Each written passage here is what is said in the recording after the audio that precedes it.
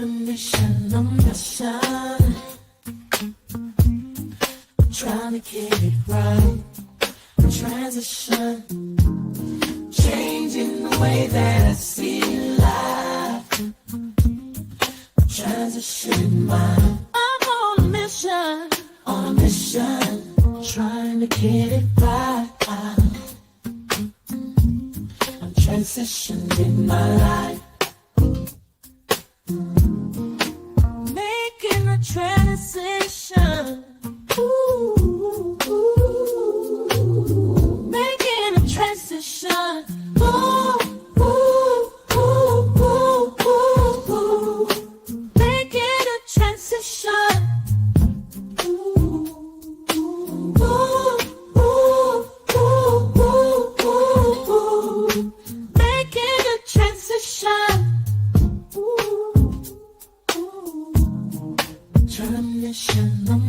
I'm on a mission, I'm trying to get it right. Changing the way that I see life. Transition in my life. On a mission, on a mission, on a mission. Welcome. This is Alchemizing Energy, and I'm your host, DJ Genesis. So today, we went to go see Avatar, and if you get a chance, you should go and check that movie out. It was really cool. If you're gonna go and see it, make sure you see it in Dolby Digital, because the Dolby's gonna also have the 3D, and you're gonna get a better sound. I heard some people that have watched it on IMAX have complained that the sound was kind of flat, but honey, that Dolby Digital, when you see it on Dolby, it is amazing. I'm going to do a review of it. I'm going to try not to do spoilers tomorrow. Me and my daughter are going to review the video. We're going to review the movie. So please look forward to that. But today, I was focused on my kids and bringing them, taking them out and taking them to the movies, and getting some rest because I was up. I damn near was doing like a 24-hour shift. You know what I'm saying? So I can get kind of crazy sometimes with this streaming. You know what I'm saying? So sometimes I gotta take a break and get some sleep. Get a life. So when I get home, I see that there's an update on the Tariq Nasheed case, and I wanted to cover that. And also, as I was covering the Passport Brothers and that entire saga, I ran across more information, and it had to do with O'Shea Duke Jackson. As much as he was talking about the whole situation with the young man that got arrested. Apparently, he has come under fire for some of his actions overseas. So we're going to go into that as well. So without further ado, we're going to go into our first video, our first discussion here. And this is the case with Taharka Bey and Tariq Nasheed, where Taharka Bey has come back to give more clarity. If anybody was on the last show I did, I had people saying, oh no, that he didn't win any case and this, that, the other. That was just a case in order to know whether or not he could get it thrown out of court. Well, he is going to, in his own words, explain exactly what the case is in this video. And I want to give a shout out to Moorish TV and to Taharka Bey. If you get a chance, please support his channel. And without further ado, let's go into it, because I had people telling me that I was wrong and I didn't know what I was talking about. But you'll see right here where he's going to go over what happened. Exactly. So let's go. African think tank. I think it's African think tank, something like that. Tell him to get with me. I want to see if he is interested in interviewing me. I'm just dropping in the day, just drop a few jewels. Man, I'm getting some rest and relaxation. Just chilling, you know what I'm saying? I'm just chilling, man. I'm out here chilling, man? Just chilling. How y'all doing today? Everybody good? Let me see if I can put some light up in here. Let me see if I can. Person fights litigation. I got to save all my stuff for next week. But I did hear that Tariq Nasheed say he didn't have to spend a dime. Family, what person fight litigation for almost 3 years and don't spend a dime? What person What person fights litigation for almost 3 years and don't spend a dime? Family, my battery is not going to last too long, but fam, let me break this down to you real quick before my battery goes dead. First of all, let me explain to you what happened. So the litigation started in February 2023. But let's remember, family, that Tariq Nasheed, That's crazy. 3 years in litigation. That's insane. And that's why I know that this was not just another litigation. I mean, 3 years, that's about the time that they wrap things up. Because even when I got my DWI, unfortunately, it took about 3 years for them to finally do the case. I mean, I don't know whether it's backed up or what, but it takes a long time. I think sometimes the lawyers try to stall you out. You know what I'm saying? Keep pushing the dates back, keep asking for this and doing all that. Try to push it more to try to either make people forget or, you know what I'm saying? So, or like it won't be so much in the news or so, so people kind of, if it's in the media, you don't really see that much of it. So it kind of like dies down before they actually like do the case, So it's interesting. Nasheed was pulling cases on everybody. Remember, he was pulling cases on everybody. Remember, he did the peace order, and he went and said, "Oh, I got Taharka Bey the peace order." Fam, let me officially explain this to you, right? So with the peace order, in reality, I wasn't even in that frame of mind that it was something serious, and it wasn't anything serious. What grown man goes to get a peace order for someone making reactionary videos when that's what he does? So I wasn't tripping. So in the legal concept, right? In the legal concept, it's basically, they have a term for that. It's called a legal ambush, right? I mean, it's called legal ambush. It's what happens is when someone goes to court and you're not cognizant of what the evidence is, and then they throw the evidence on you. That's what happened in Baltimore. I wasn't cognizant of them having evidence or whatever. I showed up and they was like, "Oh, he's making this video, he's making this video, he's making this video." And it seemed like it was prearranged and seemed like it was set up. And of course I was unprepared, because that is not how court is ran. Court is ran that both sides must know both evidence. I mean, both sides. How much money you get sent from Tariq? None yet. But both sides must present both evidence, and each side have to know the evidence. So in Baltimore, they did not do that. They just showed up, and the judge allowed this to happen. The reason why I was able to continue to make videos is because I challenged it. You know what I mean? After the fact. You know what I'm saying? I challenged it after the fact. And this is why when the dumb FBA said, "Well, you're not allowed to make videos. You're not allowed to make videos. You're not allowed to make videos." No. You cannot block someone's freedom of speech. That's number one. So that was Baltimore thing. But let me address the FBAs that I've been seeing in the comments. I'm getting some rest and relaxation, right? So I see the FBA comments talking about some even weirdo was like, "I was there. He doesn't have to pay a dime." Let me tell you something, family. I didn't win over 100, but I didn't win less than 50. But it ain't over yet. I mean, you said on your short, Tariq gave money until his insurance was included to pay you, though. Absolutely. Let me finish. So what happened is, all the way up into. Wait, I want to replay that for the people in the back that said that he didn't win a judgment, and it said the other. So he did win a judgment. Even weirdo was like, "I was there. He doesn't have to pay a dime." Let me tell you something, family. I didn't win over 100, but I didn't win less than 50. But it ain't over yet. I mean, you said on your short, Tariq gave money until his insurance was included to pay you, though. Absolutely. Let me finish. So what happened is, all the way up into now, don't hold me to this, but all the way up into maybe November or maybe right around before that, Tariq was paying these attorneys. He was paying all these attorneys. Don't hold me to this until I get to my studio. You know what I mean? Don't hold me to this until I get to my studio. But it's at least 5 attorneys. You know what I'm saying? It's at least 5 attorneys. You know what I'm saying? So it appeared, I don't know, it appeared that Tariq ran out of money because in order to... He got slipped a couple of dollars. If he didn't, listen, I don't know what you call a couple of dollars, but over 50 is not a couple of dollars. I mean, if he was asking for 100 and he got 50, well, he got half of what he was asking for. That's not bad, you know. So, in order to retain an attorney in California is $7,000 to $10,000. And he didn't have an attorney; he represented himself. So that's pretty impressive to be able to win a case and you're representing yourself and you're against 5 different attorneys. Come on now. $1,000. Multiply that by 5. Let me go back. Money.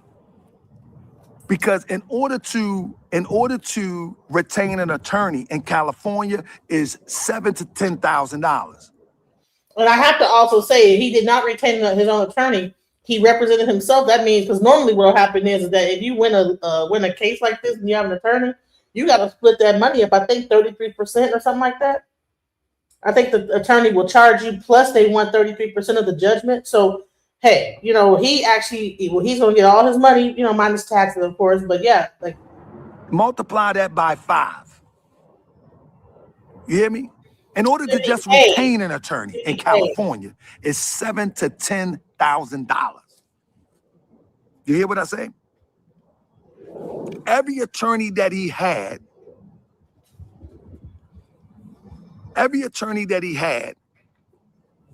in the preliminary discussions, I was legally manhandling them. You have to understand jurisprudence to understand what I'm saying, right? What I mean legally manhandling them, I'm showing them the law in which they will not be able to defeat. You feel what I'm saying? I'm showing them the law in which they are not able to defeat. You feel me? And so now I don't know what was going on behind the scenes, but whatever was going on behind the scenes, you had things like motions. So whenever you go to court, right? Whenever you go to court, and let me tell you this, is whenever you file a motion, that costs money too. You got to pay for each motion with the court, and the lawyer charges you for those motions as well, on top of their fee. So, especially for defamation, there is a bunch of motions that need to be filed. There's a bunch of motions, right? In California, these motions with an attorney can cost between $25,000 to $5,000 per motion. So when you first obtain an attorney, first you retain the attorney for about $10,000, $7,000 to $10,000, and then the attorney have to file a motion to respond to the complaint. To respond to a complaint, man, we can do the math all day. To respond to the complaint, that's another $5,000 to $7,000. Do you understand what I'm saying? To respond to a complaint. Because you got to understand how you respond to a complaint. Responding to a complaint is mandatory. It's not like one of them things like, okay, it's like if you driving a car and you about to run out of gas, you got to put gas in. So regardless of what the price is, you got to pay it. So responding to a complaint is mandatory. I mean, somebody say, because I told you to up me up. Who is that? Brandon Fingers. So it's mandatory. So he has to respond to the complaint. So I'm gonna do the numbers on my show. So he responds to the complaint, right?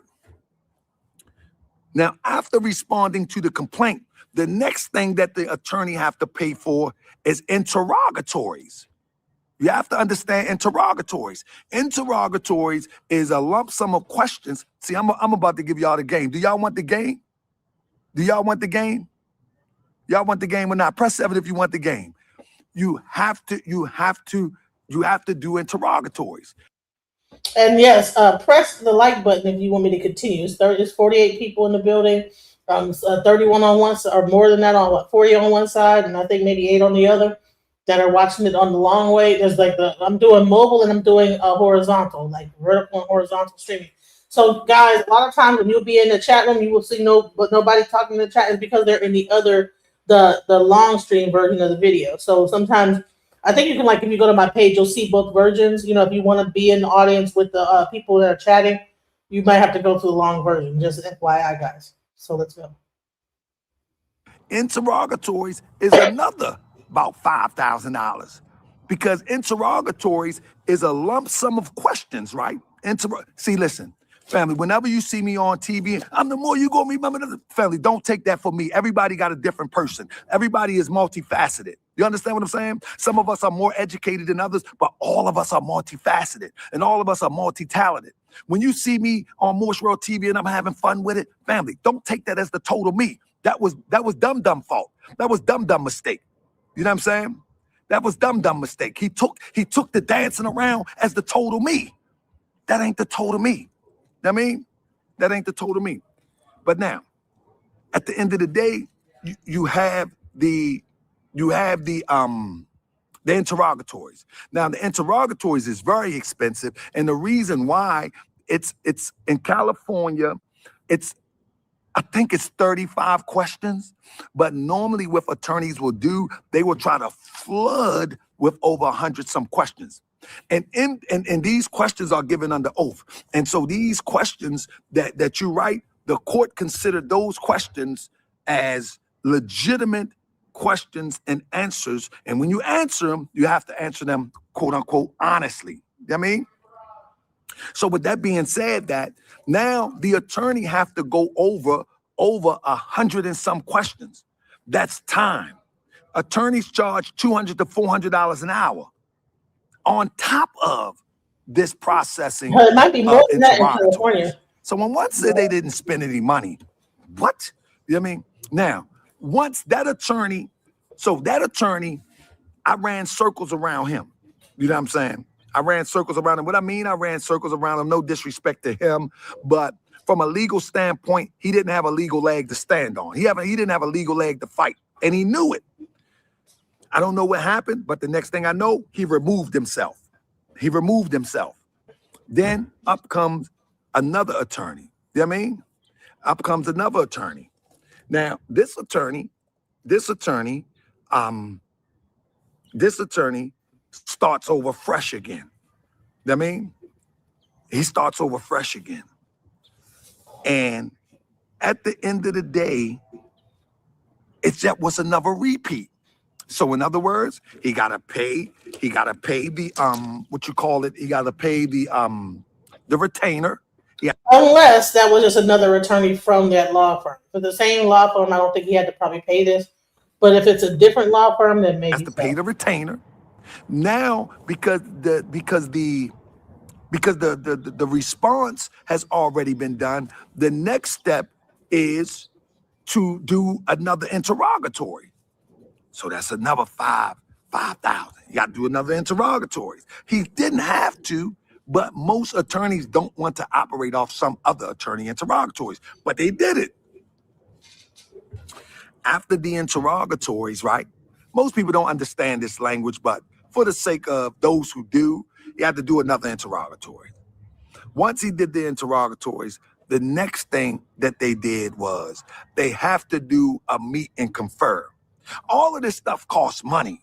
You're talking about $200 to $400 an hour. You know what I'm saying?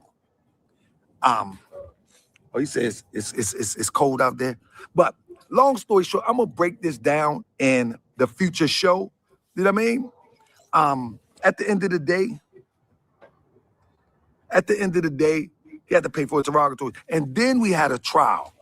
We had a trial called of all things, it's called an anti-slap motion. An anti-slap motion is when one says that I am privileged to say this. This guy in this motion was saying that he is a radio announcer because his YouTube channel is called Tariq Radio. You know what I'm saying? No, he already paid me for attacking me. Are you going to get him for attacking me? He already paid me for that. Oh wow! I don't put everything online, right? But I'm gonna do it now that the case is over. After the case is over, he already paid me. I already got paid for that. Yeah, I already got paid. Right. So Taharka Bey was pro se, but Tariq Nasheed had he went through one attorney dropped out, and as he said, is that this new attorney that he had was the one that was running the show and had to start all over again, so that cost more money. So he did have to pay. I mean, it's not like he had to pay a lot of money. They already cut the check. They already cut the check. And apparently he had to pay him for slapping him or beating him up or whatever he did.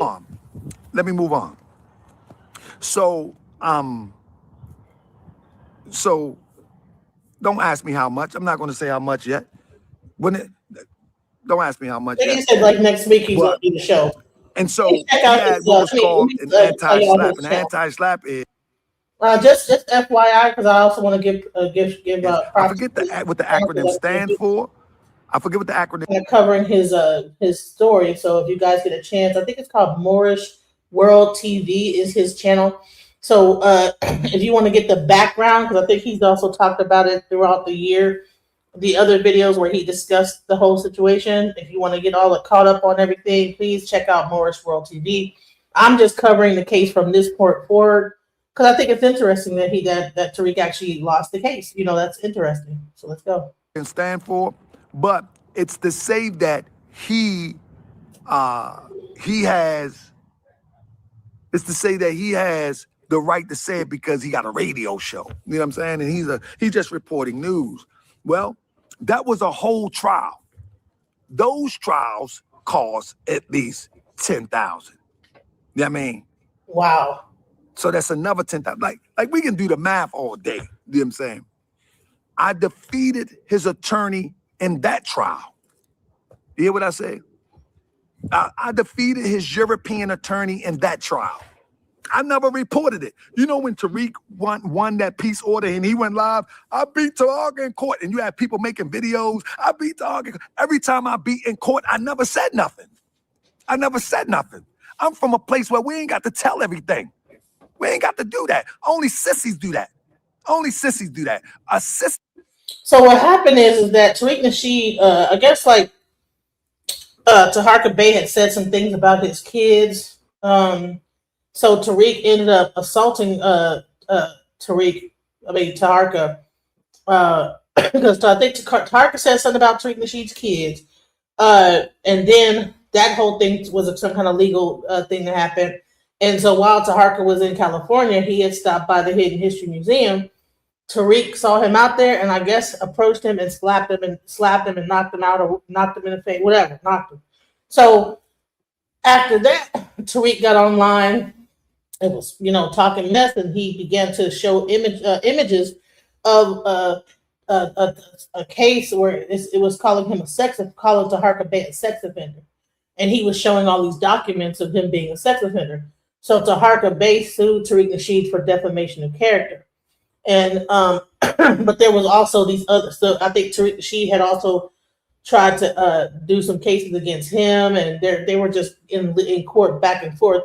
Several lawsuits just going against each other with lawsuits. And I guess there were several lawsuits one lawsuit that Tariq won, and then there were several that Taharka won. And then he's saying that he did not report on everything that he won. But he's going to, I think, coming up next week. And we're going to be right there to report it. See, win something, a sissy will report it as soon as they win something. But that might be a battle. You don't even know that sometimes in the game, we will set something up one way just to win the other way. You know what I'm saying? But I didn't set it up like that. But once the universe allowed me to see how these people are playing and how the system is working in benefit of this grifter, now I got to realign myself. I had to realign myself. And now I'm like, okay, if the system gonna play this, so I'm fighting, I'm fighting against not only him, but also the system. So now I had to realign myself. I had to realign myself to fight two battles on two different fronts. Press 7 if you understand what I'm saying. You ever had to fight two battles? You one person, but fighting two battles on two different levels?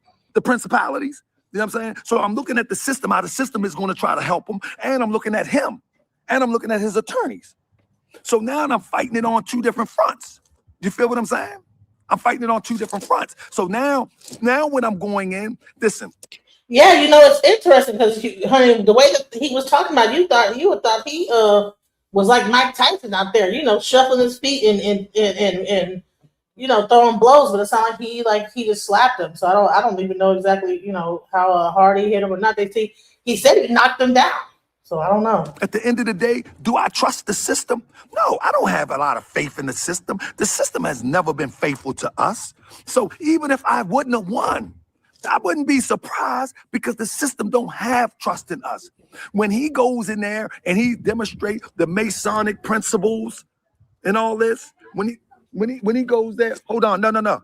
When he goes there and he demonstrate all the Masonic principles and all the hand signals, you know what I'm saying? I expect them to help him out. I would expect that. You know what I'm saying? I don't have that much confidence in the system. And anybody that think that I have some confidence in the system, if anybody think I have some confidence in the system, you know what I mean? You're missing the whole point. I have no confidence in the system. Wait a minute, wait. So there's some kind of Masonic principle that you could use when you go into court and do some signals, and then they'll be like, "Oh yeah, you're a part of us," and so we're gonna like. So he still lost, even though he did all the hand signals and the Masons or whatever. That's crazy. All right, interesting. But every so often, we back the system in the corner, and the system have to deliver the verdict as to what it is. That's the only way you're going to win. That's the only way you're going to win sometimes. You have to back the system in the corner. And sometimes, even if you back the system in the corner, those who represent the system will be so arrogant, they will still give you the L. You know what I mean? They will still give you the L. So I don't have no faith in the system at all. You know what I'm saying? You're saying not really what? Like not really that there's no hand movements. You can't, twinkle your nose 2 times, throw up some gang signs, and then you win the case. Like I never even knew that it existed. I mean, I've heard of it, but I always thought it was like fake. Like, oh, just go in there and put your left foot forward and your hand up over your heart type of stuff. Or when you go up in there, keep your left foot forward or some stuff. I've heard stuff like that, but I'm not sure if there's additional signs where you put your hand inside your vest. You know what I'm saying? Put one hand inside your vest so you can show that you're a part of the Masons or whatever. I don't know, but whatever it was, it didn't work. Let's go. Hold up, be quiet, Aline. Be quiet, I'm talking. I'm keeping, excuse me, I'm talking. That's my son getting all hyped. Be quiet, I'm talking. I keep telling you, man, I'm trying to hold my thought, son. I'm trying to hold my thought because I got to get ready to go in a second. At the end of the day, I don't have a lot of confidence in the system. You know what I'm saying? So, but I do know that if you put the system in the corner, the system will cough up. I mean, because they don't have nowhere to go. You know what I'm saying? Somebody say, then leave. Somebody say, you need money, so you harass Tariq, you provoke them, and to hit you for money to pay your bill. Is South Central Los Angeles, let me block South Central. He sounds stupid. Let me block him real quick. He sound dumb. Let me find out. I don't think that Taharka knew that he was going to get hit. You know what I'm saying? I think he sound dumb. I'm going to block him. I don't think he was trying to get. So at the end of the day, he might have went there just to he might have went out there just to record the museum. I know, like, this is a hidden review. This is the museum, y'all. Who knows what he went out there to do? He happened to be in California for some legal stuff that was going on between them. Who knows why he went to that museum? It could have been for any reason, but do you think that he purposely wanted Tariq Nasheed to hit him so that he could file a lawsuit? Well, he got money off of that, but it didn't cause for Tariq Nasheed to go out and put up a fake thing saying that he was a predator and stuff like that. That's where the line was drawn. So that attorney with the we went to a whole trial to try to get it thrown out. I mean, somebody say, what's the Muslim cap? Is this a Muslim cap? Hey, Maverick, you got to know your history. Let me take a detour and get Maverick real quick. Do you know the term Kufi is African? Kufi is not Arabic. Kufi is African. See, what happened was the Arabs, the European Arab, misappropriated and appropriated our culture. Kufi is not Muslim. Kufi is not Islamic. Kufi is an Arabic word. See, this is the problem. Y'all allow people to appropriate our history, and then you just keep repeating stuff that you don't know what you're talking about. You don't know what you're talking about. And this is why I can win law cases, because I'm going to go by the letter and the principle of the law. You understand what I'm saying? Kufi doesn't mean Muslim. Kufi is not even an Arabic word. Go research the word. Go research the word. No, I'm not taking it up with the Arabs. I'm taking it up with a misguided Negro.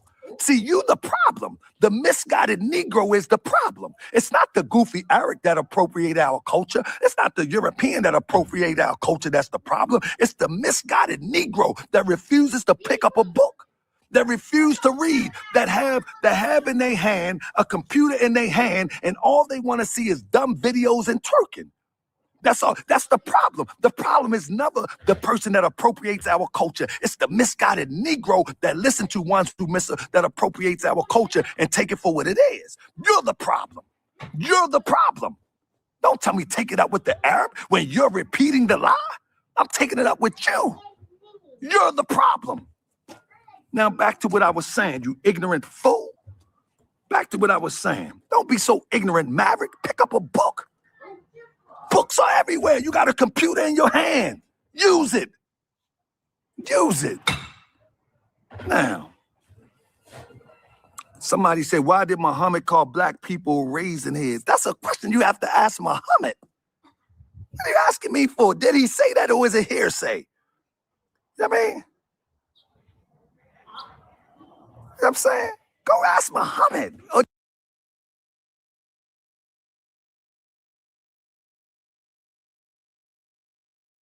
What do you mean by that? That's pretty much what he's doing with that African nonsense. And why that gotta be nonsense wearing a kufi? You know, people have this FBA movement has gotten everybody just on some very divisive. Everything that's African now is evil and terrible. Now, I think that's a divisive way to go. Did he say it, or did somebody tell you he say it? Which they call a hadith. Muhammad said, man, I don't deal with people. He says, she say. That's sugared up. That's sugared up personality. He says, she they. I don't believe in hadith. I don't follow hadith. You know what I'm saying? He says, she said. That's sugared up talk. You know what I mean? That's sugared up talk. I don't do that. I don't do that. I deal with actual fact. I'm a Moorish American, man. I deal with actual facts. I'm a Moorish scientist. I deal with actual facts on things that I can prove. I don't deal with what people say and he says, she says. I don't deal with any of that. But let me get back to my point. So all the way up into that, his lawyer come in. He has a European lawyer. He comes in and we have a trial in California. I knocked that one out the park. Once I beat that attorney, he gets rid of that attorney. Boom. Or the attorney drops off. I don't know what happened. The second thing, the third attorney that he used, this was an attorney that he used to file. I think a lot of the Moors, you know, when it really comes down to, you know, doing research, are pretty good, you know. So, and especially like, you know, I mean, there's some parts that, you know, that kind of got really taken out of context when people were getting pulled over by the police and had their own IDs and all that stuff, and ended up a lot of people in jail. Even ended up a young lady getting killed over it. You know, I forget what her name is, but I think it was Sandra Massey, or no, not Massey. One lady who got killed over. She was driving her car, and she was kind of. I think she kind of had some mental issues, and I think she was going at it with the police and ended up getting killed over it. But she was a Moorish American as well. Is what you call it? This wasn't even a defamation attorney. His money was getting so funny. He used the attorney that a copyright attorney. He used the copyright attorney for defamation. He used a copyright attorney. He used a copyright attorney for let me black Maverick. Maverick asked me a dumb question. He said, I got a lot of drama. Shut up. Get out of here. Now, he used a copyright attorney for a defamation lawsuit. The copyright attorney didn't even know how to file paperwork. Every time the family, I'm going to show this next week, the copyright attorney was filing paperwork with the court and they was rejecting it. What's up, buddy? Wow, imagine you filing paperwork with an attorney. Well, imagine you filing paperwork, you paying this attorney, and they messing up. That's crazy. But the copyright attorney was filing paperwork and they was rejecting it. You understand what I'm saying? They was rejecting it. The copyright attorney could not get their paperwork in. They couldn't get their paperwork in. So every motion to copy. Now remember, at the same time, he's paying this copyright attorney to follow these emotions. I mean, let me block this guy. Say I ain't showing you no check right now. And look, you must work for them people. Let me get them off here too. By the way, anyone saying that he ain't showing no check, why would he show his check? I think that you have to it's usually a gag. You don't really get to tell people what the amount is. I'm not sure if there might be a law against that. I don't know if you could tell people what you got or if that's a thing. I'm sure it's in the paperwork somewhere. If you could look up the case number online, you could probably find out how much you got the money for, how much the judgment was, if it's not redacted. Keep on asking me the same question. Show the check. Be quiet. Take my word or be quiet. Let me get them off here too. Now, Morse World TV citizens, we know what it is. Now, with that being said, so the copyright attorney is filing all of these motions, and I'm batting them out. Bang, bang. I'm batting 1,000. Bang, bang. I'm knocking them out the park. Every time they file a motion, you know what I mean? I'm filing one. Bang. They file one, I file one. They file one, I file one. Every motion that they file, I knock down. So at this point, and that's pretty impressive for a person that is not an attorney. Just killing attorneys. Wow. Back to back. And I can't wait to get the actual documents when he actually does this next week. I can't wait to see it. But that is okay. So you can, but why would you? Yeah, why would you tell somebody? Yeah, I got 100,000. Hell, you don't want your family members trying to hit you up. That's like winning the lottery. You don't want to tell nobody how much money. That's crazy. And also setting yourself up for robbery and all kind of different things. You don't want to tell nobody what your judgment was for. Come on now. They already know I'm not playing. And they know I'm not an idiot. And they know that I'm not the Taharka Bey that they seen on Morse World TV, that they think that I'm just some goofball hooping and hollering. I'm the more you can remember. Don't throw them, please. They know that at this point, because every motion that they file, I'm winning. Aline, stop running. And they know. See what I mean? So after that attorney, he tried to get another attorney. All right, I'm ready. So after that attorney, he gets another attorney. Because that attorney cannot win. You know what I'm saying? So he gets another attorney. That attorney, it's almost time for trial now. This is in January 2025. It's almost time for trial. I come to California to go for trial. The attorney says, I'm not ready. And I say, Your Honor, I'm ready. I got all my records. I'm like, I'm ready. This attorney don't have a clue.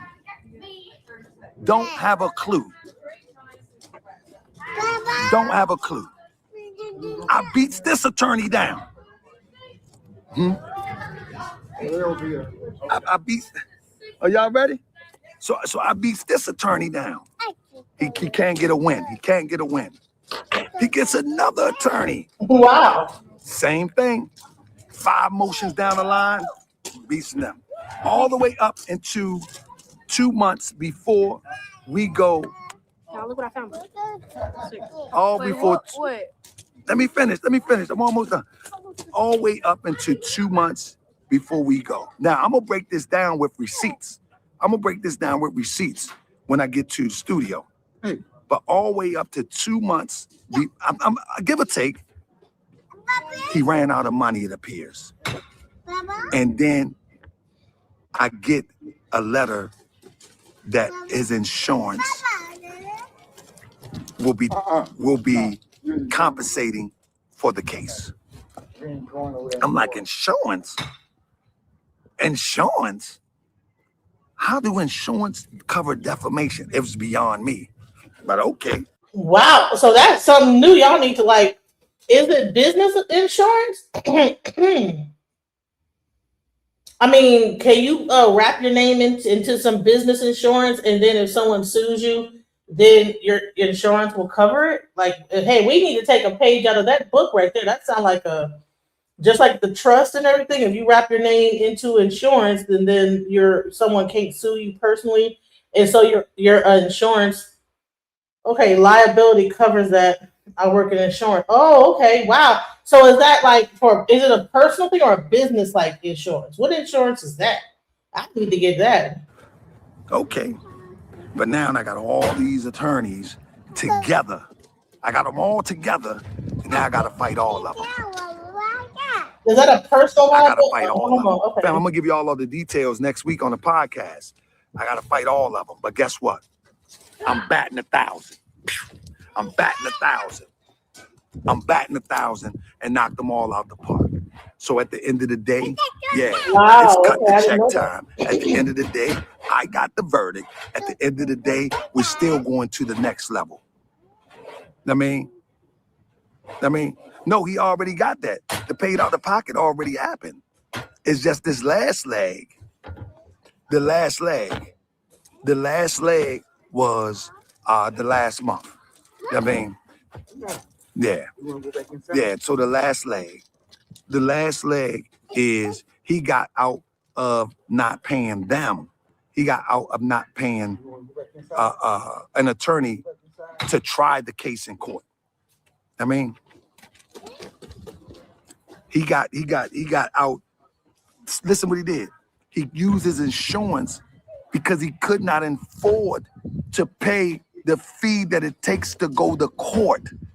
So his insurance paid a trial attorney to go to court. To go to court is about $25,000 to $30,000 to try it. Y'all, that is some new information, y'all. Listen, take notes. Get out your pens and papers, y'all. We have an insurance agent right here that's saying personal liability insurance.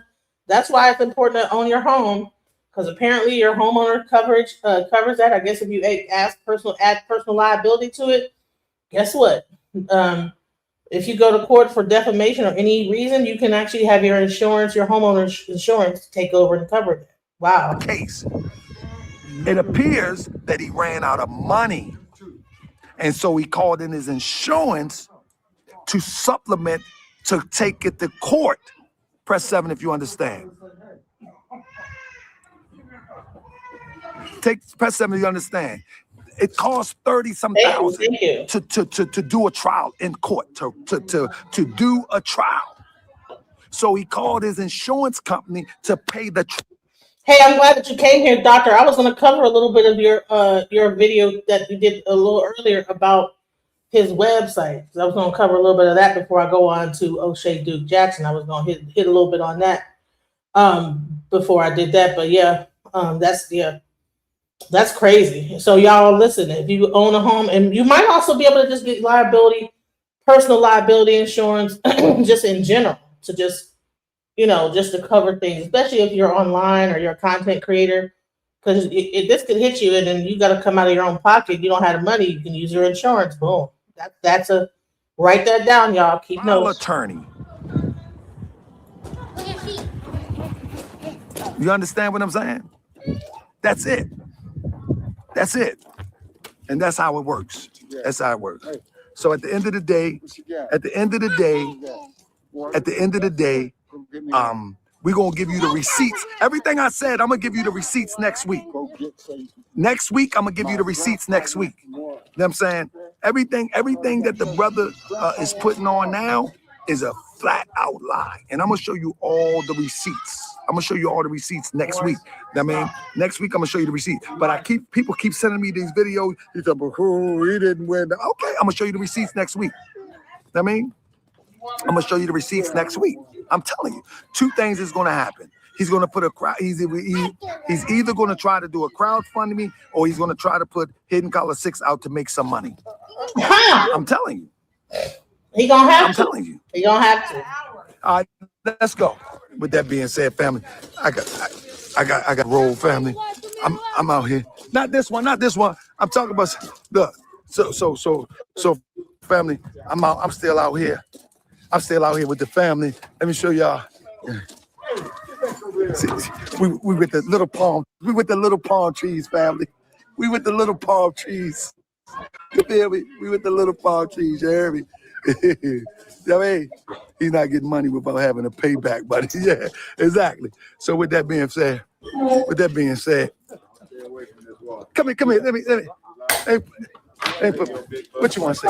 Hey, everybody, y'all need to respect Greg. He telling the truth to everybody out here. Yeah, with the babies. I'm out here with the family. With that being said, family, peace and love. I'm going to see y'all next week. I might upload a video or something like that. Listen, so that is the coverage about the Taharka Bey versus Tariq Nasheed court case. For those in the back that was arguing me saying he didn't win a judgment, he did win a judgment. He did. He said on this live that he won more than 50, but less than 100. So somewhere within that amount.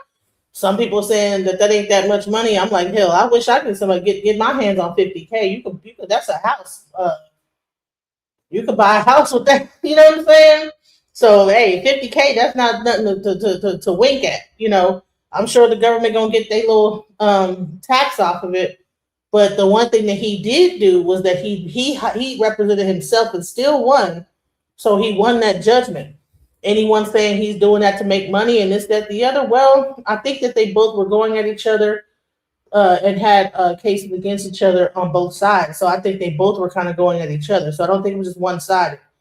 But I also wanted to cover this video and I'm glad that he's in the audience, Dr. Dennis Assar Winkler, where he's actually going over the FBA website. And this was an interesting live because I think he was going over.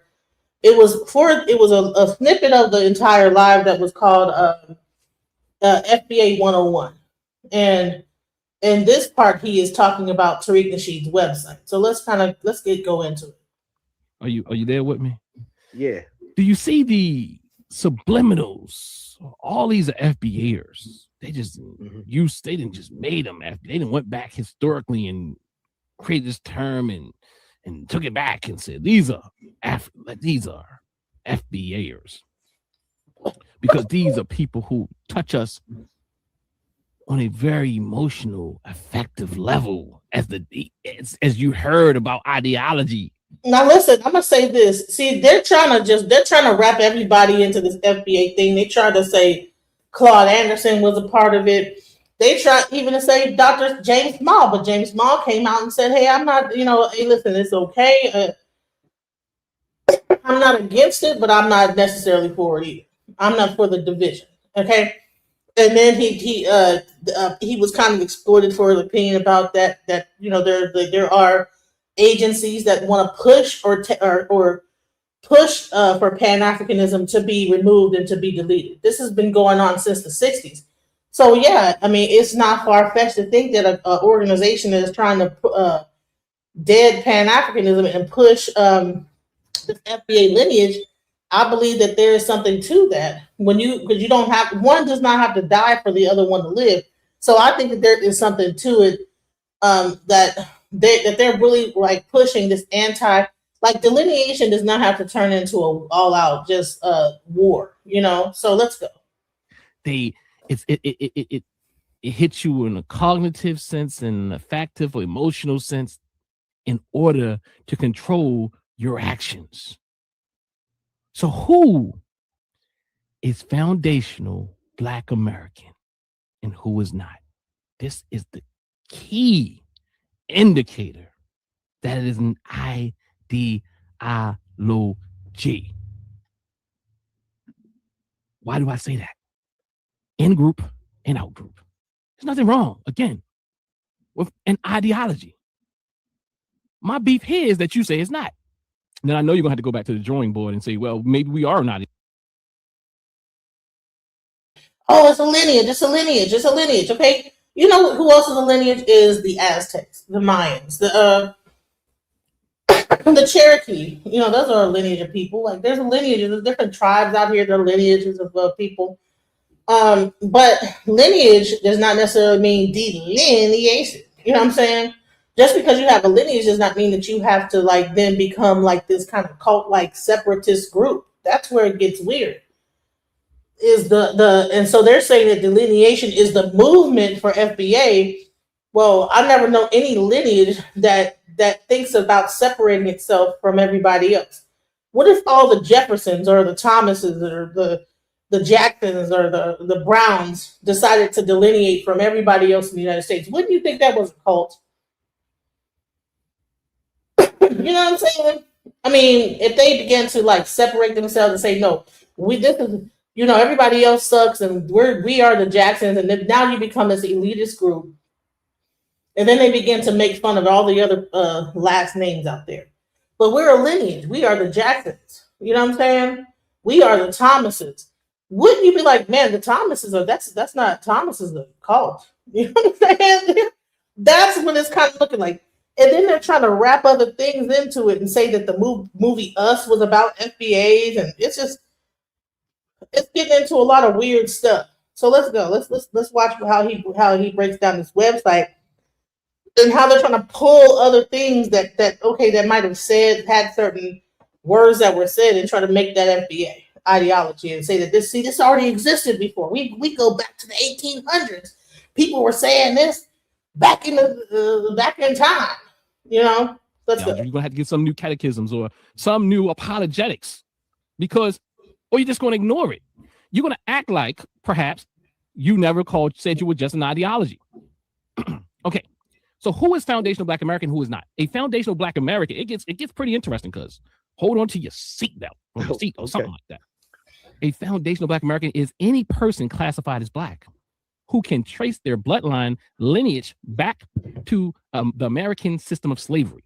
To be designated as an FBA, at least one parent must come from a non-immigrant background in the United States. See that? At least one parent, okay? Now, when you hear these FBAs talk, they'll go, the first thing they'll ask is, so what's your lineage? Where you come from? And if someone says they have any Jamaican in their family or any African, automatically they're written off. And some people will be like, well, hold on, my mother's, nah, you're a tether. That's exactly the way that they go about this. And that's where I'm like, okay, this is getting ridiculous, okay? Get that? Look, I got it, cuz you with it. You ain't got to explain no more. They understand that did you understand that? You are logical. With that, we don't have to say it again. We've already said it enough that we get that. But what you won't do, not you, cuz the FBAers, our brothers and sisters, is turn the corner and really accept that we're saying it. Why would you put another thing in it? It's a lineage. All right.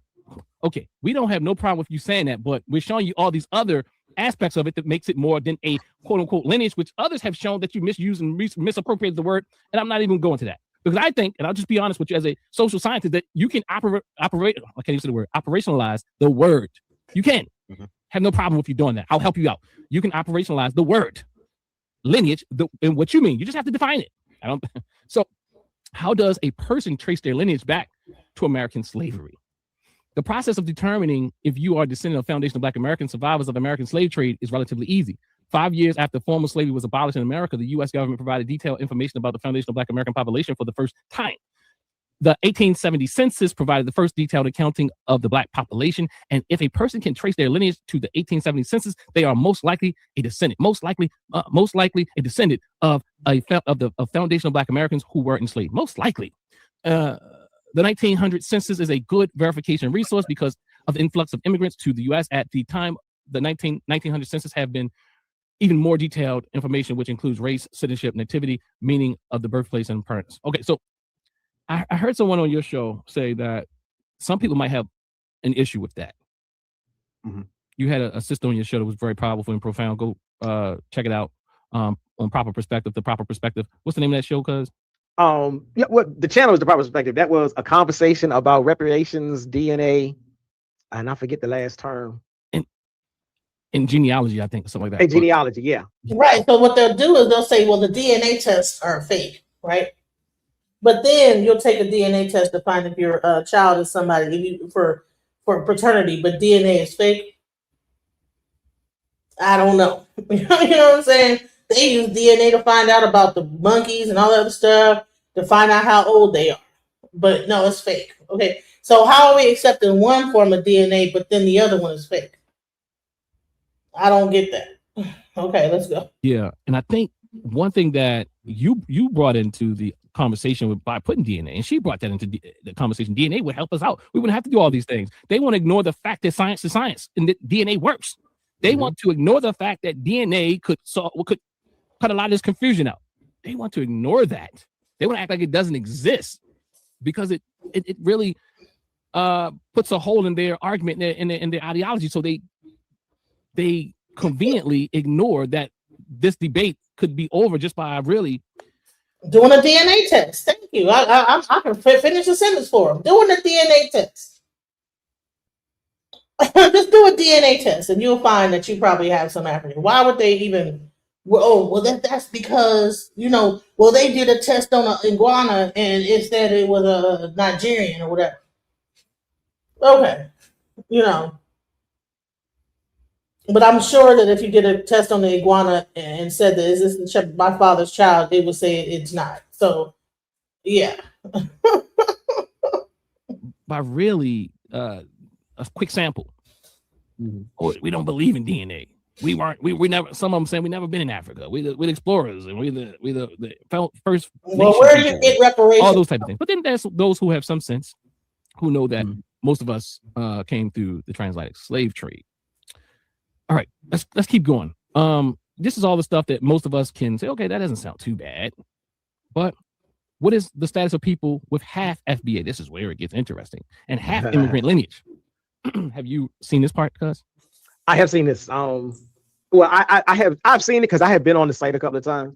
And I'm reading it back over too, and I'm like, oh yeah, I remember this. And I've had more conversation with people about it. So I'm like, oh yeah, now I'm remembering why and where it came from. Okay, so this is part of the ideology. If you are a person classified as Black who has one parent from an immigrant background and another parent who can be traced to American slave plantations, then you are considered foundation. You know what's so crazy is, do you know how many people came from the Caribbean to American slave plantation? If that was a port that they also shipped people to America from, why is everybody ignoring that people got shipped from the Caribbean to America? And then we want to say that there's no connection between us and Caribbean. I think there's a connection between us and Caribbeans and us and Africans, and then there are people that were here. Why can't it be all three? Why does it have to be no? You know what I'm saying? That would be ridiculous. We're not a monolith. The people over here. Black American. All right, they give they okay, cool. All right. That means you got one parent. You in there. You're a half breed, but you in there. And half breeds need to be looked out for as we continue to talk. It's kind of like a mulatto. They're gonna call you like I don't know. They probably have a term for you, like what do they call you, an anchor baby? I don't know what they call people, but anyway, they got all types of derogatory terms. There is a very important caveat with this designation, a very important caveat. An FBA individual whose non-FBA parental lineage comes from a person who immigrated to the United States after 1970 should not be considered or looked upon as a representative of what? A representative or spokesperson for serious political, social, economic, or judicial issues that affect foundational Black Americans collectively. It's just a lineage. And now they want to tell you the lineage wants to tell you. The lineage wants. Yeah, so if you are a part of FBA and you're half Caribbean, and maybe your parents didn't come before like the 1970s and migrate over here before that time, then you shouldn't run for office. To tell you how to treat people who has. So, okay, in fact, let me just use this case study. My sons, that's interesting. My sons is African American as they are, cannot be considered as Black power as they've been raised, as much as they help their community. My sons, who don't know nothing about Jamaica, for real, besides their mama cook the food, they cannot be considered or looked upon as representatives or spokespeople for serious political, social, economic, or judicial issues that affect foundational of Black Americans collectively. So are they also encouraging Black foundational Black Americans not to marry Caribbean and African women and men? Is this now a purity test too? Like, oh, okay, are you FBA? Oh, I can't date you. As if it's hard enough the dating pool as it is. Are we really gonna do this? That's it's just a lineage, but what? Now you're saying what they can do politically? What? Yeah, that's crazy. Okay, so what you say that? Cause like that's what I'm saying. Like I can't look the holiday, happy holiday, and all that. It's all you get down here to this type of thing. And look, I'm surprised they even have this on the website. So what people will show you on websites, but they already have your blood. If you ever been to the hospital and got your blood drawn, they already have your blood. And they probably already have done the DNA on that. So I don't think that these companies are doing anything different than the hospital have already done. So I don't think that. There's no reason to draw like 8 vials of blood every time I get a blood test. I got O blood. They draw the fuck out of my blood. And no, I'm anemic. And will draw the shit out of my blood. Right? What is going on underneath the surface? What do you say about that, cuz? Again, I mean, it's definitely, well, one, I would say they really should just embrace the idea that it is an ideology because it is so painfully spelled out. When you have all of these rules and definitions and terms and qualifications and qualifiers, that's the very essence of what an ideology is. Now, I do think it's like, even when I'm trying to be generous, even when I'm trying to be like, okay, I ride with you about something, then like, okay, if I like, am I reading it wrong? Are they literally saying that we still rock with you if you have FBA, but because you have FBA, you can't speak for us. You can't speak for us about anything serious, political, social, economic, or judicial, because you only have you in the fold. But and they're trying to say that the Caribbean influence will influence a person's ability to fully represent a Black American ideology, because the Caribbean parent might be of influence to that person. You got to shut your mouth. That's what they say. Oh yeah. I think you hit it, and I think I lost my space. But oh shoot. But that's what. All right. So this is, but the goal is, this is not political. Everything political is ideological. Everything, even identity, is ideological. But I want to show you that even in their own writing, it shows you that it's very political. I mean, I don't know why I would even be arguing why people would argue that it's not, because they don't really understand that political is ideological.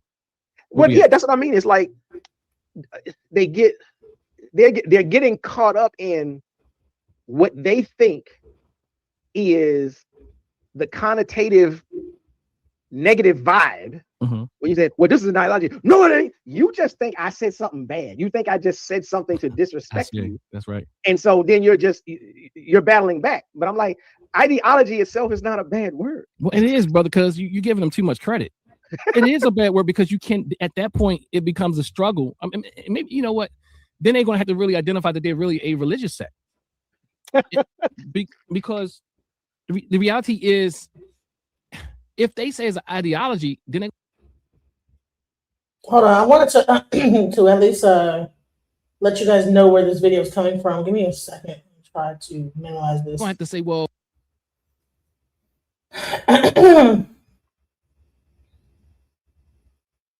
it's not letting me do it.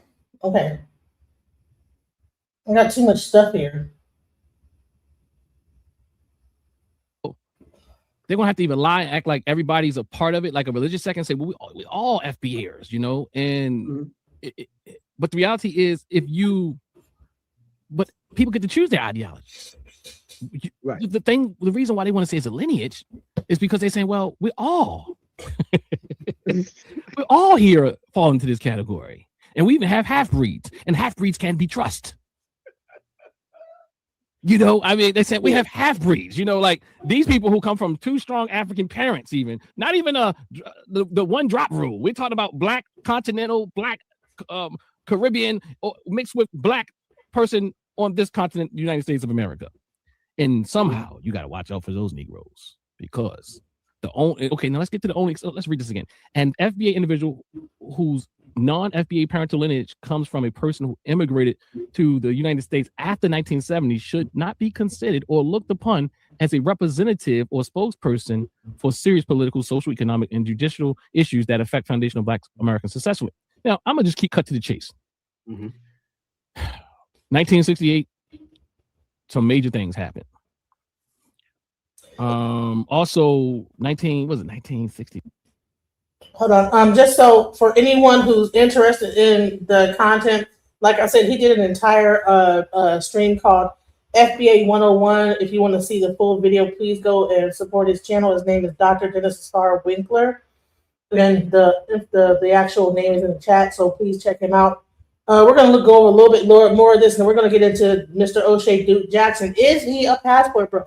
So about 5 more minutes of this, because he is going to get into some real good things here, and then we're going to go into Oshay Duke Jackson. Let's go.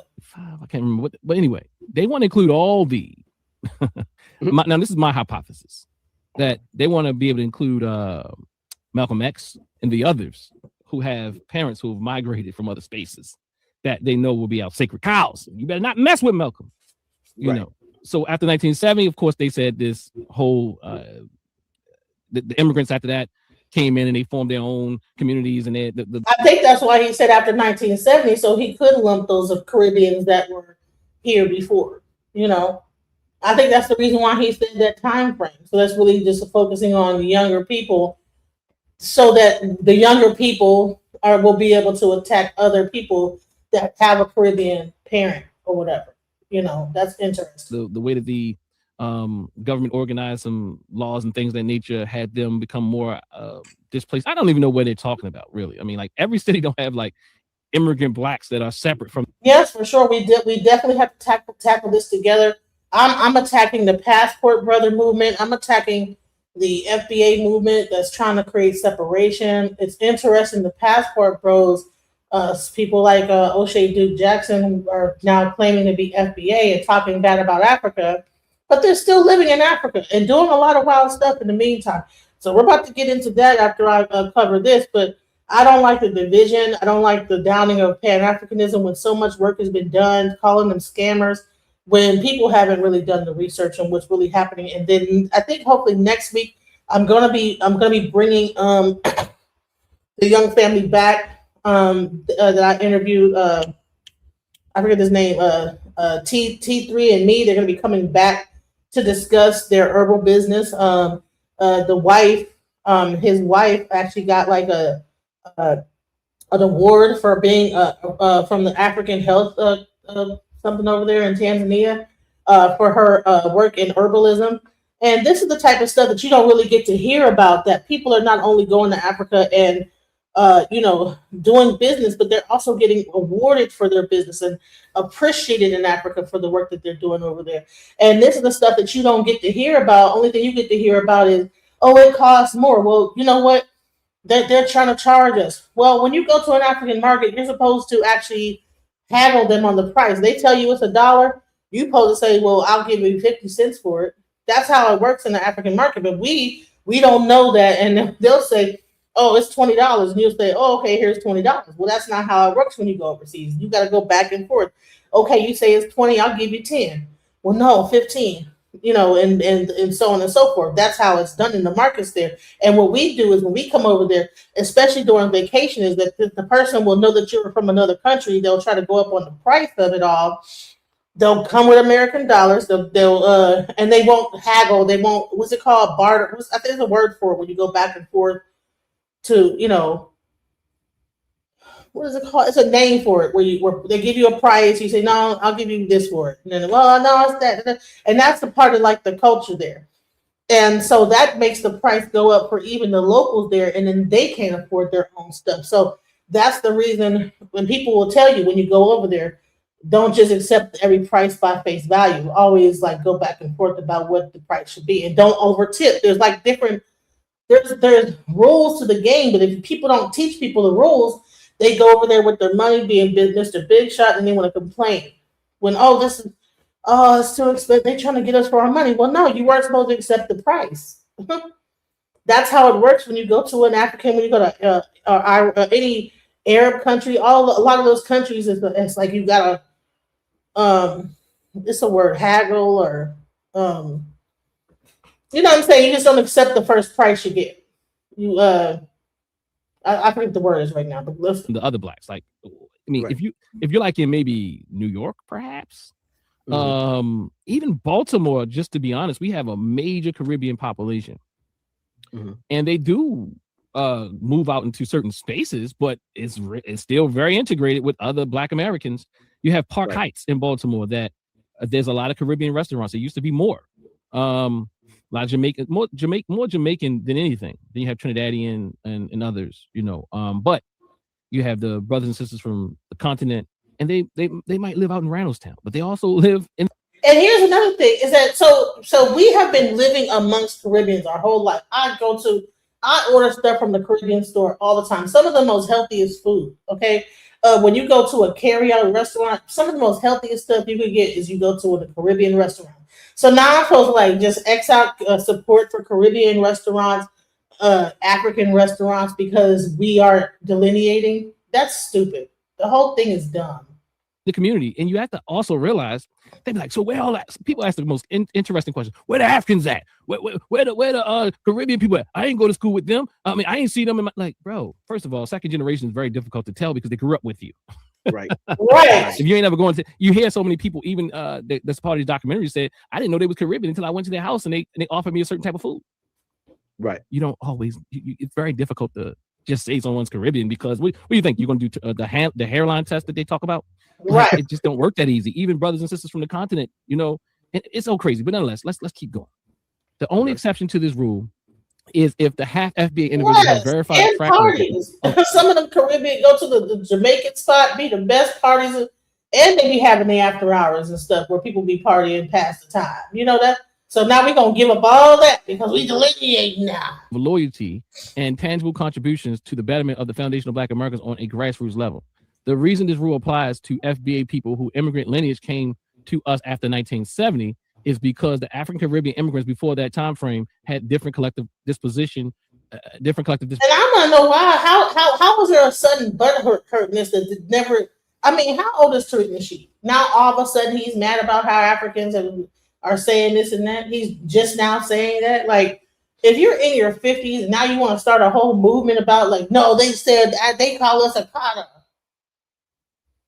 Like, bro, like, how long have you known of this word Akata? You just now found out? And it's not, I haven't heard I've been around Africans all my life, and I've never heard no one call me no Akata. Anyway. Position and relationship. Oh, my sons probably can make it, but who's the officer? There you go. Yeah. They don't have, I mean, it's not an ideology. They don't have leaders. So who decides? How do we vote on this? What type of process do they go through? It's not an ideology. There's no leader. There's no body. It's not an organization. Who decides on and who quantifies whether or not the track record is who verifies the track record? Who verifies and quantifies the loyalty and the tangible contributions to the betterment of foundational Black Americans on a grassroots? Child, African booty scratcher. I mean, come on. That's some elementary bullshit. Who the hell is a grown-up is going to call an African booty? That's some stuff that we said in second, first grade. Stop it. Level. And when you get upset with them, can you just call them if they disagree with you for one thing, and you're going to just say tether? Yeah, that's. I mean, even in the chat, you know, they're still assigning us the label of tether because we're not on the bandwagon. We're not. Even if somebody said, "I'm halfway on the bandwagon," well, you still a tether because you're not all the way on the bandwagon. So and right, they say tether is a verb or a noun or some shit like that. Well, tether is a verb. It's an action. It's a way that you act. Well, first of all, I mean, if it's like a Caribbean person that uses African Americans to their accomplishments, to their ability, why are Black Americans that are supposedly FBA that would be considered FBA being also called tethers? Because we don't agree with the ideology. Like, what's up with that? As you had made reference when I did have Dr. Carmichael on the show, that was one of the things she was saying. She was like, you know, you get to the point where now you're trying to police the community's own Blackness. And you're trying to promote. I wish that we could get a count of how many Caribbean people brought Hidden Colors, especially when he did the Haitian one. How many Haitians bought Hidden Colors for 1403 or whatever the one was, 1508 or whatever it was? How many Haitians supported Hidden Colors? 15 whatever that one was when he was talking about Haiti. And then to turn around and make fun of Haiti, saying they're eating mud pies and all this other stuff and all this crazy stuff. That's crazy to me. I don't get it. At least the community's own eligibility. Like, you know, you either fit, you know, if you're an African American, you're an African American. Can't nobody, like, you can't, like we may all have a huge problem with Candace Owens. We may all have a huge problem with Clarence Thomas. But no one has raised the flag to say she ain't African American. No, because you can't take the ethnicity from somebody. Even if you want to, you can have some jokes. You know, you can get online and say we want to revoke the black card, but it's a joke. She's still an African American. But that is not the truth. That's not the same with the FBA. As soon as you get out of line, you ain't FBA. So as soon as you get out of line, you're not FBA. And you know, in Cross Niggerson's theory on black identity, what they call that is, oh yeah, we all are black, we have black identity, but someone like a Candace Owens or the young lady who used to be on the Huxtable show, they're more like assimilationists. So they still fall under the umbrella term of African American or what have you. I think, not sure if Candace Owens had some quote unquote lineage elsewhere. Maybe, I'm not sure, but yeah, but nonetheless, somebody in the chat said that she's somebody in the chat said she's Jamaican, and I'm like, okay, you know, so I got a bad example, but you still know what I'm saying. Okay, we can switch it over to Clarence Thomas. I don't think that she's full Jamaican. I think that one of her parents is Jamaican. I don't think that she's full-blooded Jamaican. The point still holds. Or Thomas Sowell. Or Glenn Law. Hell, what about Busta Rhymes? I mean, hell, Busta Rhymes gave us some of the best songs back in the day. He get taken out the box. I mean, how many Jamaican Americans contributed to hip hop? They might not have been people want to argue about did hip hop start with Jamaicans and this, that, the other, but how much accomplishments that did Caribbean people bring to hip hop? So, and also that whole time frame where we were listening to like Just Give Me the Lion and Pass. I mean, that was a part of me growing up, a lot of reggae music and Shabba Ranks and all those different things. So now all that stuff is out the window. We're delineating. We can't listen to Shabba Ranks no more. Or many other people like that. Right. In fact, I'm going to argue that brother, Frank Zanu, studied them, and they all getting that bag off of being. They all getting that bag. Even Glenn Laurie talks about, you know, he held his position sometimes. See, I think that's why he's focusing on like a younger crowd, and then some of these older people are kind of like joining along with it. But he's really focused on young people because they don't have a memory. They don't have that memory of when reggae and Caribbean music was really a part of our culture. But the thing is that it was a huge part of like the hip hop culture back in the videos that were out. You know, Mr. Lover Man, Mr. Lover Man. Even In Living Color did a joke about it, Mr. Hungry Man. You know, like Caribbean culture has been a part of like American culture for how many years? The music of Caribbean culture. You know, they have a Caribbean Day parade, for crying out loud, in almost every major city in America. But now we want to delineate. And you know, black people was there at the Caribbean Day dancing it up with the Caribbeans, at the Puerto Rican Day parade, at the different day parades that they have going on. But now we want to delineate and say that, no, we're separate. We need to like separate ourselves. We need to send all those immigrants back to the Caribbean. Was afraid to come out and really alter his position because of his audience. You know, there's a lot that like if you really want to be like a Jesse Lee Peterson, look, you'll get some money and your YouTube channel will grow quickly. It will grow, yeah. The African brother Frank Zanu was like, well, you know, people think I've been doing this for years, and you know, I've only been doing it for 8 months. When he was on the, I want you and I to do a Oh man, Frank Zanu was crazy, and I was just on a stream the other day where we had Chaotic Truth, like pretty much. You know, I'm not sure what his lineage is or whatever, but he was really saying that Frank Zanu is the number, like Now, this is one thing I will say, because I got very irritated on that channel where he was saying, Frank Zano, he needs to be touted. He knows what we're talking. Black Americans don't have a this and we don't have a that, and Africa is, and the white man is the better thing. And then he had a bunch of white people up there like, yeah, beating their chest. Yeah, you guys we made it everything. And it was crazy because they were like, yeah, we black people haven't done any. And there was some African up there, and then him like, yeah, you white men have done everything. Y'all made the world. And I was like, what? And I tried to put my little 2 cents in, but you didn't see too many black people up there really trying to. I mean, I'm not sure if the audience over there are just like a bunch of like self-loathing individuals, but he did like a whole 8-hour live stream just big upping the white man, and then had a lot of these racist white men. One dude called me, talking about my big lips, called me a nigger and everything, and then they were laughing. It was crazy. But I really do those shows. Really, I co-stream those shows because I want to show how crazy people are, especially the white people that be over there, because he gives them a platform to say all kind of wild stuff. And I just, I'll get up there and every once in a while try to say my little piece, but I know I'm in enemy territory. Please don't think that I, for any stretch of the matter, no, I'm not in like enemy territory. So. Anyways, let's go. Yeah, I've only been doing this for 8 months. Yes, if I found those channels just to like grab the few people that might have some sense and come over to my channel and join and subscribe. Want to be a straight in the black community. If you're black and you come out as a straight conservative, hardcore conservative, and hardcore white supremacist points, you're gonna become very popular really quickly. Yeah.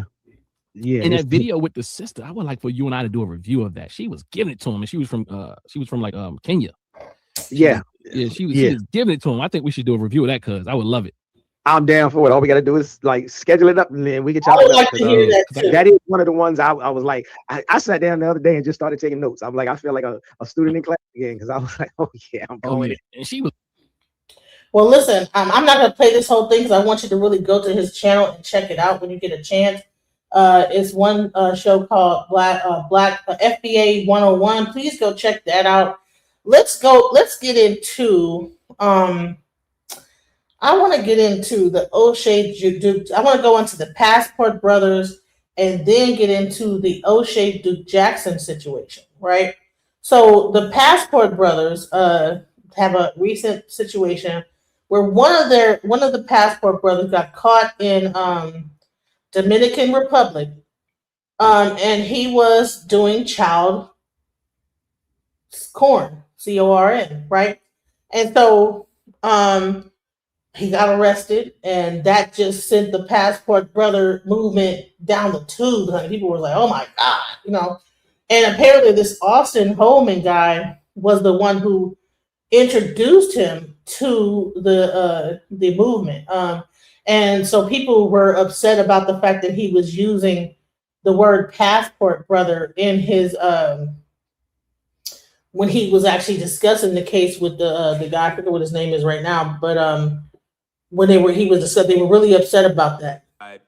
The Passport Bro Rainbow Punk. So okay, so you're the one that Austin said in his video that he was calling Trump on, because I kind of peeped some of that video, and he said that he got Donald Trump's number. And when he said that, I was just laughing. I'm like, bro, you don't got no Donald Trump number, bro. What Donald Trump number are you talking about? And why would you want to call Trump to get ICE, to get people deported? Why would you want to do that? Come on now. It don't make no sense, bro. None whatsoever. And shout out to everybody coming in the building. Shout out to the mods. I see Caramel, Kimmy Kim in the building. Yeah, so guys, we're talking about the situation with Austin Holloman with this video title change. As I told you before, guys, let me see if I can show you again. It's in the thumbnail though, but let me do it again. So again, guys, this is what Holloman did. This is the original title he had on the video. And I need this to be public record because this title alone slanders the entire Passport Bro community.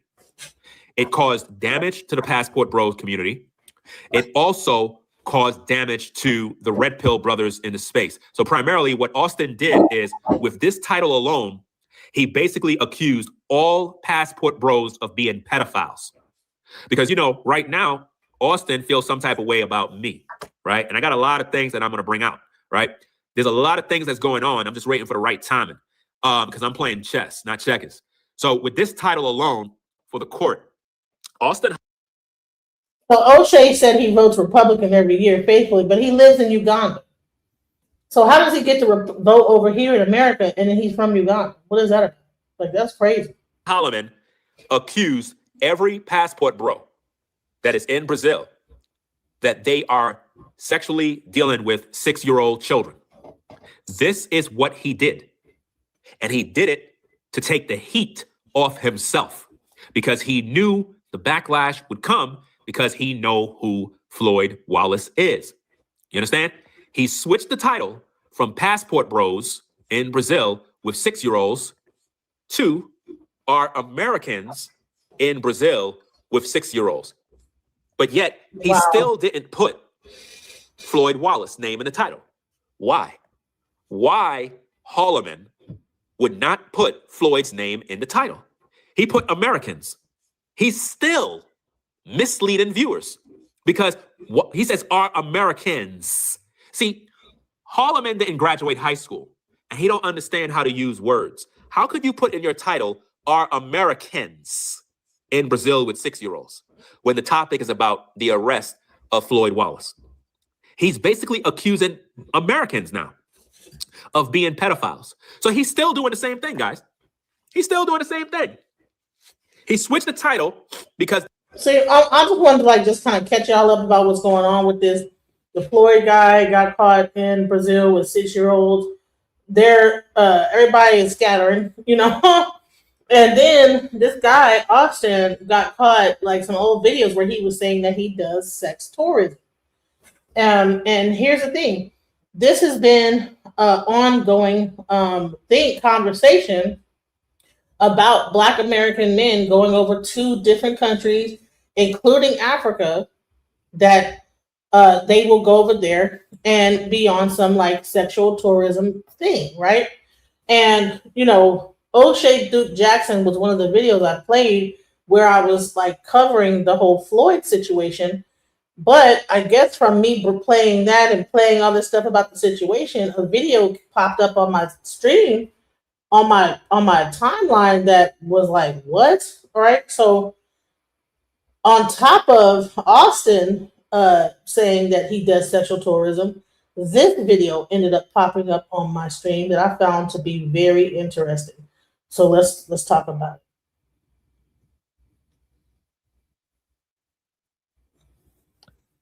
I don't have anything against him. I don't know him personally. Let's go. Let's start. Oshay Duke Jackson he's a big creator. Okay. I don't have anything against him. I don't know him personally. But I'm disgusted by the proliferation of sexual tourism, mostly by Passport Bros to the African continent, which is why I have decided to speak up against it. So I have a personal problem with anybody that promotes it. And you're going to make your own judgments. My job here is to connect the two, and you will make your decision if Oshay is really the guy that introduced these guys to the game. You know what I'm saying? So we're going to watch this together. And so he's saying, as much as Oshay is talking about the Passport Brothers and talking about what's happened with Floyd, seems like he might be on the same thing. And I'm not sure if you guys know it, but I did some research. This is a hot topic in Africa, and especially that area, Uganda, Tanzania, all in that whole area of Africa with Oshay Duke Jackson. This is what people are talking about, and also the Austin guy, that they're both over there on this thing. And so what he's saying is that he's not sure whether or not that O'Shea Duke Jackson is the one that's introducing people into the whole sex tourism aspect of this passport bro thing. Now I had no idea about this until I saw this video. So let's go. You know what your opinions are on this. Kenya as a sex tourist. Let us know exactly why that is wrong and why you would get in trouble for it. It is illegal in Kenya, and I would not encourage anyone coming to do that. First of all, it is not good, and unfortunately, what happens is, especially at the coastal part of. So their hashtag is Africans against sex tourism, guys. And look who's sitting right here. Prime example. Boom. You know, this is interesting, guys, because I had no idea about this. So with this whole thing blowing up with Austin Holloman and the Floyd guy out of Brazil, now O'Shea Duke Jackson is now under the microscope as well. Let's go. Kenya, young girls or young people have been pushed to do that because maybe they're looking for money, they're unemployed, or they're forced to leave school and go into that business. So whoever is coming to Kenya, first of all, we would not welcome any sex tourism in our country. This is because it is really affecting many families. It is affecting young people, and unfortunately, it is it's not a good thing for the country. All right, yes. So this clip you're about to watch might be offensive. The languages are rated un-African. Okay, here we go. Fair use. I'm here with say hi to everybody. So this is him. So let me watch what Let y'all me pause right there. watch this. Doesn't this scene look like a J-Relo scene? Let me know in the chat if I'm getting something wrong. I haven't watched these guys in a long time, so I don't know. And I don't know if he's a reformed person. I know he doesn't create this kind of content anymore, but there is a lot of similarities between this and a J-Relo video. I wish I'm not sure if you guys know who Jay Rello is. I don't really know who he is either, but apparently he does videos similar to this. This is crazy. So let's go. could go back and forth. My technology set up in the living room is not like in the office, so please forgive me. But isn't this so similar? Even the background, right? The way they all sit on a couch, set up their laptops. This is J-Relo type. So just before we even get into the video, guys, please just be objective. I'm not knocking O'Shea Duke Jackson, but I have enough videos from friends of the channel that really points a striking semblance to what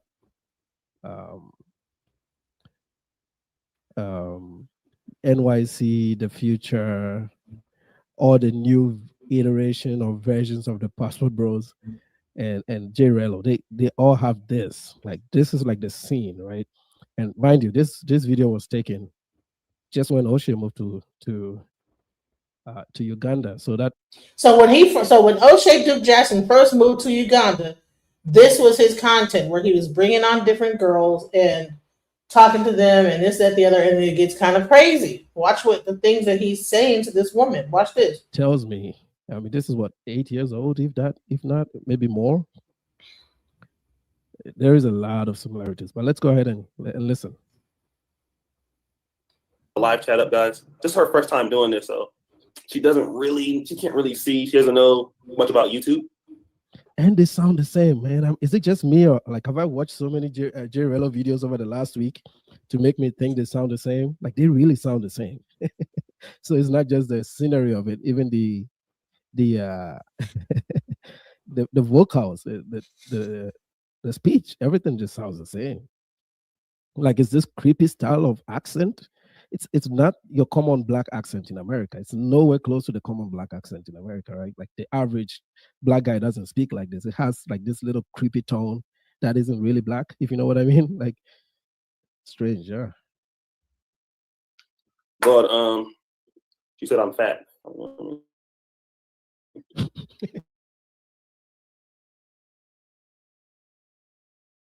My fat. All right, guys, I can't even see what's going on in the chat right now. All right, let me go to my chat right here, my live chat.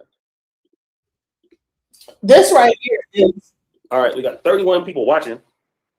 36 people watching. All right, can you guys? Is the internet going pretty good or is it going slow? What up, Almal? What up, Mr. Marcus?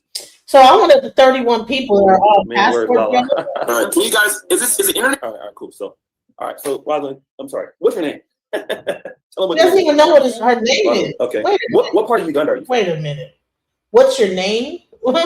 You don't even know what her name is. So you just grab a woman off the street. You don't know who she is, and you just start interviewing her. And watch what he says to her. It gets really crazy. Watch this. Kampala. Kampala. Yeah. All right, like, but what kind of? Where were you born? Where were you born in? And where's that at? Like, what part of Uganda is that? Man, guys, I know I don't have any game. I've been out of the game for over a decade now, but you got to come out a little bit stronger than this, Oshay. No wonder these guys don't get anything out here. Come on. Right. In the West. Okay, so she lives in Kampala, but she's from the West, right? Yeah. Okay, so guys, a lot of people from the West, they moved to Kampala. You came here for school, or? Yeah, for school. Okay. We were talking a little bit about like weave and makeup and stuff, right? And yeah, how do you feel about that? Because it's a big topic, like in America and amongst Africa. What do you feel like about makeup? No, it's fine. Come back. You're shy. No, it's fine. You look good. You see, that's one of the things too. Like very similar with Jerello. A lot of the girls don't want to be on camera because Africans are really shy people. You know, like you don't find a lot of us that can do what I'm doing now, like facing the camera and confidently.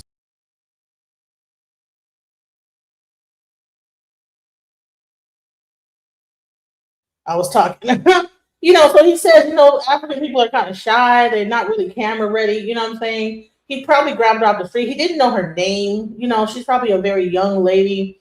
And so that's why she's talking low. And they're not really camera and they don't know about all this stuff. This was 8 years ago apparently, but and he was doing a lot of content like this at first when he first got out to Uganda. And watch when you hear what he says. But I want to give a shout out to the super chat. Thank you, Timbo's Slice, 1290. Oshay, I'm coming for you. I knew it was meant for me to watch this channel tonight. Tim Ford Jr. on T3andMe told us about Oshay. Yes. So, and shouts out to Tim Ford and T3andMe for. I did an interview with them. If you're Timbo, if you're not aware of it, I did an interview with them. And I was told about how they were being attacked, but Tim Ford's wife is right now getting awards. She just won an award, I think, last week for all her work in the herbal field. For being a healthcare person. And one thing that people don't know is they're now going to bring herbalism into become like an actual practice in Africa. That's offered in hospitals, and this is the work that this guy Tim Ford Jr.'s wife is doing. And you have people like Oshay calling them scammers and this, that, the other, and they're doing a lot of things in Africa. And I'm not down for people going after people and being so negative. It's almost like it's crabs in a bucket. He's not even in the same country as they are, but he wants to be the only thing in Africa that can talk about Africa. So I don't get it. Let's go. It's not part of us. A lot of us are not good public speakers. Like these are skills you have to learn as you live in the West or connect with a lot more people here in the West. This doesn't come easily, right? So a lot of these girls don't want to even be on camera.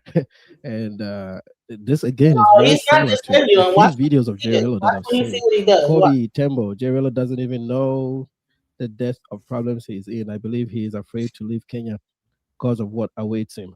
You mean back in the States? Is that what you mean, Kobe? Or you mean the problems he's about to face in Nairobi. Like, you think something will happen to him at the airport while he tries to Yeah, leave? he's Or making him look bad. my Yes. skin's money. I see your clips on TikTok. Maybe I it's have a the different account there, so you don't see me when I comment on it. But shout out to you, man. Oshay is the Watch final boss. what he says, Wonga. guys. This Yeah, I think he taught these people a few things, because like, is you know, something Kofu real said it on one crazy. of our streams. Like, the initial passport bro goal was very simple. The women in the West sucks, which I agree with, and we're gonna go east and to other parts of the world and take our, you know, and find the right partner for ourselves. Now it's like, Now he's saying the I don't agree with that. I guess he must be a red pillar, an African red pillar. He's up here. He's saying the women in the West suck, and so now he went to East Africa to find a suitable wife or whatever. But it's not wives he's looking for, guys. This is not a wife. He's watch. Okay, let me just be quiet and just play the video. we're gonna go abroad and buy prostitutes. I'm like, where did this go off? Or that tricking part, it's, I think, really started with O'Shea Duke Jackson, because he did this a long time ago. And thanks, Akina Ra, for the $10 super chat. You know what? I'm gonna just take a quick break to play the money mantra for you. You know what? This is I made this mantra because when people give the super chats, I want to also share the this is, to me, it's a mantra. So if you memorize it, you could actually sing it to yourself. So I'm gonna play it real quick for you. I am blessed to make money, money making money, money making money, money making money, money making money, manifest making money, money making money, money making money, money making money. I ain't stressed, making money, money making money, money making money, money making money. Gratitude is my attitude. I'm making money moves. Jewelry in the safe, piggy bank on full. And I'm living life abundant. I'm making money fast. I'm a money making magnet, making cold hard cash. I'm making money. Oh, I am blessed. Yes, and she says, Takina Ross says, keep doing what you do. And yes, I'm going to keep on doing what you do. And if any of you guys want to come up here and give a comment, especially after you hear what he's about to ask this woman, I think that please come up here and talk about this. This is crazy what he's about to say. Watch this. O'Shea does not look anything like this now. Like, this is his intro to Uganda, right? Part of the reason he went there is this. And these are the videos that taught AJ Rello and all these other guys that, no, don't go abroad to seek relationships. Instead, just go there and go to the brothel and sleep with as many women and get some suckers to pay for it. And you know what he'll say on his lives? He'll be like, "Yeah, I'll be, I'm a trick and stuff out here." And I never used to really think about every time he could be talking about bricks or whatever, like building a house, and somehow he will say something about how he's in Uganda just tricking it up. And I don't know if there's a reason why he does that, because maybe it'll get people to ask him, "Man, you out there clapping cheeks that hard and whatever." You know what I'm saying? If you can do it, hell, turn me on to it. But that maybe he got away from doing this kind of content, and now he just hints around to it, But now, like, I'm seeing, because at first I just thought, well, he sounds kind of like thirsty, but okay. And I would actually play a lot of his content and cover it. But now I'm looking at this, I'm like, wow. That is a business plan, and I think O'Shea Duke Jackson gave it to them. And let's keep watching. Come on, let's talk about it. We're gonna talk about also why you're gonna go to USA. Come on, let's talk about it. We're gonna talk about also why you're gonna go to USA. Come on, let's talk about it. We're gonna talk about also why you're gonna go to USA. But some of these guys have we done seen. They said they want us to come back. That's what. They said we done seen the ass now. Come back. Done seen the ass now. Come back. Wait, let me. They said she got ass though. You see? Hey. She's beautiful, right? Like. She don't have no makeup on. She don't have no weave or anything. Look at me here. America. You want to go to America, yeah? Yes, I do. Okay, why do you want to go to America? Want to go. Work. Yeah. Okay, do you know anybody that works in America from? No. No? Yeah. Okay. You don't know anybody that's ever been to the United States? No. Why not like the United Kingdom, or why not France, or why not Germany, or those other places? I'm scared. Don't be scared. Just ask here. Have her turn around for us. I was gonna say that a lot of the chat, I probably think a lot of the chat at the time was focusing in on just her backside, right? And again, that is very similar with JRello videos. This like the same playbook, same script. If I blur this video out, I mean, Oshay has a unique voice and everybody knows that. But if you didn't know Oshay Duke Jackson and I did a Rello voiceover, you'd probably think this is JRello, you know? So he must have learned this from somewhere. This is 2019 when he did this, right? Skinny as she is, I wasn't expecting that donkey booty. Hot damn. I'll tell you what, we'll start a business, okay? Me and you, I promise. Me and you start a business, okay? Right now, you can't get up in the next 5 minutes. So you and me are gonna help recruit Ugandan girls for Black dudes in America. So you and me are gonna help recruit Ugandan girls for Black dudes in America. So you and me are gonna help recruit Ugandan. Did you guys hear that? Did you guys hear that? I don't know if I should play it again. Oshay Duke Jackson is telling the young lady that she's essentially going to become a pimp or a matchmaker. How do you, so you meet a chick off the street in Uganda, don't even know her name, and now all of a sudden you guys are going to start a business together where she's going to help you recruit Ugandan girls for Black men in America. Wow. I'm not sure where he met this girl at. I don't know who she is. I feel sorry. I don't know what happened to her or what. She's gonna, through her, she's going to hook up a lot of the guys that come from America to Uganda. So it's not like you're only doing sex tourism. Now you've moved the goalpost to a pimp business, actually. Guys, I swear I didn't watch the whole video, so I didn't know what direction this was gonna go. But this is sad, man. Like really, like, and for those of you that don't know, I keep saying this. Africans have no problems with Black Americans. If you guys go over there, you're going to have the time of your life. You're gonna have the most love, the most respect that you ever had, ever. I can almost certainly guarantee you that. And I speak for all 54 countries, probably except for the places that have war, right? But for English-speaking Africa, I think if you go over there, you guys are going to feel very comfortable because everybody will speak to you in a language you can understand. I didn't learn English in America. I spoke English my whole life. So you may have issues with accents here and there, but for the most part, a lot of the guys will understand you. Even the guys that don't have an education, they'll be able to communicate and understand you. So for Black Americans going to Africa, man, you guys are gonna have a good time. Like really, like guys are gonna really welcome you. Guys will. I always say, like, wait a minute. You said that I wish I kept my recorded videos. I remember this. Oshay once had one of these flux said 15 and 16-year-olds was acceptable. What? See what I'm talking about? And they're going. This is not cool, bro. But then they'll talk mess about Africa. They'll talk mess about what's going on in Africa. He didn't bring up money, but that is, you already know that money's going to be involved. Come on, let's stop. You know, I'm sure he paid her too. That's why she's there. But she just don't know how to be in front of the camera. She's kind of giggly and awkward. She doesn't really know what to do. But he's trying to get her to bring other women. That's crazy. Problems with Black Americans. If you guys go over there, communicate and understand you. So for Black Americans going to Africa, man, you guys are gonna have a good time. Like really, like guys are gonna really welcome you. Guys will. I always say, like, the poorest of Africans will put food on the table for you to eat, even though they don't have enough to eat themselves. They will do that for you.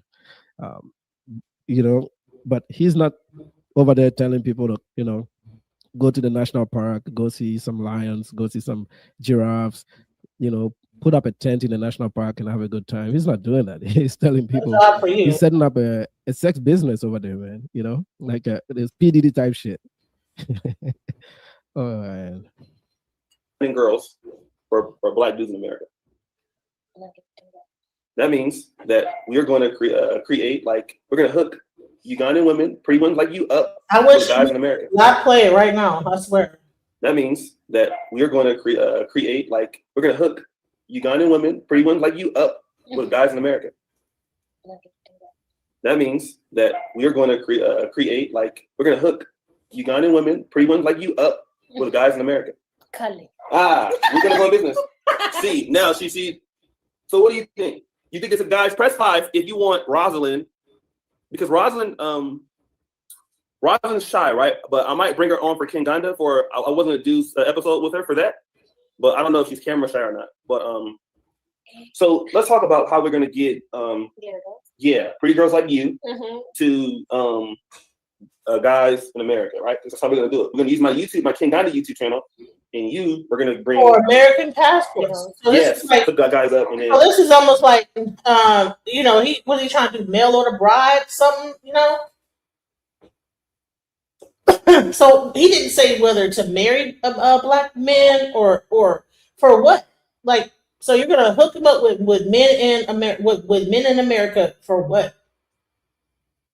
So they're gonna come over to Uganda and then what? Marry these women or come over there and get some cheeks, clap some cheeks. That's what he always says. Getting some, you know, booty clapping sounds. He always says that. FBA, the African pimping young girls, sounds like the FBA's off code. Exactly. That's not. What is this? Okay. He was advertising them. Crazy. What are we doing, bro? that way you'll have enough money to go to the U. You probably won't even need to go to USA if it turns out well. I promise. That way you'll have enough money to go to the U. You probably won't even need to go to USA if it turns out well. I promise. That way you'll have enough money to go to the U. You probably won't even need to go to USA if it turns out well. I promise. This channel is all about exploiting and later dissing Africans out. Who the hell is the Mac 3? What are you talking about, Nick? Honey, somebody on his thing said, this channel is all about exploiting and later dissing Africans out. Who the hell is the Mac 3? Yeah, and that he's come under a lot of criticism too, that he promotes Africa for sex tourism, but in his current videos, he also promotes a lot of the diaspora wars, like the shaky relationships between Black Africans and Black Americans. I think that is all an internet thing. It's really made up online. I don't go outside on the street and looking at a Black American and thinking it's any different now from Oshay anybody is else. not FBA. I don't know anybody that even does Is that. he FBA? I thought that he was FBA. So now he's not FBA. He talks about being FBA. He's talks as if he's FBA. Well, the difference between Oshay and the Pop the Balloon show is that these people voluntarily go to Pop the Balloon to so-called, it's a dating show. What this is doing, well, and then Pop the Balloon is in America. He is going into Africa. He didn't even know the girl's name at first. So he just found some girl off the street, brought her onto the couch. Oh, look at her. You're natural. You don't have no makeup on. This, that, he's brought advertising her. And then all of a sudden he came up with a business plan for her to be able to, bring more Ugandan women for American guys. He is original FBA. Yes, thank you. End game is to come to the USA. Exactly, right? So the whole objective is because he's siphoning girls from Africa to go over there. But it's all like, is this like mail order bride type of business? Are they going to pay him to find a mate over here in Africa? And who knows if he's still running this business right here under the table, under the ground. When you stir these things up online, you're creating war that doesn't even exist in the first place. I mean, bro, we got a lot more problems on the African continent to be worried about 13% of the American population. We really have a lot of problems. Okay, so the last thing an African guy is thinking about in America is not liking another Black man. It's not part of us. We don't grow up like that. Yeah, he the plug. We may disagree with how certain people live. Like, we would judge people based on them. It's not the same thing, and not solely as a group. I've never even heard that before, but for some reason the internet puts it out there that there's this big division between the two groups, and and I think it really a disservice, especially for guys that want to go over there and have a good time. It don't matter. Oshay D. Jackson at all. But now he's touting the FBA moniker, and who knows if he's still doing this under the table, because now he has a whole network of people, that he's probably been doing this for. People that go over to Uganda to hang out with him, But we're gonna find a bunch of Uganda. No, that's not. No, this is a tourism. You know what I'm saying? This is ex-tourism, guys. Let's be real. He lives there. Like he lives in Africa. His whole business is in Africa. And from this clip, it sounds like he was trying to make a business out of this too. You know, like I said, there's a lot of lonely men. And here's the thing. Yes, it is a business. He's saying that he is going to pay her to hook men up with other American men. That means that the American men are going to pay him and he'll give her a kickback for bringing the girl. That does not sound like pimping to you. I don't know what it is. On the internet that are really subscribing to some whack ideology that for some reason people think it's cool to travel abroad and just pay for sex at a brothel. Like, that's stupid, man. Some of the best women on the planet are in these countries. You can find yourself a very suitable partner with very little effort, man. Really, really very little effort. So yeah, or you get over to the country and meet a person naturally, you know. Why would you pay Oshay Duke Jackson to set you up with one of these women? Like, when you could just meet if it was a really natural thing that you're trying to do, you don't need to be set up. You just go and meet people like naturally. But I wanted to bring that to y'all attention for free. FBA have to hold this L. And any day now I'm waiting for the FBA cult hate group to be talking about their boy, but don't hold your breath. Exactly. Because he's pushing the FBA ideology too, but yet you can go back and find a video like this. If he's so FBA, but is he still pushing that Americans should come over to Uganda and find a wife? Is that still a thing that he believes in now if he's FBA? I don't know. You know what I'm saying? But before I end this show, I wanted to show you guys something I think is really, really interesting. It was a video I found on YouTube, and I thought it was really, really, really just getting off this subject of Oshay. You know, I just wanted to bring that to y'all's attention. And as I get more information on that, you know, so we have two subjects now that we're going to be going on to this passport bro movement and the red pill and how it's moving out here with the passport bros.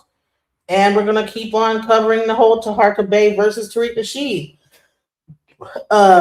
And then, but I wanted to like really go into this because I think it's really interesting. If you guys are not aware, Bill Gates has been on this whole thing about, you know, trying to reduce the birth rates, you know, and I think that this video is a really important thing to bring to African Americans, because I think that we don't even realize how important Africa is. And while we're trying to delineate, I think it's interesting because as our birth rates go down in America, not just whites, but also the black birth rate in America, the so-called FBA, the rates in Africa are going up.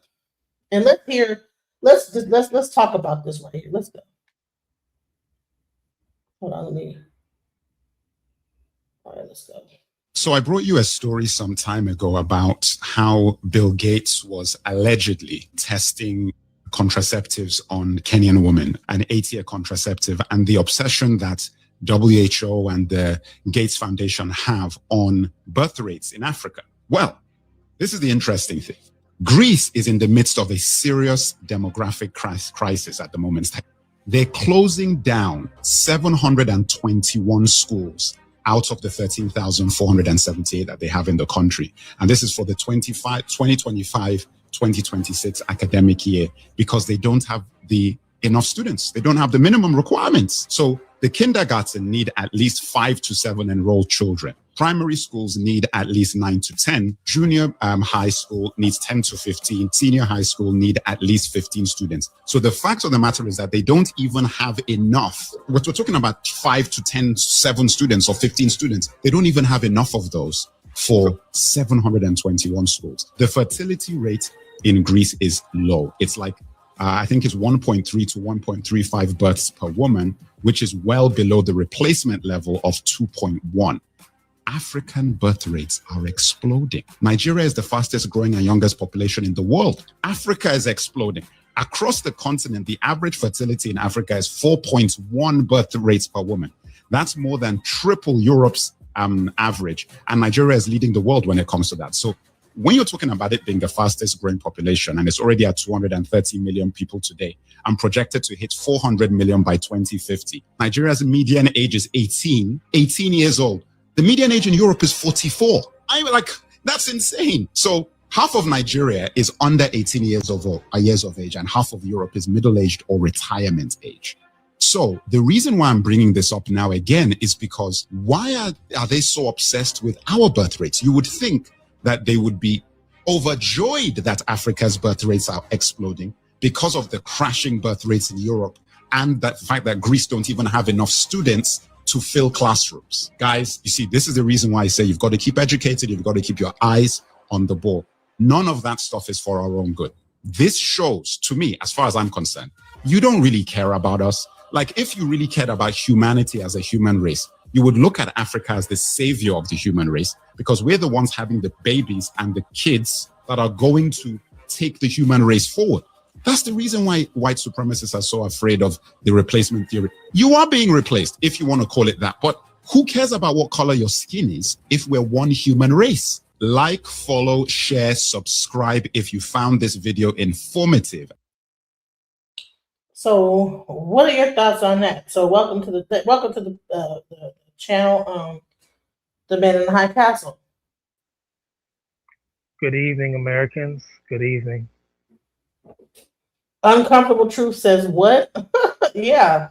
So, with African birth rates rising and American birth rates going down, and then you have FBA delineating, what do you think is the real thing that's happening here? How do you quantify that into we should delineate when you have certain nations that are dying off, and Africa seems to be the only race nation that is actually building and having young people, more young people.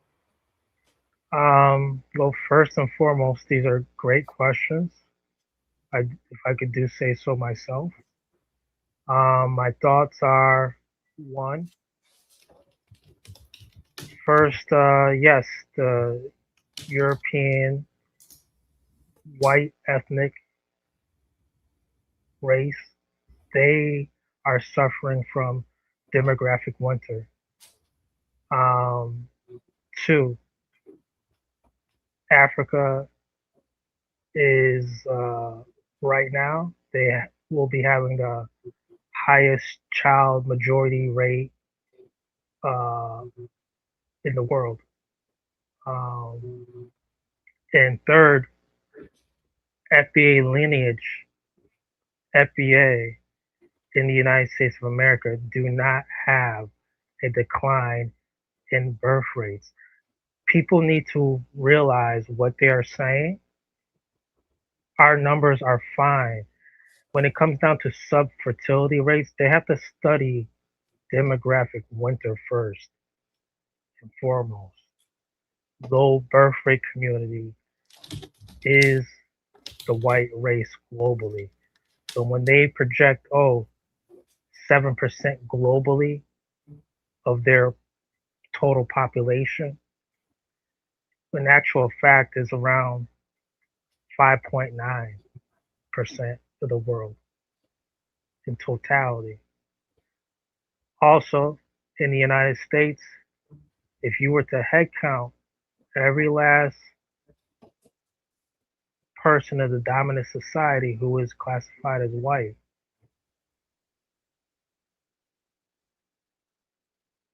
the average age on total would be 48 years old. They don't have a child birth rate that's high. So, say for instance, if we have two children, you and I, if I'm FBA, if we have two children, if you have two children, they look at it, the dominant society is we're having like 5 children. They have to have 4 children to keep up with their sub-fertility rates. You have to really study this. But FBA lineage does not have that problem. Also,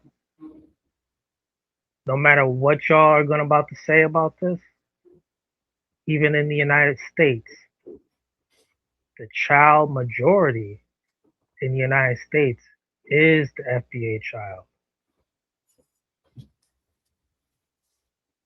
And people will be like, oh, no, no, no. This is why they crash out. See, where our numbers are underrepresented. All this 13% stuff, hey, it's pseudoscience. It's like 27%.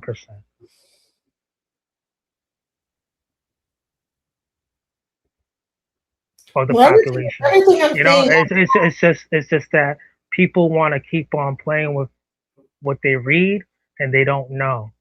Even when our women are going to the Planned Parenthood, our numbers keep going up. Our child rate keeps going up. We thrive under adversity. So, say for instance, Haiti had an earthquake not too long ago.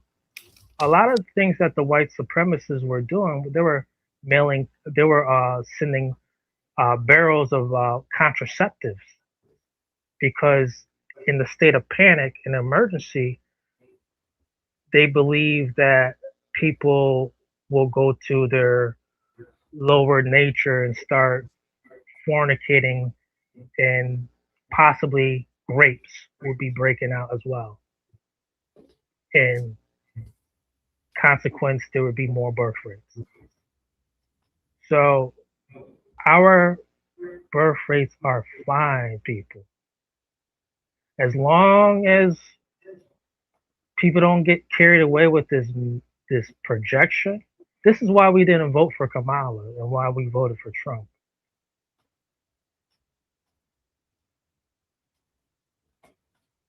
okay, okay, you're saying that we don't have a declining birth rate, but all of the data says otherwise, based on Go ahead. Keep on number. going.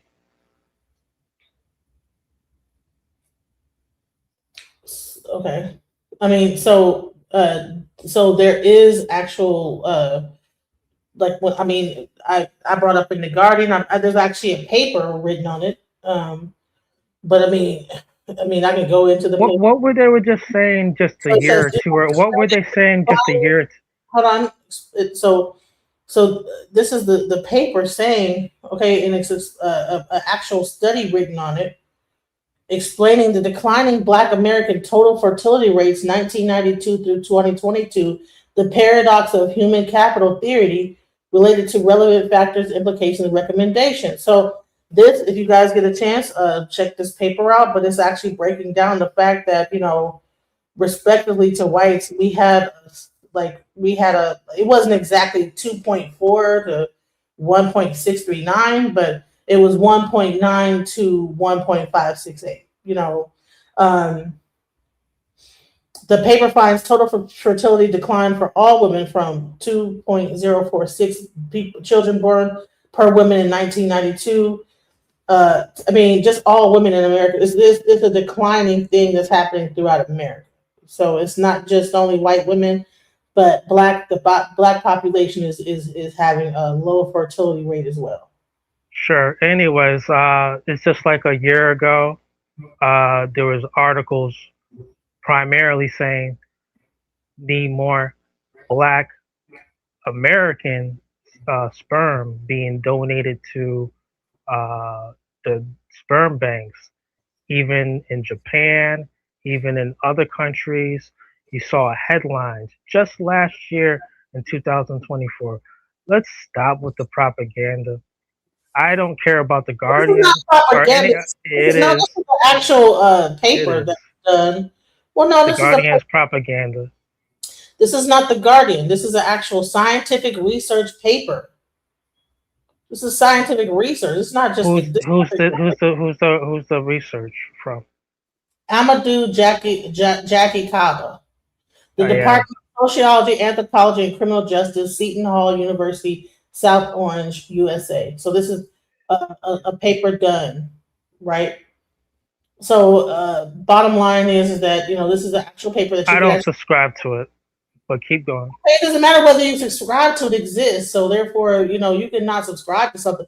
You could be in La La Land and believe that that it doesn't exist, but it Nah, does. we're fine. We're fine. Go ahead, though. So yeah, but people will be delusional until the cows come home. But let's go. Welcome to the channel, Mr. Know It All. Love that name. Yes, what I would like to say is that can you hear me? Yeah, our birth rates are soaring. Can I say the word bomb on here? Like bomb, like a bomb going off. Well, you already said bomb. So what's the point? I'm just saying because I'm talking about Africa, like far as Nigeria, like America Well, just. they bombed like the people in. They didn't even bomb up people. Nobody died like during that whole thing. So But what I'm saying is, all that was just them like just a fear mongering thing to scare people in that area. But what I'm saying is, America don't have to declare war if they declare you have terrorists in your nation, and most African nations have those terrorists. So America they're gonna bomb more nations within Africa. If you have terrorists, they can bomb you without declaring war. Same thing. That's what they're doing with Venezuela. They declared the cartels in Mexico and the Venezuelans. Terrorists so they can bomb them without declaring war. So America, we are at WAR. I'm sorry for saying war on here. I'm sorry for saying that word. But we are at.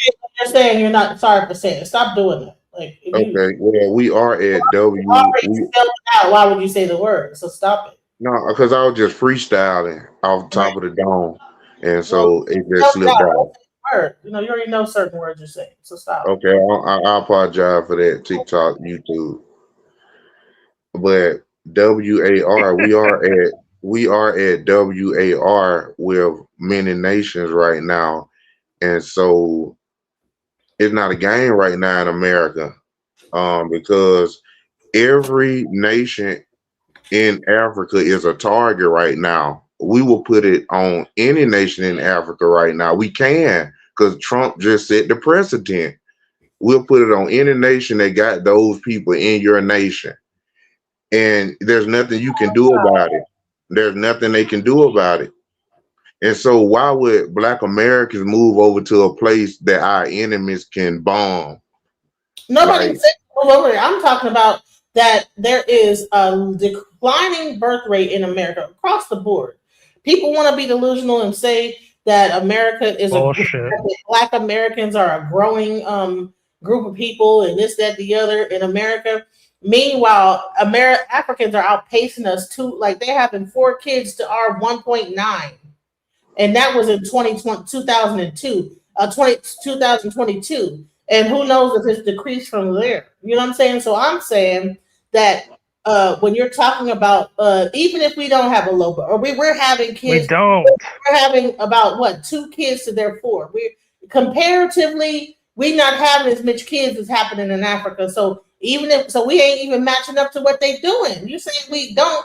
So okay, compared to how we normally were in America having 4 kids, now we're only having we be having like 10, 12 kids back in the day. What you talking about? We went from 1992 having 2 kids apiece to now it's maybe 1.5. Like one person will have 1, another person might have 2, another person might have 1. We're having less kids, sir. And you can be delusional all you want, but you're not about being delusional. It's about race. You're not getting it. You're not getting it. No, you're not getting it. You don't know what it's about. It's about race. Listen, I know what it's about. If it's about race, that means that we're on the same trajectory as the white person in America. No, we're not. Yes, we are. You're wilding. Well, show me otherwise. Show me some proof. Because I showed you a paper. You said that you want to discount any evidence or proof of anything. You just want to just say that it's. You're new to this. That's all. It's fine. Well, what makes me think that you're not? Because you just said something. I can't take your word. Do you know what demographic winter is? Sir, no, I don't know what demographic. Okay, then. But this the thing is that they control all the resources. So even if you do control your resources, you can't sell them nowhere. You can't sell them to nobody because you got to sell them to them. So they control it anyway. That's why they are not in Africa, because they control it without even being there. Because you got to sell it to them. So and they tell Let you what me they tell you, gonna pay for it. how crazy it was, right? Bill Gates did a whole thing where for 10, like what, for how many years? 10 years they had birth control because they knew that the birth rate was just booming in Africa so hard that Bill Gates gave women 10-year birth control to where they couldn't have kids. Guess what? They're still having kids. People, their birth rate is not declining, but ours is. Yeah, they shut down the Our abortion birth clinic. rates aren't declining. White folks are. Okay, well, Jeez. you can be delusional if you want to. Show me the contrary. Show me some It paperwork said saying Black otherwise. Americans make 467,000 And they're babies a also year. giving birth to they're having kids with Africans because they're That excludes Africans. With listen, China and Russia are going over to Africa, and then they're because their numbers are going down in China and Russia. Everywhere the white man is, their birth rates are declining. And so what are they doing? They're going inside. That's the Black story. Americans with immigrant background is like 530,000 babies a year, but without immigrant babies, Black Americans alone is like 467,000 babies a year without any immigrant inclusion. 46 million babies in Africa. Well, I said 4,600,000 Black American Yeah, babies getting this without mess. without any immigrant inclusion into that. You're And you missing got it. to take into context how big Africa is population wise. That's not a Listen, even shock. if you cut that in half, and just even if you It's put not like a that, shock. There's how many billion people are on Africa in total? but even About if 2 you billion. take that and you just only go into a small and just say, let's just use this. Right. There's about 400 It's million still people telling here. how much babies we're You're having. not doing the math, sis. Well, you're not doing the math because if you're telling me that 400,000 babies in America is equivalent anywhere close to 46 million babies, there's no, you can take one part of Africa and kill America There's with. 2 billion Listen people to in this. Africa. You're not Listen getting to it. this. So guess what? Guess what? There's more people in Africa You than know, the most important. You know, the most important thing is FBA Foundational. What AA? Welcome to the channel. Hey, what's up? What's Now, up? one thing that the other two brothers they ain't keeping account is that when you look at 20, like I was just going over statistics in 2021, you could have 400,000 babies in a year. Say we give you that. In 2021, there was 2.6 million white people that died, and it was 480 some thousand blacks that died. You know what I'm saying? So the offset, don't you get like you got to take into account all of that? Y'all counting all those numbers? yes, we do. Yeah. We are not dying more They're than we are dying more being than they're born giving birth. unalive White in folks here. are dying more than they're giving birth. Period. Not black No, Americans. you hear me again, brother. White folks are dying more in the United States than giving birth. And globally. Did you hear me now, bro? How many black women are Yeah, dying giving birth in America, though? What about that? Our numbers are fine, sis. I'm not even tripping on that. our Show numbers me are proof. fine. Show me proof that our numbers are fine. Our You numbers are I'm not fine. even tripping on what you're saying, sis. why the black thing is exploding in Africa, or the African numbers are exploding because each African has 4 kids apiece, damn near, or more. Yeah, You and what's that have to do with us? Damn near Man, scratching. one thing y'all got to see. Damn near What's scratching. that have to do with us? Listen, because Africa is the future. What do you look like trying Thank to you. delineate and cut ties and then the white people over there making a city off the coast. Africa They about to told get I look at recolonized in the coast. 2026. I They mean, got bro, 4 you more Africa, cannot days, bro. do They got 4 more days. anything without the Africa, minerals over there. They are the Why future, y'all fund white one supremacy. mic, y'all, bruh, one bruh, mic, bruh, one bruh. mic, one mic. Okay, Go ahead. Go ahead. Go Africa in ahead. 4 more days. Now listen, he's talking. FBA Foundation is talking, and nobody interrupt him, please. Thank you, FBA. Go ahead. Okay. So when you look at the numbers, when you look at the future, when you people not even keeping it, Donald Trump done reached out to me, one of the greatest scientists, or one of the greatest inventions of all time was it just invented by an African named Maxwell. I mean, the dude invented a way to make electricity without fuel or coltan or anything. I mean, it is the future that they got the young population. Why do you think Bill Gates? You know what? It ain't just me. You could look on what you call that Forbes. You could look on like Economy Now, Peter Schiff. They all tell you this like it is the future. As far as people trying to like degrade like Black Americans trying to degrade it, we need to be trying to make a contact because that's the only way we're going to take control of America. I don't see because this is the only way the white people keep control of everything. They control the minerals, man. I mean, it's just like a no brainer. It's like this thing where y'all keep acting like y'all like exceptional over other Black people, just disgusting, man. Or like so they supposed to get their numbers up. Trump want to annex Canada and Greenland, and he just letting you know, well, I want the white people, okay? And we supposed to be like, nah, keep the Black people out. The Asians, they about to breach almost fucking 46 million. They had 25 million. I mean, they gonna outnumber us, and I don't buy this that we should like detach from other Black people. It's the most silliest thing, xenophobic that I ever have seen. I have a question for you, FBA. Do you think it would be even more of a lowering of a birth rate with this whole idea that FBA should delineate where we're saying, okay, we're cutting out Caribbeans, we're cutting out Africans, and maybe you don't even, at least with the passport, bro, they were saying, okay, we'll go over to Africa and find yourself a wife if you don't like the women over here.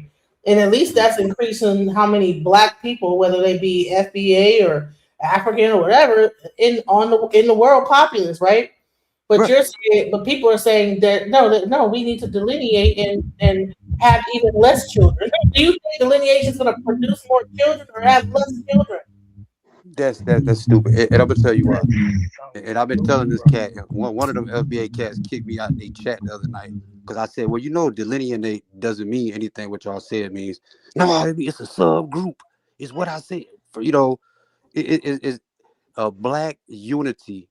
Every person that Tariq got in that little museum thing, whatever it is, those are Pan-Africans that believed in Black unity and moving together, working together. That's how we can overcome this thing, man. Jesus. Listen, every time somebody talks and you unmute your mic, it's a feedback. So can you just mute until it's time for you to talk, Ben and the Hindcats, please? It's like a lot of low hum that's going on. So if someone else is talking, let them talk, and you'll get your time to speak. Just relax. Okay, so what do you want to say now? Yeah, you could be FDA in name and come up here all you want, but I'm speaking for Americans, and I'm right sorry. now It's foundational Black African American. I'm sorry. I'm not African, and I see what you're doing, but at the end of the day, fellow Americans, we have to let Africa hold their own nuts. All demographics in America allow Africa to hold their own nuts and figure this one out. They're about to be recolonized 4 days starting January 1st. Recolonization of Africa begins. Well, even if they get proud they're still the majority. They have way larger amount of people than anywhere else, and they're having children by the boatload. So big deal. Let them. So let me play this video to show exactly is how much the birth rate is increasing in Africa. Let's go. 6 million babies in 2024. That is more than Canada's population, more than Poland's population, and about twice the size of Australia every year. Where are they going to live? Who is going to feed them? About 50% of Africans live in poverty. Why then are they producing so many humans? Africa is the world's largest baby production factory. Nigeria alone produces more babies than the entire European Union and the United States combined. I'm not sure you understood. Let me break this down for you. You hear that? So you just said Africa is a continent. Nigeria, which is only a country, not a continent, is producing more babies than European Union and United States combined. So you might want to talk about and they have a high they have a high morality, but infant morality.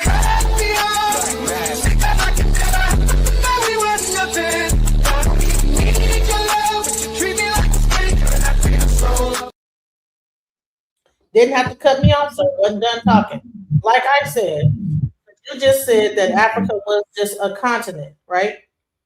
All right, and so that the 46 million, who cares? Well, guess what? If one country is outproducing America and the European Union alone, where do you think these people are going to go? And then they take care of them. Here we go again. Here we go again. You don't have to cut me off, sir. Can you? You can't control yourself. See, I don't like to kick you off to the back. I don't like to mute you. I like to let everybody talk. But if you got to keep cutting me off when I'm making a statement, then that means you don't have any control over yourself, sir. So just let me finish. So if we're talking about a whole continent, but just one country in that continent is outproducing, then what difference does it make if the black people, we're having more babies than, or maybe a half a baby more than the white people are in America, when also the mothers are dying in the hospital rooms, like the whole medical system. As many black women die giving birth or after giving birth in America. Are you kidding me? All right. So again, the high infant mortality rate is higher in Africa than you would expect. Also, congratulations, they're having more children. Good. Let them take care of them on their own. Also, I wouldn't go conflate FBA birth rate with this whole low birth rate situation globally. I know it's a race. It's black, white. People need to understand what this is all about in a system of racism, white supremacy. Can I say something, King? You're wild. You gotta do something about that echo, man in the high castle, because that's really not. We can't barely hear you because there's like a hum in the background. I don't know if you got like something on, like a fan on or something. But go ahead, Mr. Know-It-All. Okay, the most important thing is that we got the United States of America bombs exploding in Africa right now. And so what I'm saying is Black Americans make up 20% of the military. So we're about to have our sons and daughters with boots on the ground in Africa. And so we really cannot unite with the continent yet until we see what's happened from this, because we are at WAR with an African nation, and we are using military equipment on the continent right now. So that means we could be sending soldiers in. That means Black Americans will be at WAR in Africa. So how do we look being allies and Pan-African with Nigerians while we over there gotta, put in work against Nigerians? What do we look like being allies with people in Burkina Faso when we finna be dropping bombs on them and we're about to be parachuting in our sons and daughters? right now is not for unity. The world is at WAR, and so we got to look at it like that. Okay. Our bombs are exploding in Africa right now, and you cannot take that lightly. Are you? Bruh, I watch this Ukraine war every day, right? And I'm gonna hit home with something. It's gonna link with Africa. The dollar is at stake, bro. It's not gonna recover. The BRICS nation, when Nigeria and Venezuela join the BRICS nation, they will control the energy of the whole entire world. That's key right there. The dollar is tied to that. That's why they're over in Ukraine right now, and the Ukrainians don't lost 1.7 million soldiers, not casualties or hurt. 1.7 million soldiers. NATO is taking the biggest ass whooping they ever took. You think that Vladimir Putin is gonna give up this leverage and let them go in Africa, NATO, and regain their power? I don't think so, bro. That's why he's sending no troops there. He knows this. He'll never let that happen. What happened with Gaddafi? Never. It ain't gonna happen. When you talk about Nigeria, it ain't gonna happen, bro. It just look. Nigeria is just Tinubu sold us out as soon as way back when he was over here selling drugs in Chicago, bro. Come on, man. Like that ain't nothing you can tell me about what's going on over there. They're not gonna be boots on the ground. They're not. Okay. I mean, we have boots on the ground over there. I think we're gonna get our ass kicked. As many black Africans are over there. Come on, now. What They are we got gonna do? terrorists on the ground. How many? Like, what? Whoever control the air, control the battlefield. In America, will control the air. Okay, so let me just say this. Wagner know how to bring down aircraft, bro. Them boys are good. That's why America Putin sent will them there. control the air. There's no way. There's no African nation that can. Man, let's not even talk about that. Bro, how you Are gonna you talk serious about right now? aware. Bro, you NATO. NATO. Let me reset the room right quick because I want to just make this clear. The bombing in Nigeria was sanctioned by Nigeria. Nigeria was okay with Trump doing the Christmas gift to North Nigeria. Why? It was because there were ISIS cells in North Nigeria killing off Christians, Nigerians in that area.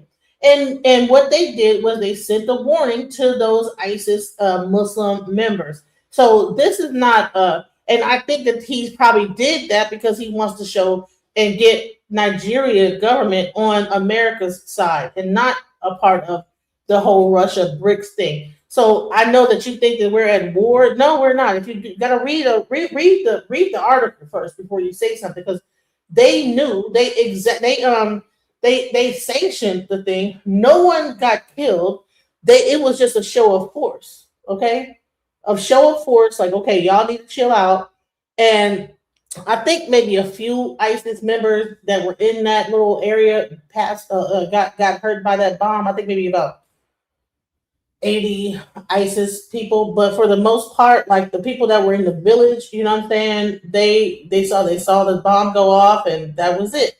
But it was sanctioned by the Nigerian government, so we have to read the story and understand the news behind it before we just say that there's a war going on and that we're just bombing Nigeria. No, they bombed a specific area of northern Nigeria that was being controlled by ISIS or whatever you want to call it, that were mainly Muslims that were genociding Nigerian Christians. So let's just be clear about what the real story is.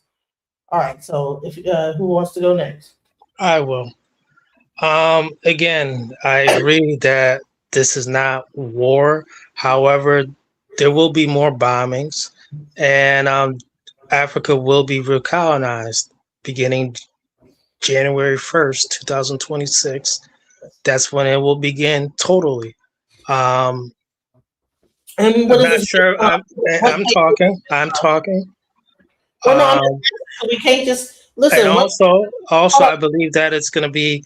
Hold on. One thing I'm gonna say this is that if we're going to say things, we need to, because I can show you the actual article that explains the whole thing, and I actually covered it on my show. So if you're going to say that on January 1st, they're going to begin recolonizing, what is this information based on? And you know what, source up or shut up, like they say on Side Netter, we need to have sources. We can't just put out false news on my channel, because that could like trigger something in YouTube that like will say, well, you're giving out fake information. So we can't just say anything, because that's false information. We can't do false information on here. If you can show a source that explains what you're talking about, you can continue that rhetoric. But just saying that, this is not even. You need to be able to show the news story behind it. I've been saying this for a while, and the man in the high castle is undefeated. However, people can find information on this if they want to. It's not a big deal. I'm more interested if recolonization is going to be hard like it was before, or is it going to be a soft version? Okay. Did you have something to say, FBA Foundation? I think you were talking when I had to reset the room. Sorry. Yeah, listen. He said the man is under. He must be talking about the orange guy. See, that's how I told you, man. These cats, they black bagger. Okay, so it's always gonna be. First off, if you so pro black about the military, why don't hear none of them cats talk about CQ Brown or Lord Austin or these black Tuskegee Airmen, all this black stuff they taking down out the military. They won't say nothing about that. Period. But you pro black FBA. Look, it's not going to be. It ain't even like financially. America can't even really get involved in a big war. But if it's gonna be a big war, you just totally gonna skip Ukraine and Taiwan. I mean, come on. Dude, America always been at war with Africa. They don't knock off 35 heads of state, man. That's number one. Number two is they got terrorists on the ground. Jeremy Keenan, he a white dude. I bought his book called The Dying Sahel. He tells you about America imperialism in the Sahel, how America, there's no such thing as jihadists. They're terrorists backed by America and the former imperial powers trying to keep these African nations down. And they in cahoots with some of these African leaders like Tinubu. And they want to keep them at war and unstable so they could like exploit them for their resources. I mean, yeah, that's what they doing. Come on. Let's be real, bro. I want to tell you. Our guns are going off, bro. Get a What chance. do you mean? What do you keep talking about? Bro. If you get a chance, I want you guys to watch the Avatar movie that just came out. The Avatar movie is talking about the exact thing that's happening right now. What happened? Well, I'm not going to tell you. I'm not going to give a spoiler. Just go watch the movie if you get a chance. And we're going to be reviewing it tomorrow, and there's going to be spoilers in it. Not going to, but if you want to watch that show, I'm going to let y'all know we're going to be spoiling things. You know what I'm saying? But it's really a mirror. It's crazy. It's almost like the movie's going to show you what they're about to do. You should see it. It was crazy. I was like, wow. I mean, they're showing exactly everything that they're doing right now. Go watch that movie. It's 3 hours long, but I'm telling you, it's worth it. Is it better than the first one? Because I never saw the second one. Well, it's not the same lines. The acting is amazing. The 3D of it is wonderful, but it's like, the first one was about like these people coming into like the initial group and kind of coming in like a forest trying to colonize. But this one is I think it's called Fire and Water, right? So those same people are still the same group of people, the same avatars, but then it introduces another avatar, which were more about fire. And they introduce the weapon, the machine gun, and bring the machine guns to the people. And then now you have your own people fighting against the people with arrows and bows and spears. You understand what I'm saying? Because now you give them access. So it's talking about like giving them access, and they begin to fight against their own people with the guns. You know what I'm saying? The machine guns and whatever. And this is exactly what's happening. So if anything, what will happen is America will go in, they will give people weapons, and then those people, and this is also what happened, I think, in different in Rwanda or different places that we gave them the weapons, or was it where was it that we gave them the weapons and they was able to fight and kill each other with them? You know what I'm saying? And that came. What was it? Was it? Yeah, that was what was it? Talking about an African country? Was it an African country or was it in the Arab Arab country? Which one was it? They got the guns and began to. Was it Rwanda? Yeah, Well, it was I with know the Houthis in the and Biafra war. Tutsis, Rwanda. I believe the same thing is going to happen in Nigeria. It's just, And when I'm saying recolonization, I didn't say Uncle Sam is going to do it at all. I'm saying Africa is going to be recolonized starting January 1st, 2026. There's multiple entities, multiple nations that are there already colonizing. It's at a point where do the youth in Africa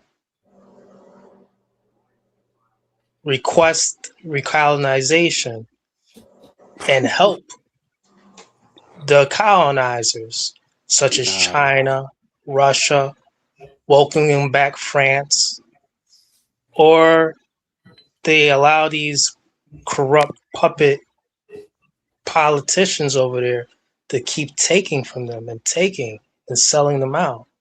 Well, Africa is the new frontier, I believe. Right. And so while we're delineating, you have the American government going over there and trying to show of I force and never get that. trying to be Yeah. cool with Nigeria so that they don't join with Russia and China and trying to get them on their side. As much as we're delineating, you have American government going over there trying to Can't stay away. Can't stay out of there. But they to still, restore when Biafra. America's moving their troops in, China is moving their military assets in.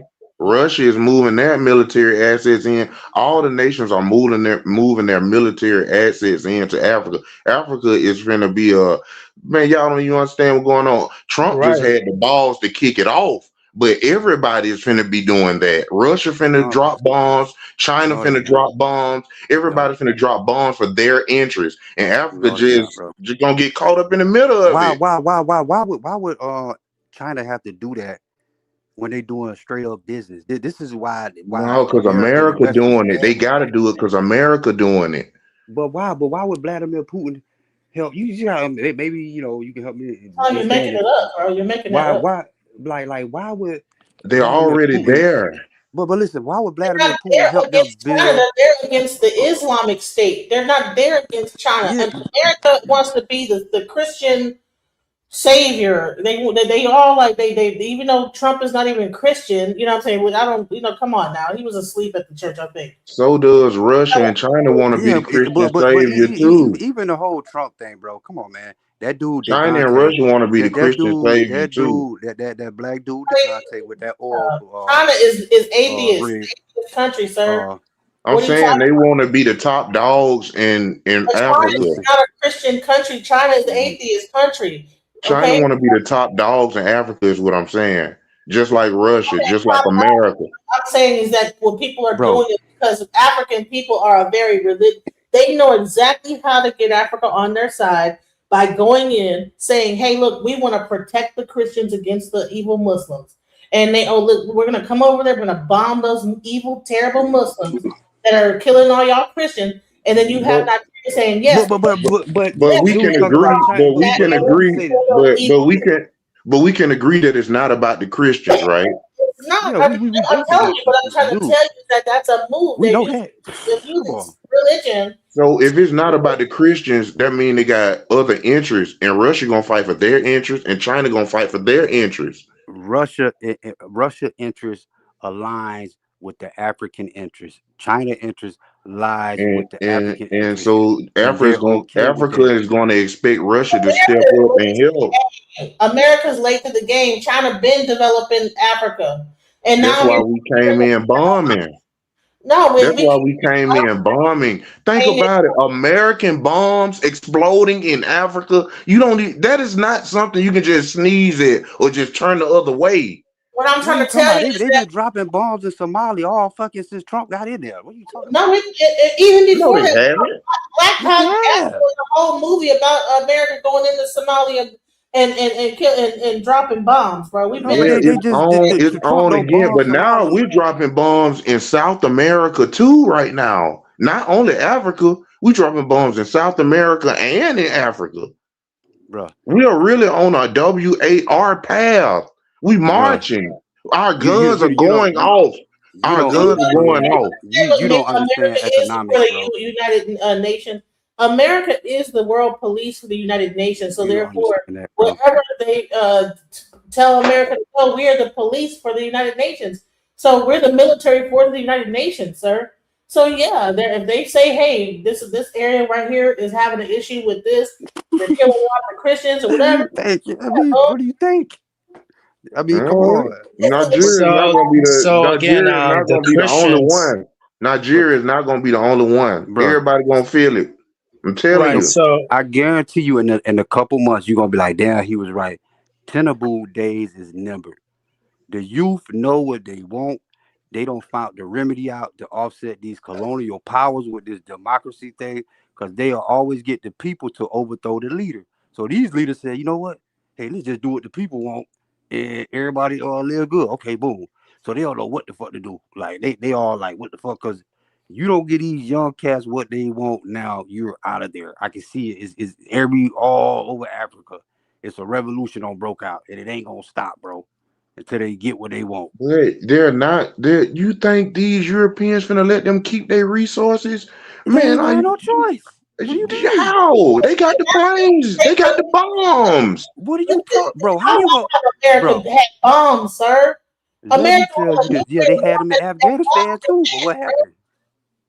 Throw Come all on, bro. morality out the window, bro. They are not keeping those resources. I don't give a damn what they do, I don't give a listen. They're not going to let them get their shit. It is not gonna bro. happen. Ain't nobody What gonna do you? have it. If the Okay, Europeans okay, can't okay, have it, okay, ain't okay, nobody okay, gonna have it. okay. Then why did fucking Nigeria just take back their uranium? And France, they the got whole their economy. bomb too. Last week, What are you talking about, bro? Come they on, gonna bro. get it back up. I promise you, they gonna get it back up. They gonna give it back up. You think you finna take the European? That is Europeans' lifeline is African resources. You think It they don't finna matter, lose their bro. lifeline? Man, First of all, Africa is, like I said, listen, let me just get back into the population of Africa, okay? Because I don't know why Europe, listen, didn't I just show you a thing talking about the population in Africa? When I just showed that the African population 46 million babies in 2024. That is more than Canada's population, more than Poland's population, and about twice the size of Australia every year. I'm glad you Where showed are they that. going to live? Who is going to feed them? About 50% of Africans live in poverty. Why then are they producing so many humans? Africa is the world's largest baby production factory. Nigeria alone produces more babies than the entire European Union and the United States combined. Africa itself has more is producing more humans Right. than the And I'm European glad you showed that. Union and the United States combined. I'm glad you showed that because in okay, Angola, big deal. Nigeria, look, in just Angola, one country in Africa, the listen to country me. that say that they bombed, right? And what makes your life better? Your living arrangement. In the Congo, the Chinese just built a road that these people used to have to travel 10 days and they broke it down to 8.5 hours. Their living is getting better. In Angola, they got high rises that look like Flatbush, Brooklyn. They don't build them as the Chinese did. I was looking at it. A whole special. In Ethiopia, they got high rises. People, the Ethiopian government told them people to get out of them huts. They made them get from all over there. They relocated them, and then they built apartment complexes all over there. I mean, I just watched the whole special of it, and it's going on all around Africa. And these people want this life, fam. It's just the way it is. You can't deny it. I can't. The revolution don't broke out, and there ain't no stopping it. You know what I'm saying? It's just the way it is. So getting back to Nigeria, when you have a younger population, you have more people that can work to build up that country, meaning building. There you go. and all this stuff. You have more 18-year-olds in Africa than that exist also in Africa. So guess what? Those people are like young enough to build infrastructure. Meanwhile, the with the median age rate in European Union and the United States is like what 40-something years old. That's the median. But in Africa, the median age rate is 18. It's one of the youngest. The continent it has one of the youngest group of people that are right now that generationally at some point we are going to be. And they won war from even cutting that in half. And by dropping a few bombs in northern Nigeria, where nobody actually is not like a flex, and Nigeria had to okay it. It wasn't that it's not that Americans went over there and dropped bombs. Like, no, they got the okay from the Nigerian government to do so. I don't understand. It's not like they're just over there just willy nilly doing whatever the hell they want to do. There's still the United Nations. There's still like Geneva Convention. There's still like different rules to war. You don't just go do whatever the hell you want to do. That's not how war works. So getting back to Nigeria, the Christians that Uncle Sam is speaking on is the Igbos, and Biafra 2.0 will be restored. That's part of the mission. Have you ever watched 2013 Half Yellow Moon? No. Okay. Anyway, so if do you know about the Igbos? Yes. Yeah, I heard about it. Right. These are the Christians, also known as the Lost Found Jewish or the Lost Found Israelites. Israelites, yeah. Right. That's about to be restored, Biafra. If you're not aware of Biafra, 1968, that was a country within Nigeria, basically. So and it was strictly an Igbo state. So that's what this is all about. Even the prime minister or the president of Nigeria, he's Igbo. So I just think that people are not reading well and getting excited. When I speak on recolonization, I think this time it's going to be soft.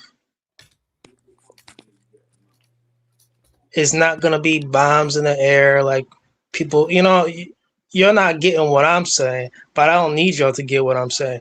I'm just a man in the high castle. I'm delivering the right information. Keep tripping, though.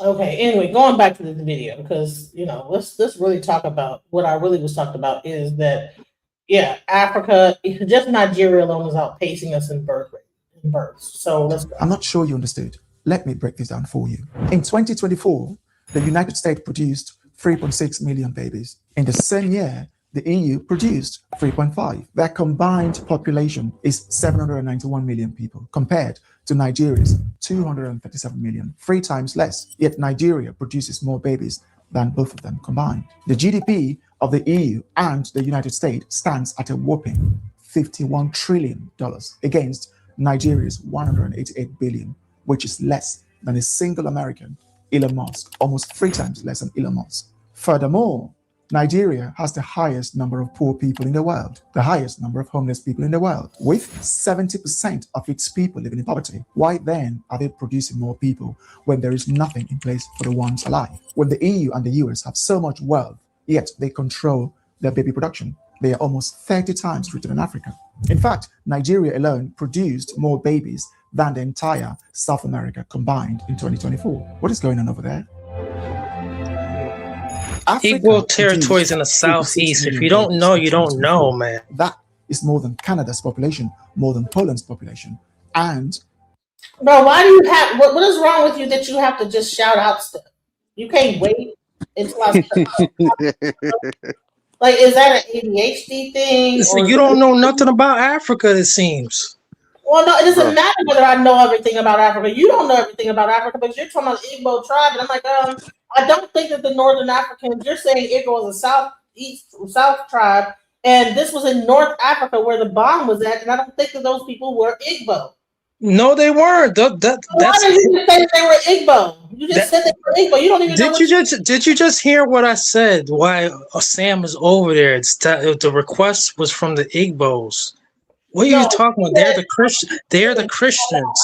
They're the Christians. No, you said that was No, you didn't hear what I said. They're the Christians.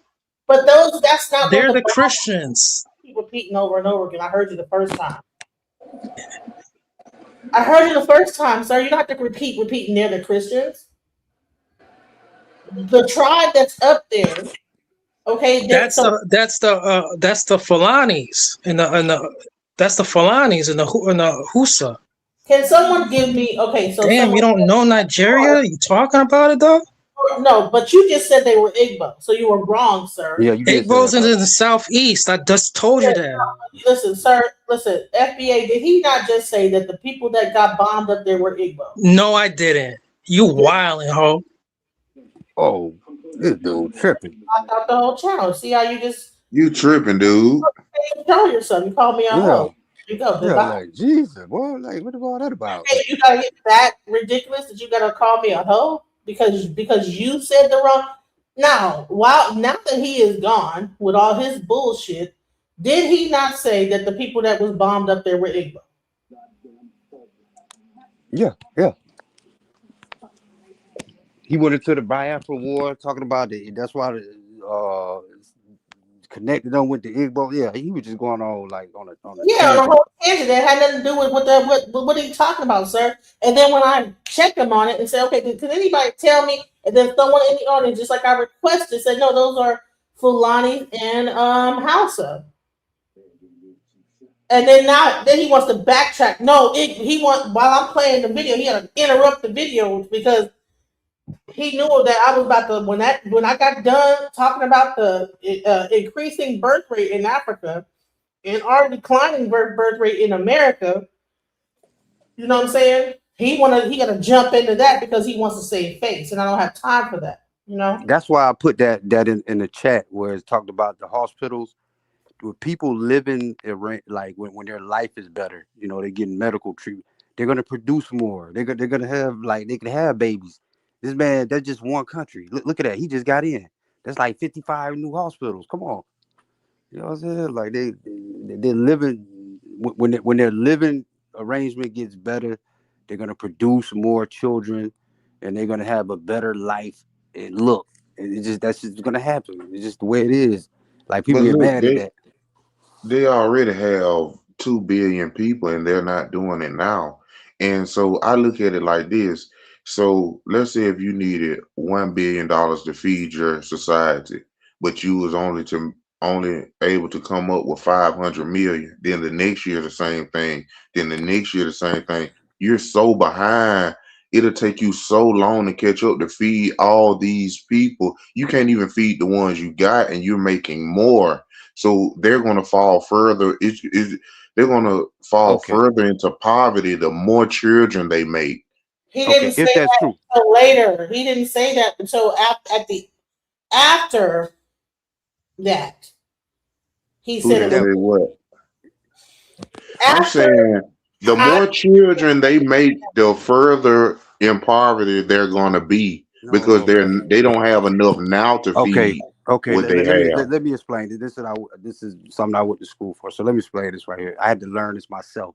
I used to think just like you were thinking. So I didn't know that these people are made to sign these IMF loans telling them what they can grow. What do they look like buying rice from America? So these new governments, these people, they're saying, "Fuck this. We're gonna grow our own food. We're gonna manufacture this." That's what your brother with the Pooh Shiesty man. That's what he Abraham Troy. That's what he on. He's like, man, we don't need none of y'all. That's what he on. And then you're gonna get sanctions. But then you're gonna get sanctions. Is what I'm saying. All right, I believe they got it set up to where they give you sanctions. Africa don't really need. Listen, the sanctions. If we give Africa sanctions, then Africa could cut off its uranium and all the other things that they're giving to them. America do not want to sanction a country that where all the fucking natural resources come from. Come on now. Period. Period. That's crazy. This Oh, a we're new gonna sheriff in give, town. no, we can sanction China because guess what? China is manufacturing. Nothing grows in China. They have overpopulated their country to the point that there's nothing natural resources. And what they're trying to do is they're trying to go into Africa and merge with that population because what they do is they overpopulate the place.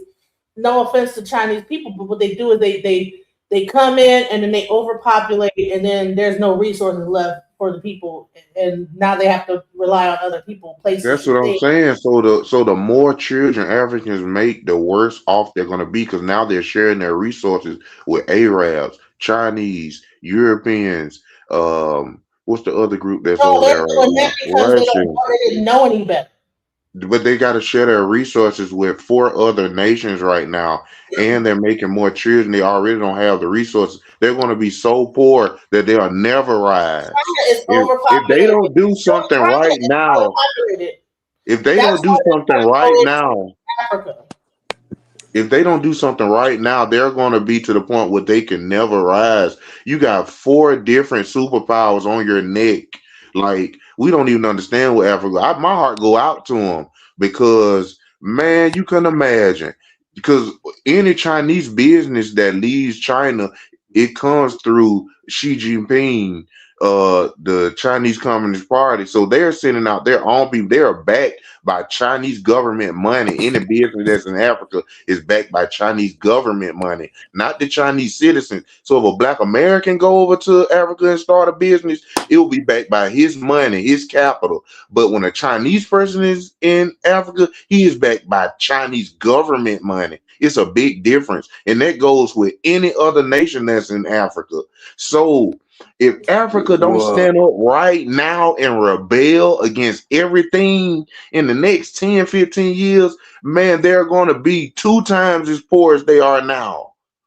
they know this. What do you listen to me? When you just said that American go over there and backed by American money, Akon was backed. No, I Despite said what, when we go over, we backed but look, up by our own yeah, personal yeah, but money. despite what people say about Akon, I don't get into the interminglings of his business, but he was bankrolled by the Chinese, bro. He do have American citizenship, bro, or dual citizenship. So you know what I'm saying? Like, it's other ways of. That's why America is going wonkers. They don't want Chinese to be a second option because we have fiat money, bro.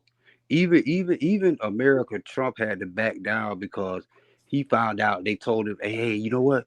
Chill out with this sanction on the Chinese because you know how we make the bullets is through the mineral we get from them. You know how you gonna Also, wait? the Chinese owns most of the ports in America. All the companies in Russia and China, all of our American ports are ran by Russian and Chinese companies, sir. So you can't even fuck around. Fool, excuse my So language. I'm sorry. You the can't only even way let me excuse my language.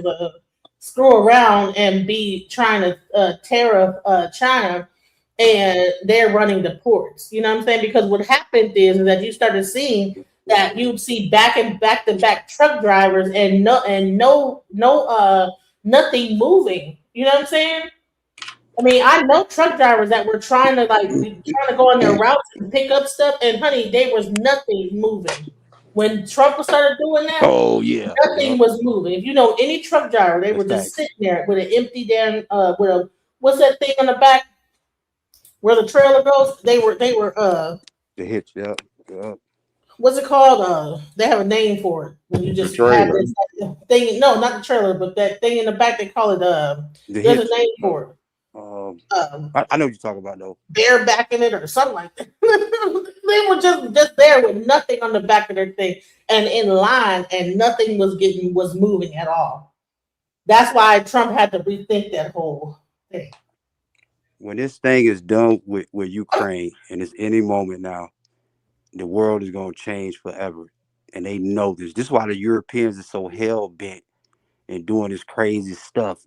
They losing their mind right now. That's why I keep telling you, talking about Europe ain't gonna let that happen. Europe about to fall. They Bobtailing. don't went bankrupt. There's the word Bob. They were bobtailing it and not having. There all those they were just sitting there rotting. Soybean. Do you know how much America's Oh soybean yeah, gets yeah, yeah. I know from what you're talking about. China? Yeah. They were bobtailing, empty. The actual crates were just sitting there rotting. Farmers were up there crying, like, man, I have all this. Let me ask you something food. about that. Let me ask you something about that since you brought it up. So why was the Chinese, like the farmers, was they mad at Trump about the soybeans because they sell them to China, or they couldn't sell them to China? It was something about the soybeans.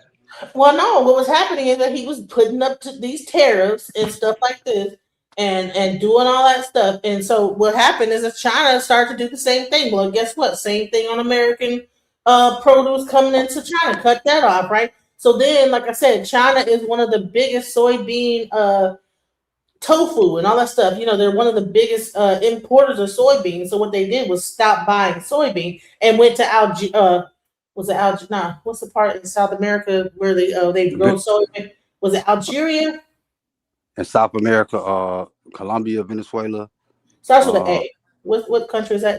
Argentina. Argentina. So they started to get their. They said, okay, bump America getting your soybean. I'm gonna go to Argentina and get my soybean. These people ain't bad. I keep telling you. So I'm trying to say is that, you know, it's one thing, and I'm sorry, man, in the High Castle, you don't get to come back up here by when you call me a hoe. You know, normally I bring you up here because I'm a fair person, but you don't get to call me a hoe and keep being able to come back on the channel. You're take a break for the night and come back when you get your mind right. You don't get you. There's certain things you ain't gonna call me a BITCH, you ain't gonna be a HO, you ain't gonna call me no names. I want to apologize. I want to apologize for him. If he's a Black American, I want to apologize for him. I'm so sorry, sister. I'm so sorry, sister. He did that. Yeah, that was crazy. Yeah, that was what you couldn't get your words out, bro. You got to resort to that. That's what we supposed to be having unity. Right. You get to come here, even though you could be disrespectful and cut me off and this, that. I had to make a whole video about not cutting me off because of you, because he always get up here and cut me off and cut people off, and he can't wait for someone to finish and all this other stuff. You know, we can have a reasonable conversation here. This does not have to be. I got my other laptop up right here, and I'm still looking for these bombs that the brothers talk about they were dropping in Nigeria. I just don't see it. Listen. Now that America is bombing Venezuela, guess who showed up? China. China showed up. Same way China showing up in Africa. Wherever you see China, Russia, and America America finna start dropping bombs wherever that's at, because America is behind in those areas. Because of that money they got. Venezuela is a communist country. It's been down with Russia and China. That's almost saying, okay, you know, just like you have Cuba.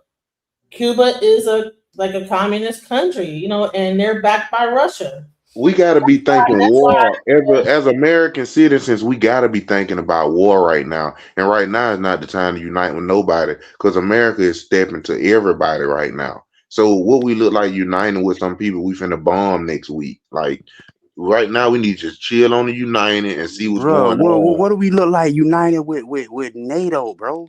Dude, let me tell you bro, something. 20% of the military is Black American. 20%.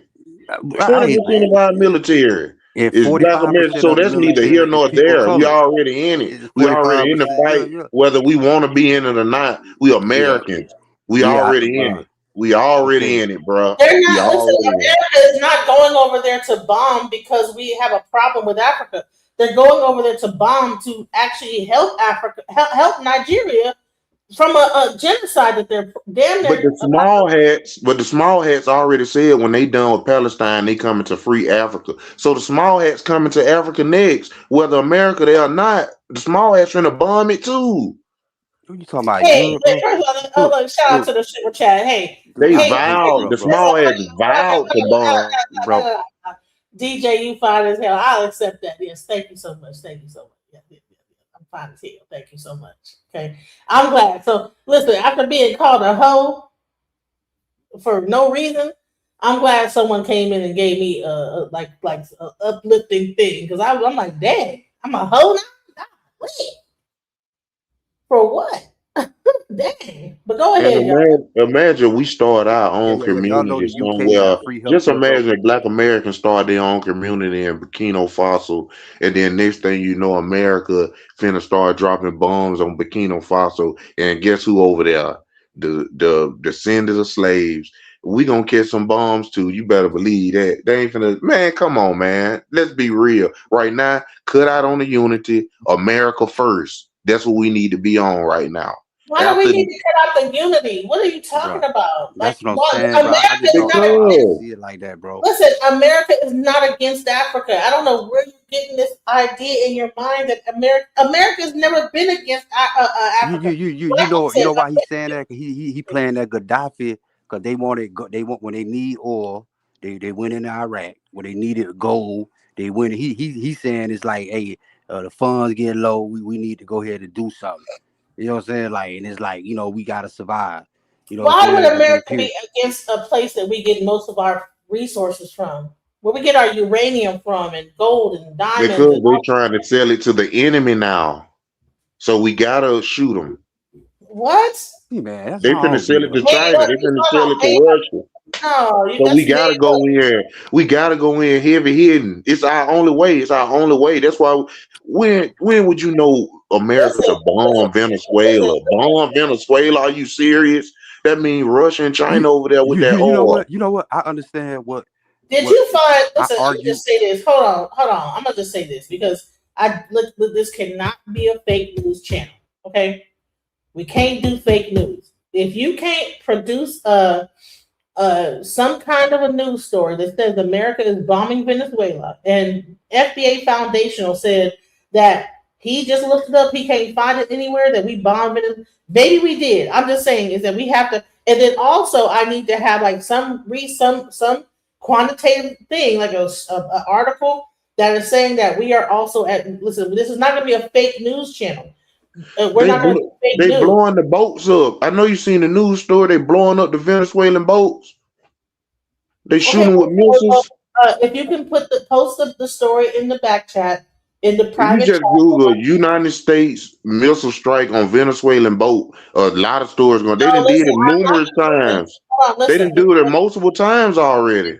All right, hold on. So listen, one thing I'm not going to do, and anybody comes up here, if you make a statement, have the article to prove it, and either try to share it, or give me the link to it so I can look into it. But we are not going to just have news and be saying stuff unless we have a true thing. So I'm going to say for YouTube, that's allegedly until I know it's true or not.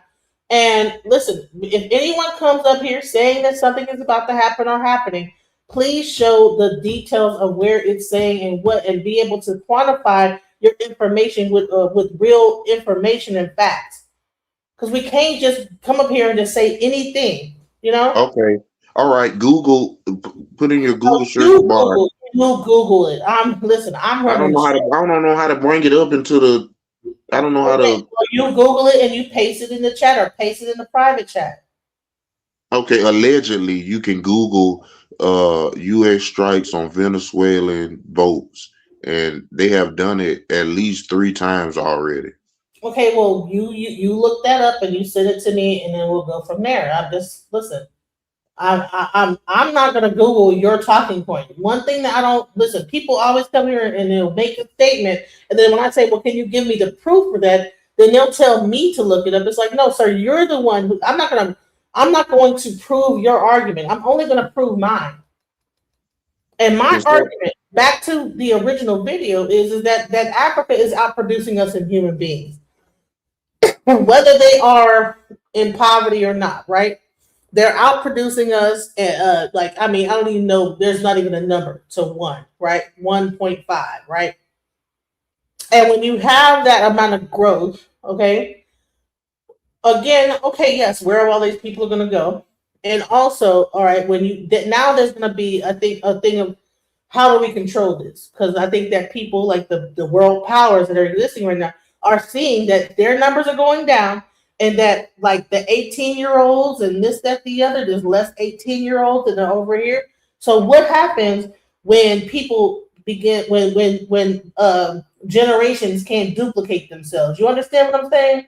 That means that places like China, they say in a few generations, Chinese people will not exist anymore. Do you get that? So that's why China is rushing into Africa and trying to procreate with them. It's not just about, they're saying, oh crap, our population is down, so and we can barely hold the amount of people that we have here. That's what that was the whole thing. So now we have to like expand and go into and colonize Africa and begin to have babies in Africa to be able to even stay alive as a group of people. Because after a while, there's a very old population here, and we're not reproducing ourselves as a race. You understand what I'm saying? When people begin to not reproduce themselves as a race, then give it a few generations, they don't exist anymore. No matter how much they bomb or whatever they're gonna do, build up, they have to begin. They have to they got to get it in, get it popping. They're gonna have to start FUCKING, right? What do they say? So and so in a tree, KISSING. Well, honey, kissing ain't gonna be the only thing they're gonna have to do to be able to keep their population, um keep the Asians alive, keep the white people alive, the foundational Black Americans alive. We're gonna have to either start to get it popping with other cultures, or we will be extinct. It's an extinction level situation that's happening, and people do not want. People want to lie and say, "Oh no, it's about this and Biafra and this." Well, right now we're saying that, but if you actually look into it and go deeper, see who cares, right? So you're not probably going to be around when the population is dominated by Africans, right? But I'm trying to tell you that this is something that you need to be aware of. And while we're over here study delineating, but we're not reproducing at the same rate that they are. Why would we delineate? To me, it's the most craziest thing that I've ever heard of. Why would we delineate if our numbers are going down? About twice the size of Australia every year. Where are they going to live? Who is going to feed them? About 50% of Africans live in poverty. Why then are they producing so many humans? Tiny Senegal of 18 million people produced more babies than Spain and Japan combined in 2024. Where are they going with this? There are only about 9 million buildings in Nigeria as a whole, compared to tiny Netherlands of just 17 million people with 10 million buildings, 30 times smaller than Nigeria. What is going on here? The US and the EU have over 230 million buildings, yet produces just 7 million babies annually, whereas Nigeria, with just 9 million buildings, produces almost 9 million babies annually. Do you still wonder why there are so many poor people in Africa? In 1999, Nigeria's population was just 119 million. Germany was 83 million. France, 60 million. The UK, 58 million. And Japan, 126 million. Today, 25 or 26 years later, Nigeria's population is 237 million, a gain or an increase of 118 million.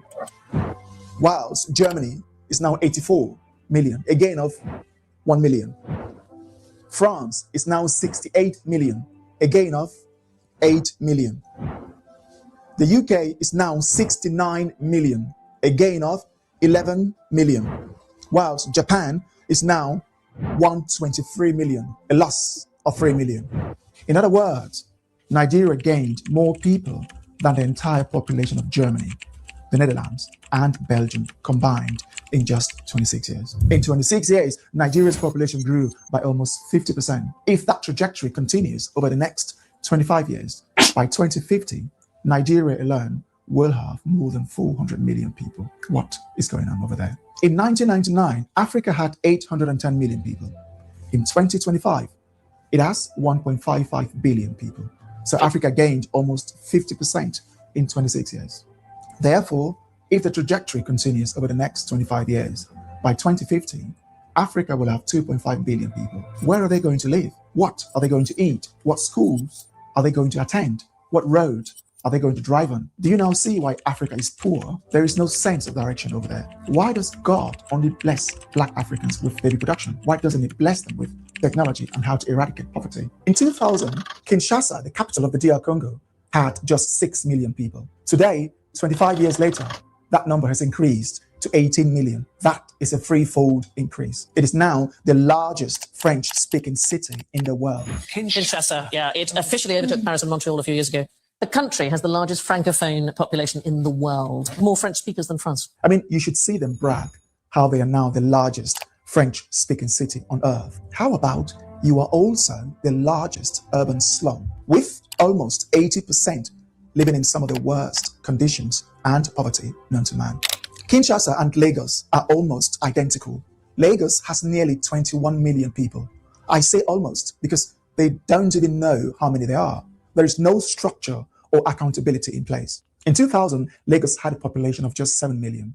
Today, 25 years later, it has tripled to 21 million. Most of that 21 million live in abject poverty, shacks and slums.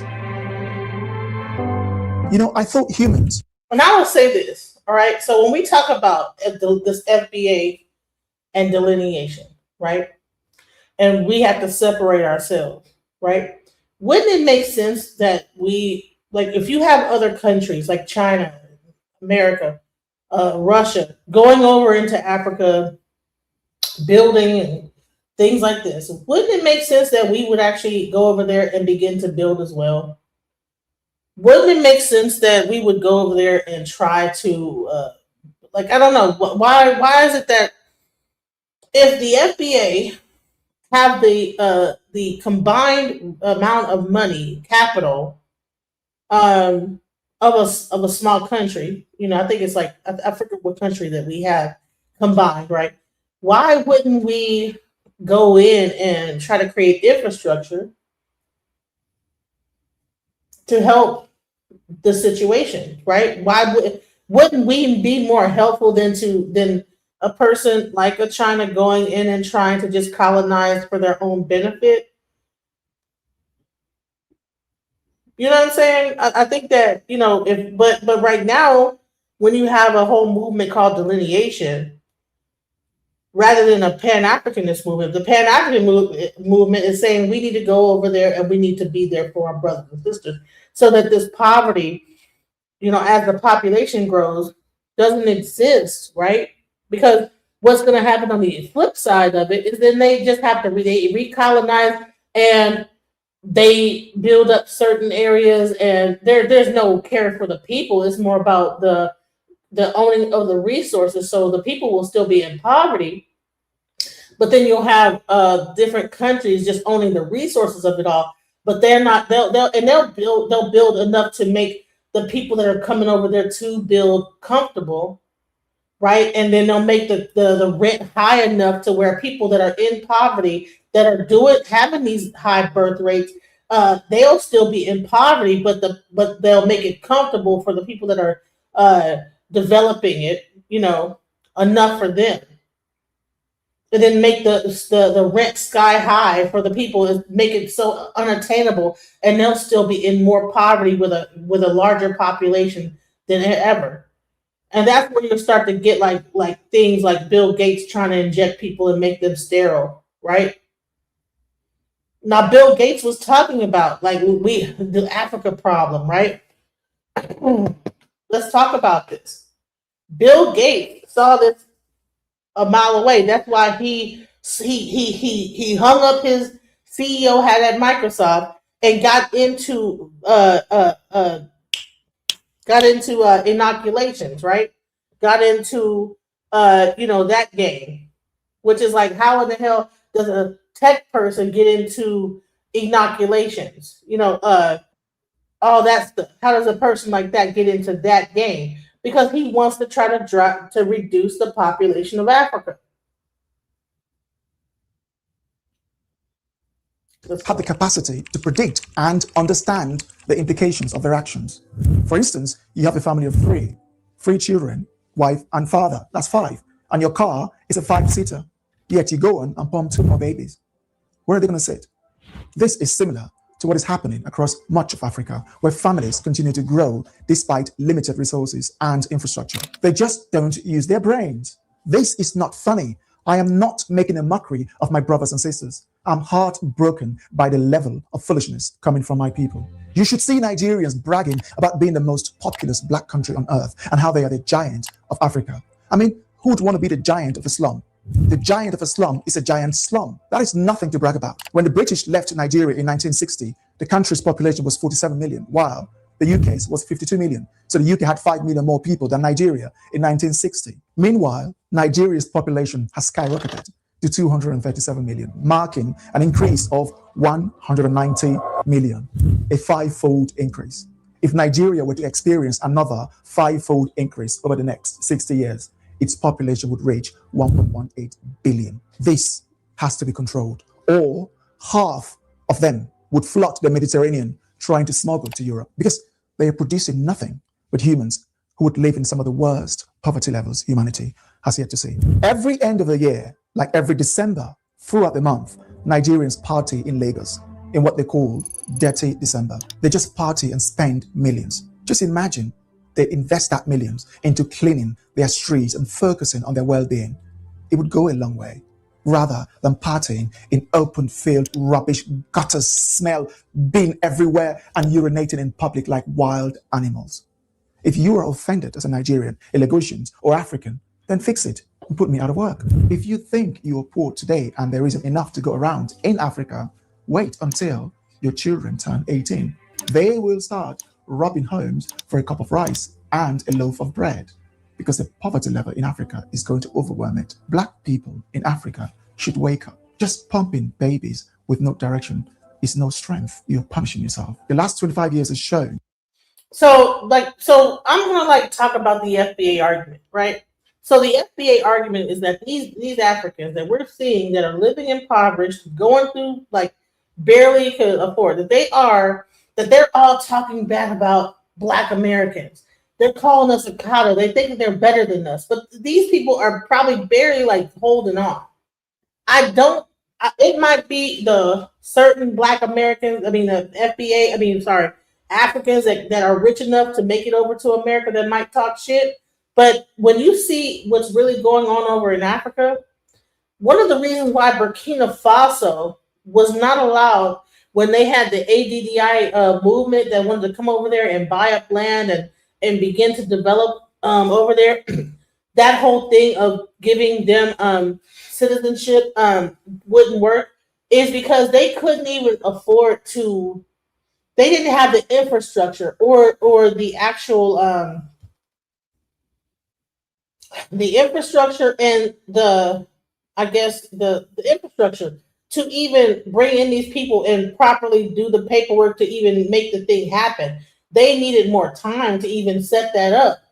That's how bad, that even the European, all these places that he's talking about were colonized by Europe.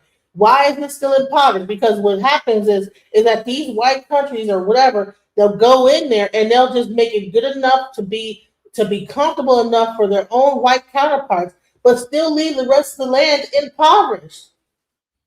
I'm saying is that people want to be against Pan-Africanism and say, you know what, but I see that when Black Americans go over there, they're really going over there trying to help. They're going over there genuine. Everyone I know that's over there, they're trying to build things. They're trying to put things together. I've seen people over there trying to build apartment buildings, build things like this. So, but and it's not with a whole payoff of give me some uranium for my big huge company so I can build more cell phones and then create a whole waste dump in Africa of all the leftover computers and everything and make it into a wasteland. I don't see that happen with Black people. That's what I'm saying. We need, I get it. The FBA, we need to be for ourselves. But have we lost our humanity? Well, we want to separate ourselves. What I'm doing about it is I'm talking about it. That's what I'm going to do. Is I'm going to talk about it, and I'm going to continue to talk about it until people begin to wake up and not have this separatist, xenophobic mindset.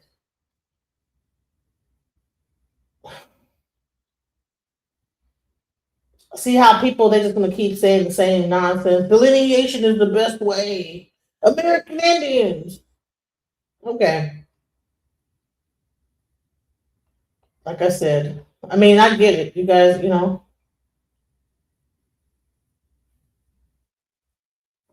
sister, they cursed the system with Freemasonry. Now we're dealing with them. Okay. United we stand, divided we fall. Pan-Africanism stands for our brothers and sisters globally. Exactly. When I see people in hospitals like that, that breaks my heart as a human being.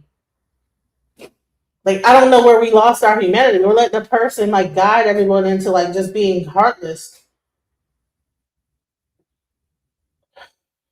Are we really that heartless? How much Africa is growing in the next 25 years is frightening, yet they don't seem to care. If you think we're wrong, if you think we missed anything, please leave them in the comment section below. Also, don't forget to like, share, and subscribe. Thanks for watching. So let's get into Bill Gates and what he had to say about the growing, African population. So you see how I'm talking about it with care and all this other stuff. But when you listen to these oligarch type of like billionaire people, it's pretty much like on something like, listen, we have to figure out how to like, get rid of it, like at least like about 20 million. I mean, I don't know. And how are they going to do that? Now he already did a whole thing where he did a 10-year thing in Kenya where people were unable to give birth. Let's go. 2050, raising fears that progress in fighting poverty and disease will be. The What's up? population of Africa is set to almost double by 2050, raising fears that progress in fighting poverty and disease will be reversed. So, what can be done to ensure that poverty doesn't increase? And how can a disproportionately large youth population help drive progress? With me to discuss all of this and more is Bill Gates. Bill, are we at a turning point where regression is a real risk? Well, first, the progress over the last several decades has been pretty Also, amazing, both reducing childhood death, getting kids in school. You're asking me, why do I care about this? Why the fuck does he care? This guy left Microsoft. But guess what? I see why he cares. Because the majority of the things that like actually fund and create his computers, all the resources that create Microsoft computers, they're found in Africa. So he figured out, you know what? I need to like step down the CEO from Microsoft and deal with this poverty rate in Africa and cut down the people so we can get better access to the resources without all these broke ass and poor Africans around, crowding our space. We're talking. You're saying FBA need to delineate. Meanwhile, the billionaires don't feel it. People aren't even. You guys don't even think on a global level. You guys are so closed-minded. You're so brainwashed. Meanwhile, people like the people with the money are not. They're not going away from Africa. They're going to Africa. The owner of Amazon right now is opening how many AI places that they can like run their like AI machines and stuff like that, and taking the water. Meanwhile, people live all over Africa. Okay, well we need this for our data centers, the water, the fresh water. So how many African people are going to die because they don't have fresh drinking water? But no one cares. We need to delineate. We have our own problems. Okay, if a billion Africans die because you have this going on,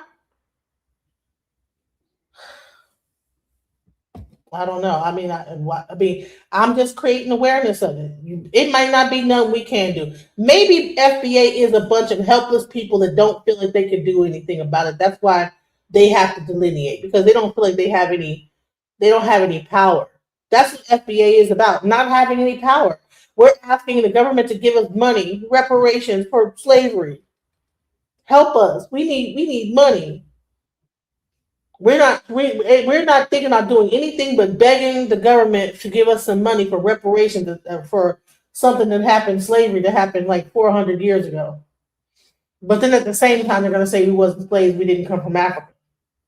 I don't get it. Let's go.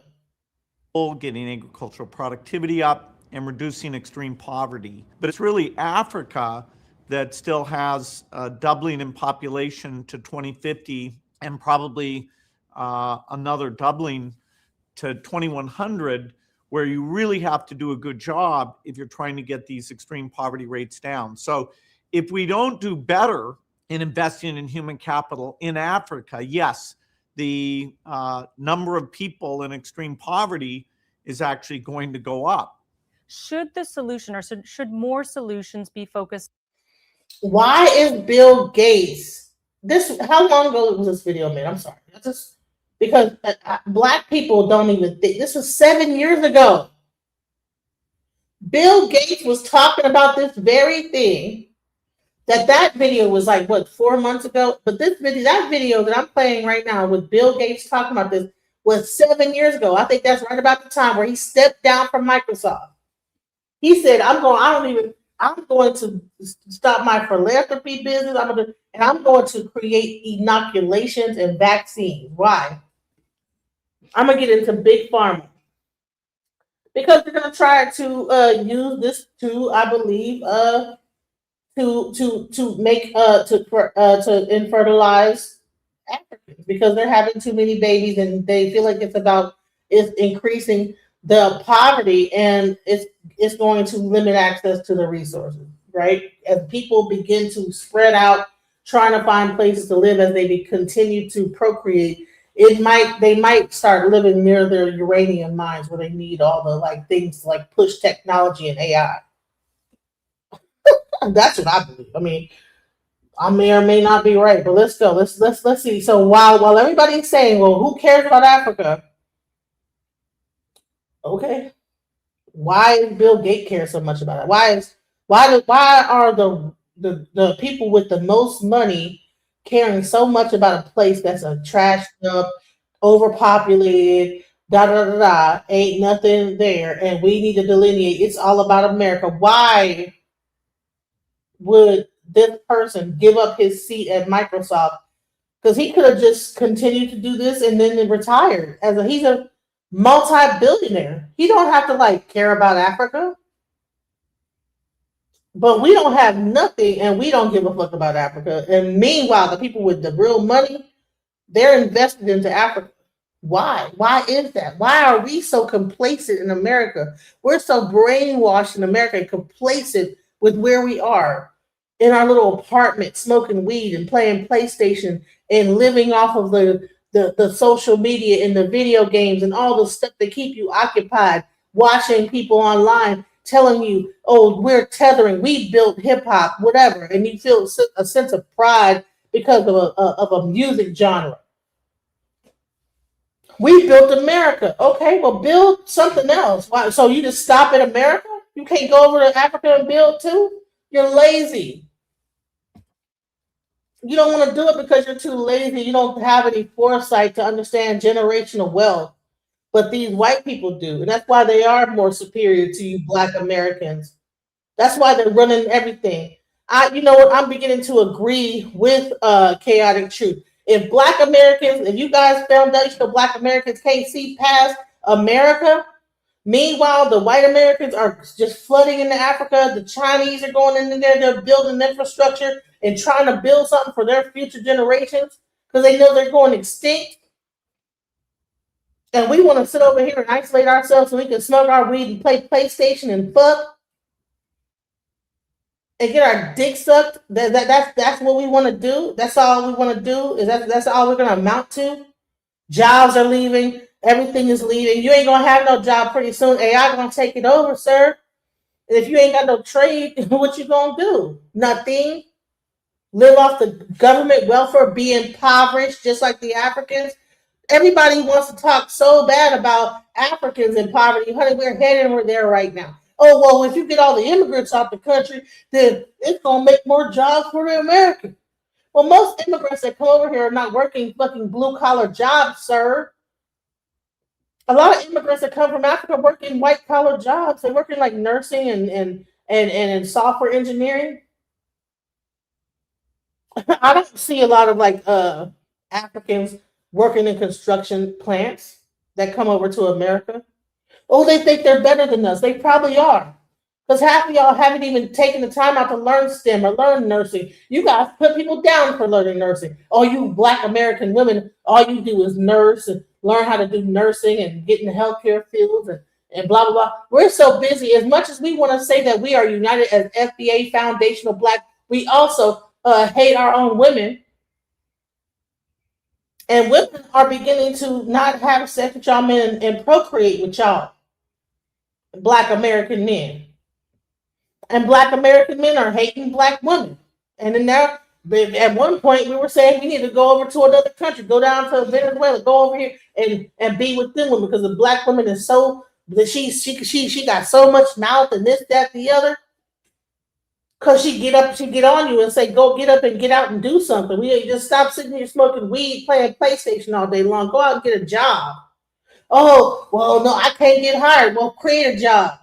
Go mow some lawns. Go do something. DoorDash, whatever. Well, the Africans look down on us. They probably should. Because they came over from that abject poverty and come over here. Some of them, I don't believe that all of them come from abject poverty. Some of them already have money. That's why they can make it over here. But some people that come from the gutter like that, in a place like that, and then make it all the way over here from making a dollar that's even less than an American dollar to build up enough money to come over to America. They're over here like, man, bro, I was over here like pooing outside. And I'm over here and I'm like, what's the problem? Why can't they get over themselves? And now we want to talk about, oh, we're not Africans. We want to delineate. They're eating mud pies over there. Well, honey, listen, if AI begins to replace most jobs, we're not that far off from where they are in society right now. But the only difference is that people are actually beginning to develop over there. They're beginning to build up over there. China, Russia, and all this stuff. They're trying to create this thing called BRICS, where the American dollar is no longer the primary currency. That's not backed by nothing. Okay, well, let's back it with the African gold and the resources that come out of Africa. Then what's going to happen? Oh, we have Bitcoin. Well, honey, hit the right button and all those servers go down and your Bitcoin is gone. But they have resources over there. They have fertile land over there. They have things that they can probably listen. As broke and impoverished they are in Africa, they are still able to survive. How? Because they know how to farm. They know how to. They know how to live off the land. But do we in America? I mean, for real, we have a false sense of security in America that is ridiculous. And I'm done with my little rant, but I'm gonna drop the link. Anybody want to come up? On slowing that growth. So, for example, increasing reproductive rights for women or spreading the access to contraceptives. See, all these people are talking about let's do this. How do we reduce the population in Africa? This is what the white man is talking about. How to stop people from having babies over there. Why are they so concerned about Africa and babies and how many kids Africa's having? But we're over here like, okay, yeah, it ain't no, we cool over here. It's because of the resources that even make us be able to thrive and survive as even a community over here. We use those resources. Right now, our cell phones, the uranium, come from Africa. In human capital in Africa, yes, the number of people in extreme poverty is actually going to go up. Should the solution or should more solutions be focused on slowing that growth? So, for example, increasing reproductive rights for women or spreading the access to contraceptives, because it seems that, is it correct that no amount of investment can really keep pace with that population growth? What we do between now and 2050 with education, with economic growth, with health and nutrition, that'll really set the course for moderating the population growth between 2050 and 2100. But it's really a virtuous cycle, letting women have reproductive health tools that they want, educating girls, raising agricultural productivity, getting these malnutrition interventions on a much greater scale than we have today. Those are the things you would want to do anyway. It turns out that by doing those well, you also set the population growth rate coming down quite a bit. And so it just makes it that much more imperative that we invest in the human capital now. And so that the challenge of what under any scenario will be fairly high population. Bro, why is a tech billionaire so invested in the population control of Africa, and we're sitting over here just dumbfounded, like FBA, delineation is the key. You would tell them, we made hip hop. Bro, you take your mind and go a little bit further than that. Think outside the box, bro. Like, stop. Don't be a drone and a follower. So NPC is what they call it. Don't be an NPC. And then for those that are on the mobile live, I just put the pin at the top, and I'm gonna do the same thing. If you want to come up and say something about the subject, please do. But this whole thing it just sounds like when you talk about like the whole mindset of FBA lineage movement, delineation movement, it sounds like a bunch of NPCs repeating the same talking points, the same rhetoric. No one has a mind of their own. Past just with it. Well, Tariq told me it was about delineation. It's a lineage. If you can't talk past lineage and begin to tell me some kind of a structure or something that you're building that's going to do something for the lineage other than reparations. We need to get our reparations from the white man because we were slaves. Oh no, we wasn't slaves. We actually was here first. Okay, well if you was here first, you don't get no reparations. They already gave the reparations to the Indians. You should have had your card back then when they did that. Or go get your card so you can get your, monthly stipend if you're a Native American. Go ahead and get your stipend. There's places you can go if you've been here before and you are Native American or indigenous to the land. You should be able to go to those places and file and get your monthly stipend. There's people that get a monthly stipend for being indigenous, Black people right now. Go ahead and do it. Instead of just touting to be indigenous, go ahead and do something about it. But what does that have to do with the fact that this guy has no indigenous to Africa? He's an American, but he is concerned about Africa. Why? Why is he more concerned than you are? Where is your mind at, and where is his mind at? And he's a billionaire, and you probably only got like $20 in your pocket. What's the difference in mindset? Why are we over here like, but this guy's like, well, the trajectory in 25 years now, 50, in 2050, honey, he might not even be alive in 2050, but he's projecting things out like 100 years. Why are they thinking 100 years from now? We can't think past go, bro. We think about right now and the past, and I was a slave, and today, right now, all I can think about is, well, we need to think about what we got to do for ourselves because you broke and you ain't got no money and you can only think about yourself right now because bills are due. You don't even understand how this whole society has put you in a survival mode that you can't even think past just go, right? Because, hey, I got to pay my phone about to go off and blah, blah, blah. Listen, I'm just seeing it. I'm just seeing it. Let's go. Growth. That you're able to benefit from all those young people making a big contribution to their country. So is the fact that Africa has such a high proportion of youth population and within the context of this predicted growth, is that something that you think is a sort of optimistic statistic? I mean, is it a good thing that there's an opportunity here to sort of harness the power of those young people? It's both an opportunity and a challenge because the capacity to run the health systems well, to get the education system to have not only high attendance, but good learning outcomes as well. That's not going to be easy. If we don't make these investments, that youth bulge, will be a huge challenge because they won't have the development, they won't have the economic opportunity that they deserve. So it's potentially an asset, but if we don't invest right, it could even be a liability. Let's talk about digital technology for a minute. We know that more people than ever before are connected, more people than ever before have bank accounts. Those are both positives. But what would you say are the biggest opportunities in digital technology in terms of fighting poverty and disease?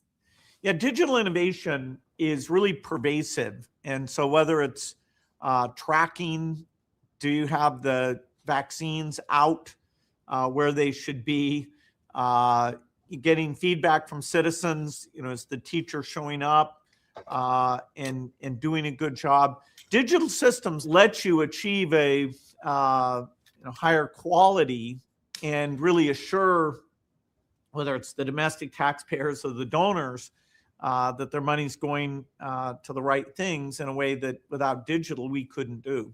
I just want to turn back to the US for a minute. Under the current US administration, under President Donald Trump, there's been a lot of threats to cutting the foreign aid budget and even withholding funding from UN agencies.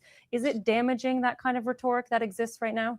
Well, certainly if countries turn inwards and they're not thinking about the long term and this challenge of helping Africa develop in a very stable, self-sufficient way.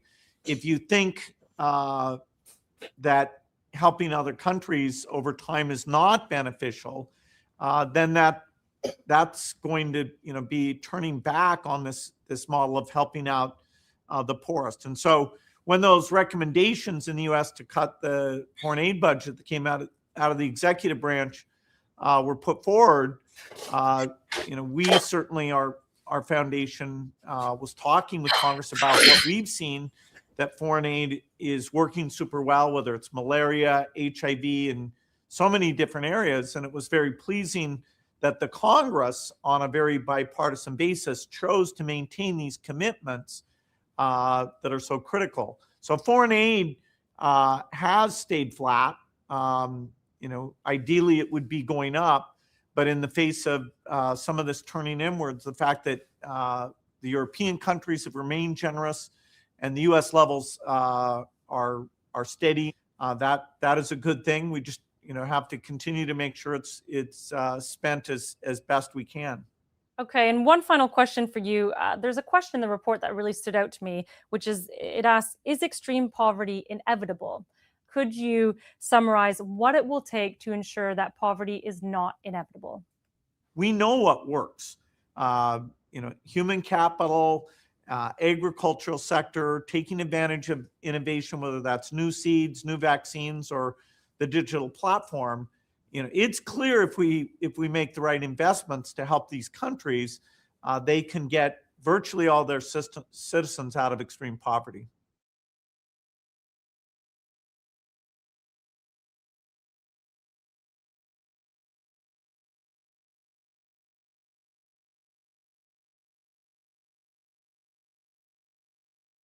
Do you really think that Bill Gates cares about that, whether these people are in extreme poverty?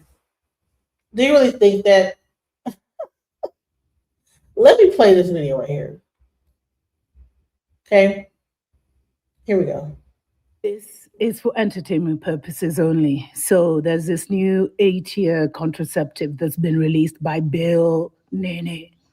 And while the new Namibian president, a female president, by the way, rejected it outright, we've been told that Kenya will be quickly testing it. I don't know how many, billions of shillings they got from Billy to give this to their women.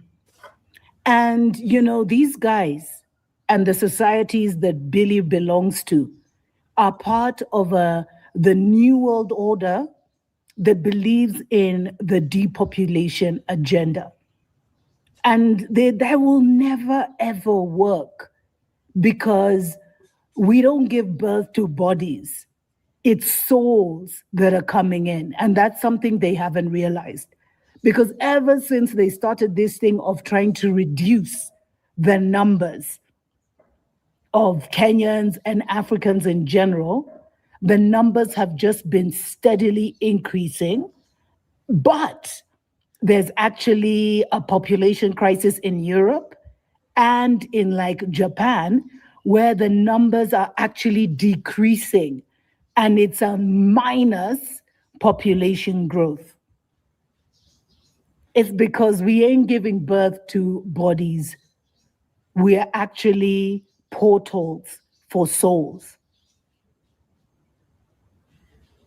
And this new 8-year contraceptive is gross, family, because they say that the way it will work is it will be producing mucus to block like the sperm from entering, blah, blah, blah. But I don't know if people are aware that the main causes of all illnesses, cancers and everything, is either mucus or parasites. What? Either mucus or And parasite. so this thing that's supposed to be producing mucus in the uterus to stop things is going to lead to so many issues. But does our government care? Does Nabi care? Sometimes it's not the enemy who's really the enemy. It's those that look like us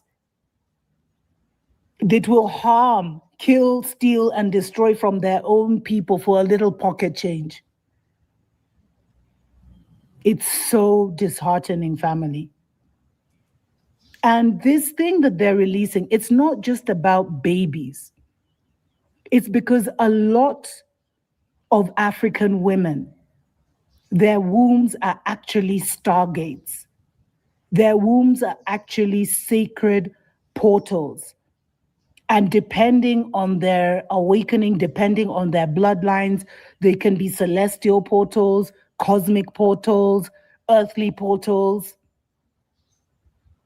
that can allow in certain spirits that to us in our current ignorance would consider to be gods. And they know that this is the season of return, where the great ones of the motherland, where the ancient ones of the motherland, where the so-called gods and goddesses are returning, and they require these sacred portals. And there's going to be a whole transition in the next 8 years. That's why they're introducing this now. But what they don't know is whenever they try and block the portals, it actually ends up, it blocks the ignorant ones who are stupid enough to take it, but it actually opens others' portals. That's why you've seen in the city, all these modern women are having issues with fertility. There's all kinds of like, what are those clinics called? The ones that help people give birth. Those things were not there 10, 15, 20 years ago. But who knows what we were injected with when we were in our in the 80s and stuff like that. So you'll see, like, while in the cities, many women are struggling to give birth. If you go to the rural areas, they're still having 5, 6, 7, 8 children because these souls must come through. They must come through, and they, by any means necessary. Anyway, I'll attach the thing at the end of this so you can see, but it's so sad, family, because the only person you block when you take these things is yourself. And all these karmic crimes, all these soul crimes are being recorded in the heavenlies. And soon and very soon, there will be hell to pay for trying to stop the birth of the chosen ones.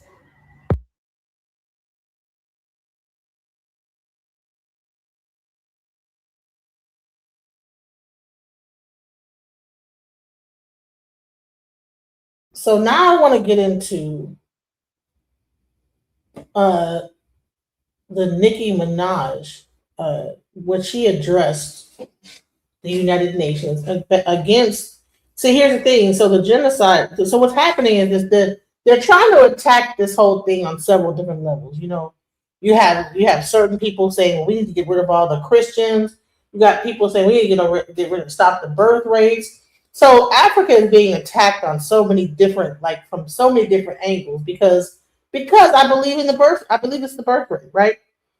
Whether it be disease, they came up with AIDS, and when that happened, that I think that like kind of stifled things a little bit, but now it's then the COVID and all these different things that like the I mean all these different illnesses, it hit Africa pretty hard. These things hit Africa pretty hard, uh, but let's go. So now there's like this whole like Christian persecution that's going on in Nigeria. And I wanted to kind of get into that because if we want to get it, let's really talk about this, right? And Nicki Minaj, she is a Caribbean woman. I'm not sure if she's part Caribbean or full on Caribbean, but she went to the UN and discussed the whole thing with the persecution of Christians. And so let's go over her speech that she gave to the UN.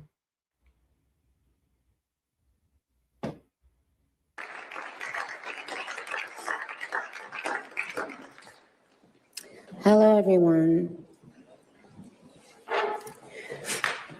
I must say I am very nervous, so please, well,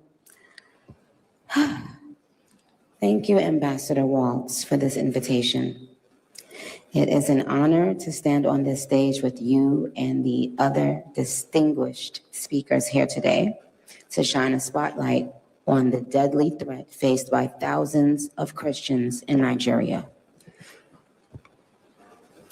I would like to thank President Trump for prioritizing this issue and for his leadership on the global stage and calling for urgent action to defend Christians in Nigeria to combat.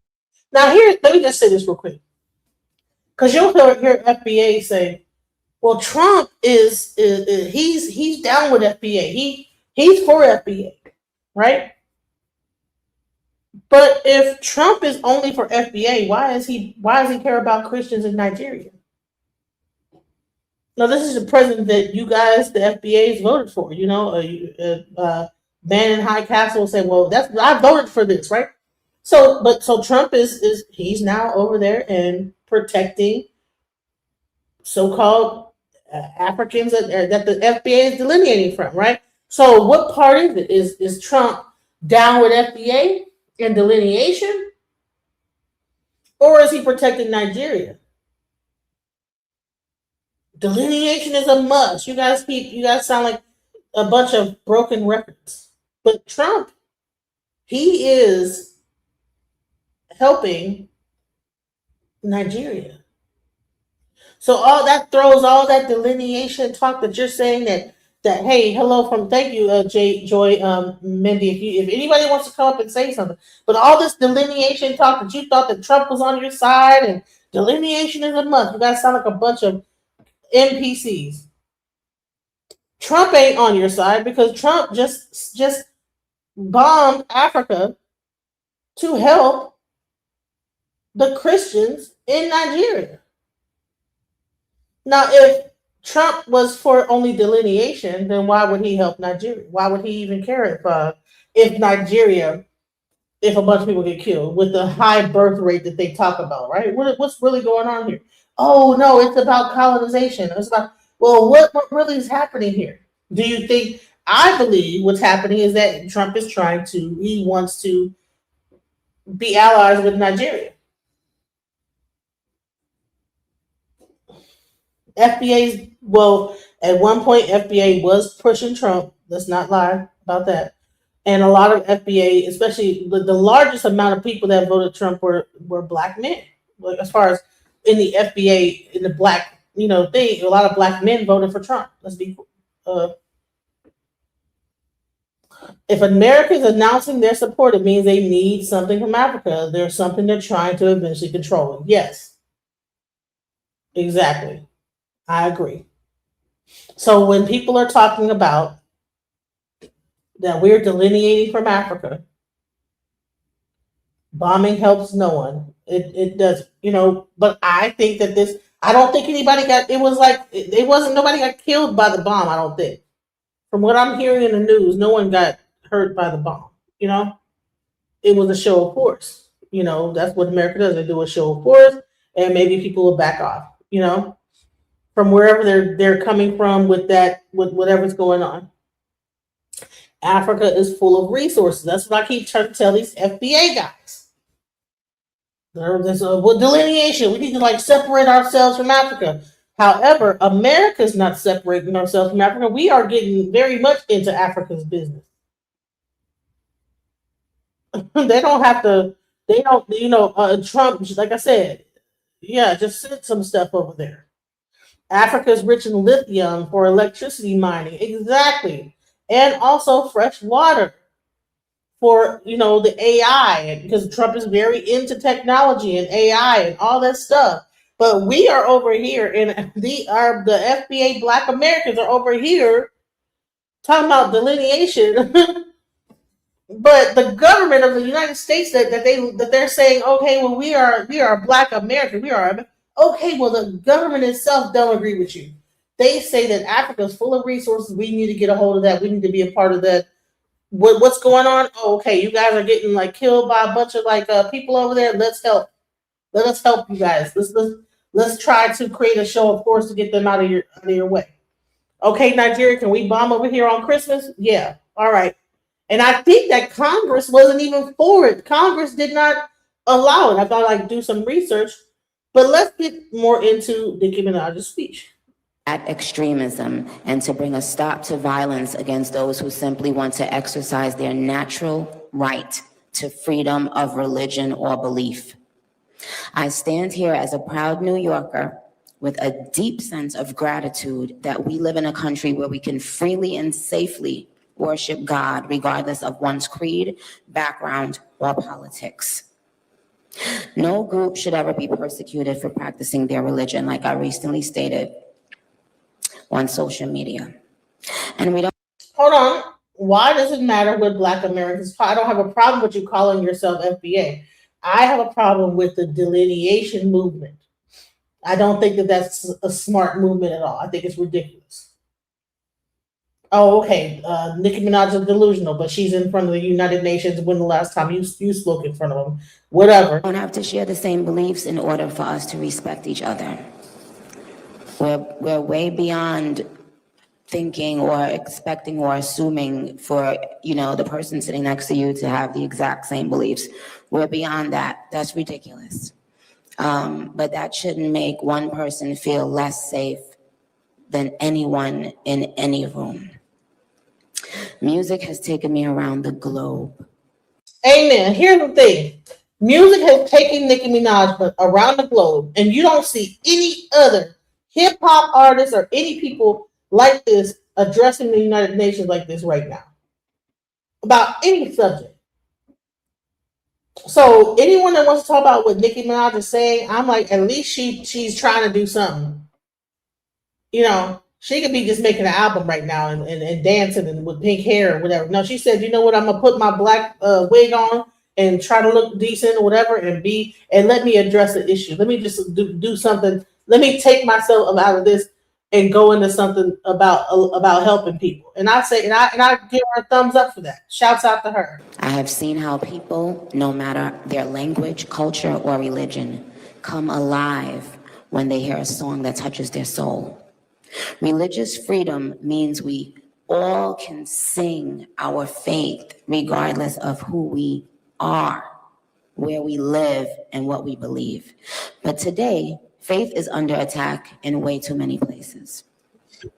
In Nigeria, Christians are being targeted, driven from their homes, and killed. Churches have been burned. Families have been torn apart, and entire communities live in fear constantly, simply because of how they pray. No, I'm saying recent. Sadly, this problem is not only a growing problem. I didn't say that there's never been no musician that spoke in the United Nations. I'm talking about what's going on right now. What's the latest musician to speak at the United Nations about anything right now in the last year? Yeah, shouts out to her at least stepping her foot in there. Everybody else just wants to talk on social media. She took her behind to the United Nations. She's trying to do something. I don't know what it is, but shouts out to her for at least trying. In Nigeria, but also in so many other countries across the world, and it demands urgent action. And I want to be clear, protecting. Why didn't Sean P. Diddy Combs go to the United Nations? Why haven't Jay-Z, a billionaire, gone to the United Nations? Talk about something. Has Kanye West been to the United Nations? Maybe I need to look that up. Has he done it? Christians in Nigeria is not about taking sides or dividing people. It is about uniting humanity. Nigeria is a beautiful nation with deep faith traditions and lots of beautiful barbs that I can't wait to see. When one's church, mosque, or place of worship is destroyed, everyone's heart should break just a little bit. And the foundation of the United Nations, with its core mandate to ensure peace and security, should shake. I am joined here today by peace builders, by faith leaders, by those who saw violence, saw rising intolerance, saw the threats clearly before us, and chose not to look the other way. I am inspired by their work to build interfaith ties, to see the humanity across the lines which might divide us, and to fight for security and liberty for all those who pray. I look forward to our discussion today, and I hope it will encourage deepened solidarity for us to urgently work together to ensure every person can enjoy the right to believe, to worship, and to live in peace. Barbs, I know you're somewhere listening. I love you so very much. You have been the ultimate light in my life and career for so long. I appreciate you, and I want to make it very clear once again that this isn't about taking sides. This is about standing up in the face of injustice. It's about what I've always stood for my entire career, and I will continue to stand for that. For the rest of my life, I will care if anyone, anywhere, is being persecuted for their beliefs. Thank you.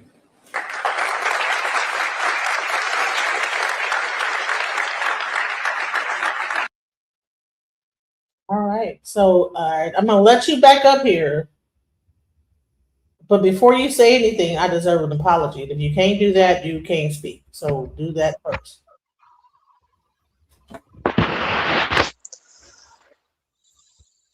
When someone calls me a liar or says that I'm lying or accuses me of saying something I didn't, I may say something like that from time to time. I'm sorry. However, tonight, I may apologize for calling you a lying hoe, but you were lying on me. No, I was not lying on you. I didn't say anything that you were saying. I want to be clear. Don't show me the tape where you okay, whatever. That's just what it is. Okay, well, listen.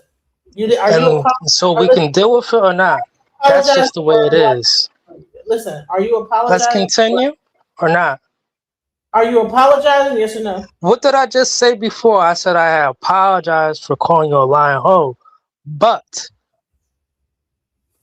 ain't no but, bro. It's either you apologize or not. Done.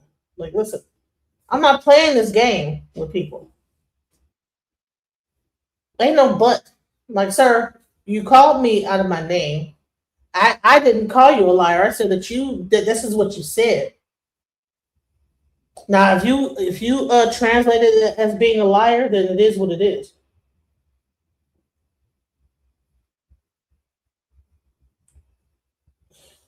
You know what I'm saying? Jerry. Exactly. The hell? Anyways, listen. It's 4 o'clock in the morning. I have been broadcasting for 4 hours straight. Yeah. Freedom of speech. You could have your freedom of speech on your own channel, sir. No. We're not doing it. I don't know why you keep coming back, sir. That's it. You said that you didn't want. You said a but. But means listen. If you say something and then you put but after it, that means it negates everything that you said prior. So if you say I apologize, but then you don't apologize. So okay, well we'll talk to you another day. Time out for you today. That's it. When you want to come up here and have a real because I have the link that you put in the back chat. I have those links. And I would be willing to like actually have that conversation based on the links that you put in the back. What I will do is I will at least show what you put in the back. But as far as you being able to come up here and disrespect me, hell no. Jerry, we not doing the Genesis Springer show today.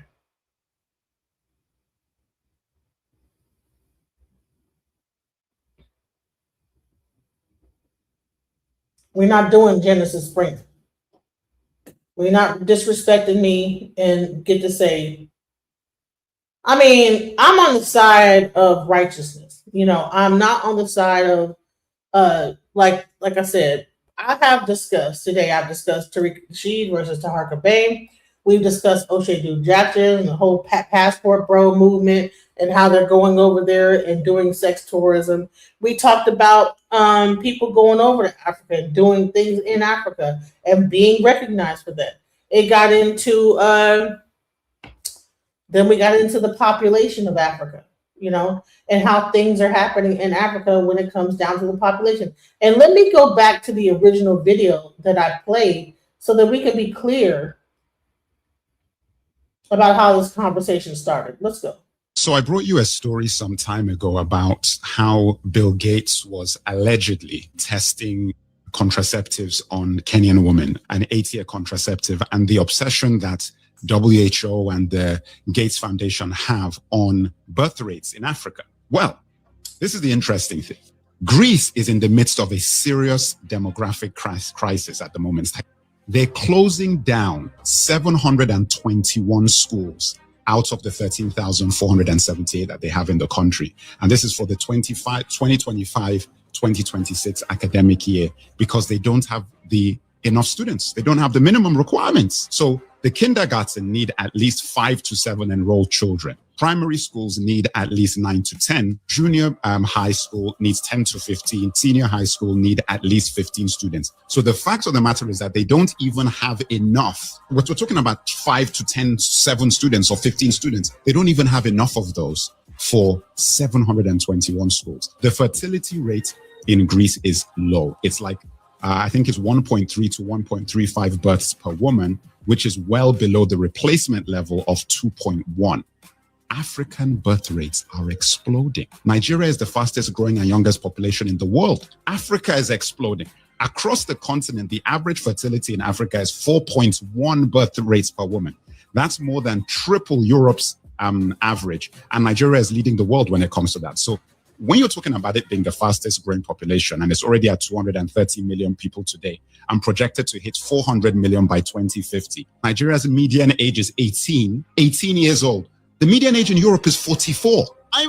That's insane. So half of Nigeria is under 18 years of age, and half of Europe is middle-aged or retirement age.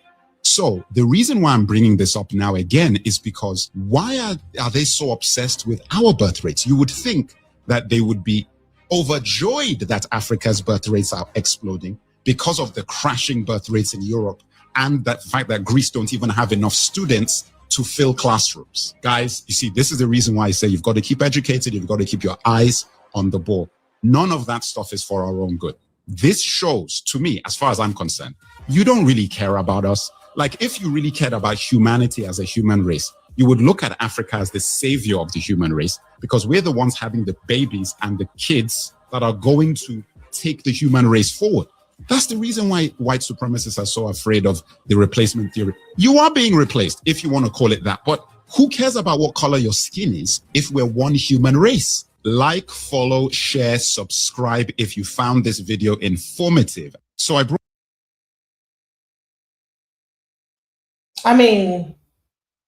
so that's what we're talking about. For those that are just joining. Now let me go into Nigeria and what's going on with Trump and what he's doing. So let's go.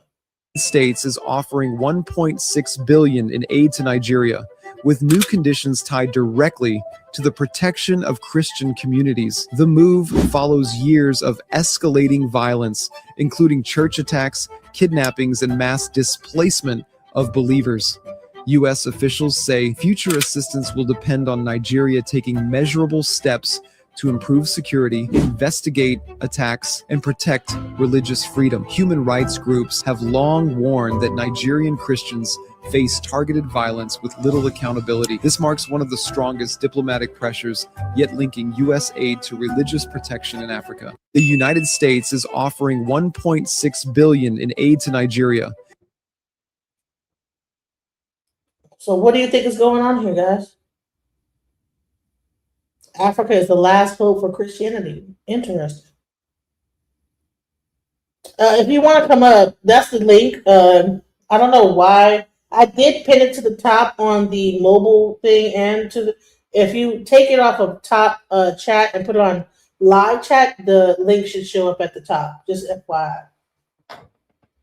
This has nothing to do with Christianity. If you want to come up and talk about it, come on, because I'm fixing to wrap this up. If I don't have anyone come up, because I think I get it that people are like, oh well, why? You know?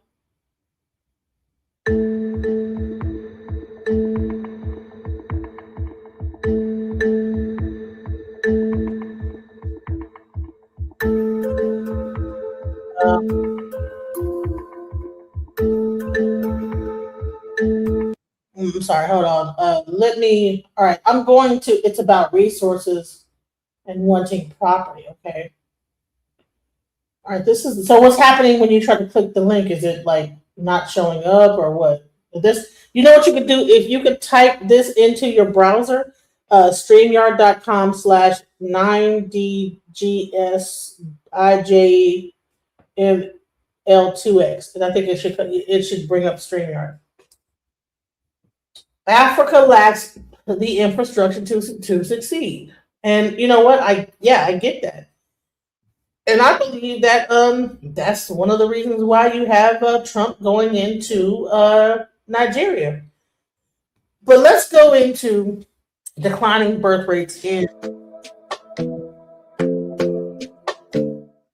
Welcome back to the channel. Today I'm going to talk about the declining birth rates amongst Black women in the United States. According to recent data, the birth rate amongst Black women in the United States has been decreasing for decades. In fact, it is now at an all-time low. Now, some of you may be wondering what is causing this decline in birth rates amongst Black women. Well, it could be a combination of things. For one, more and more women are pursuing higher education and careers, which means they're waiting longer to start families. Another reason could be economic instability and access to affordable health care. Many times there will be challenges as far as childcare or good stable jobs that pay well.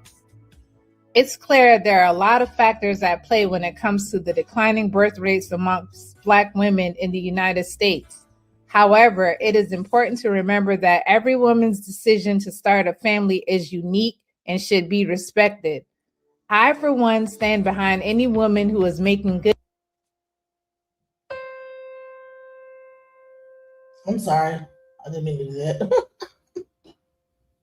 What happened to the video? Okay. We lost the audio. Hold on. What's going on with the audio? Okay, let me try this again. I don't know what's going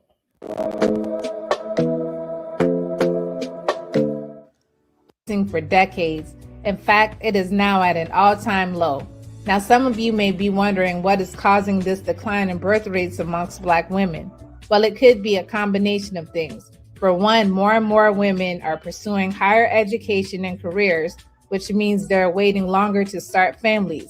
Another reason could be economic instability and access to affordable health care.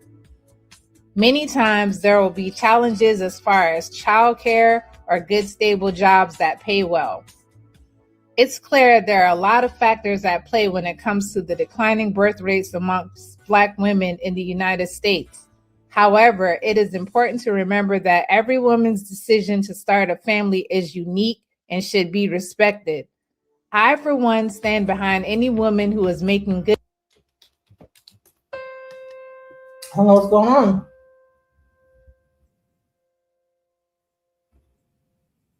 What's happening? What's going on?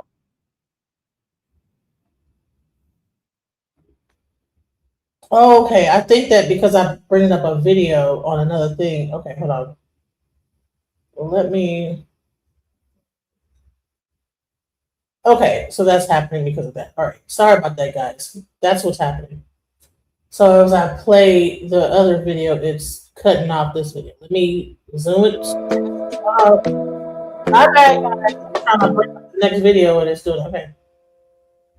No, the video lost sound. Okay.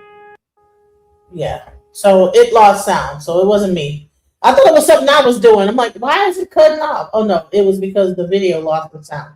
So I want to let's go into why is Russia and China in Africa? Let's go. Millions of Africans, enslave millions of Africans, seize African land, set up plantations and work Africans in those plantations, then create a colonial system where you impose Chinese values and Chinese ways of life. You create a hierarchy in which China and Russia are at the top and the Africans are treated as this, a racist culture that continues to inform the world.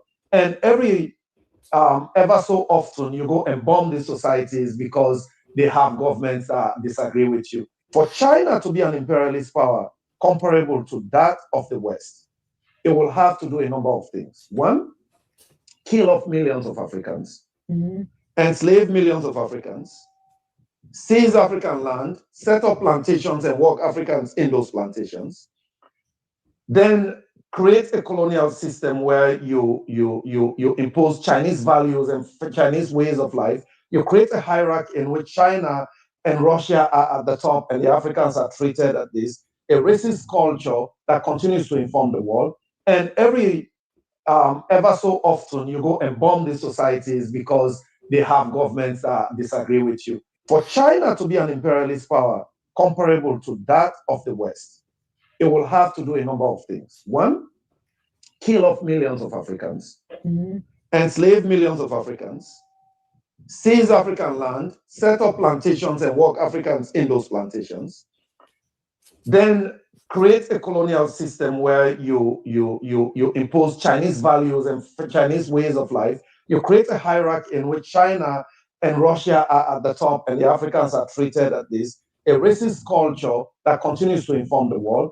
And every ever so often you go and bomb these societies because every so often you go and bomb the societies, okay?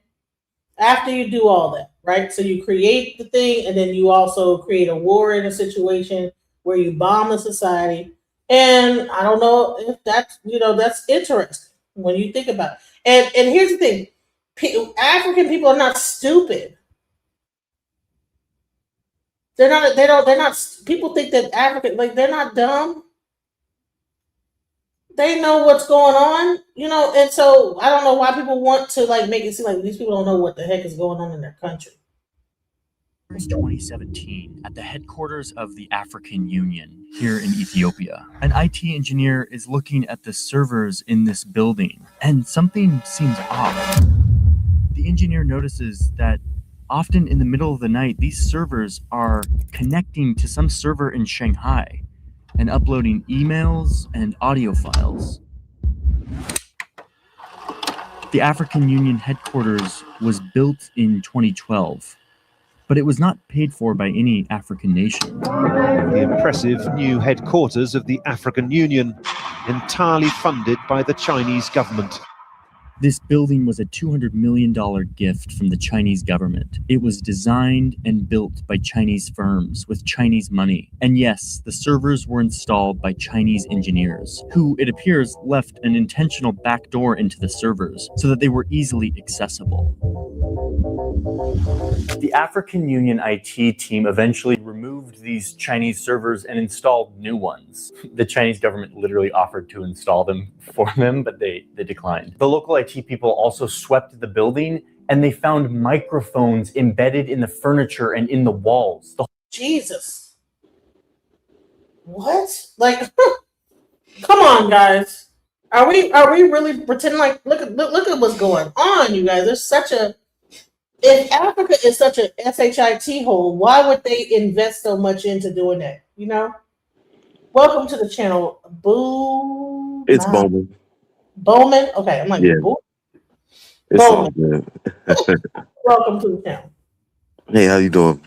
Are you the one that's been trying to get up but couldn't? Yes. But what I Okay. did, I wrote down the link. That's what it was. I had to do it and just type it in manually.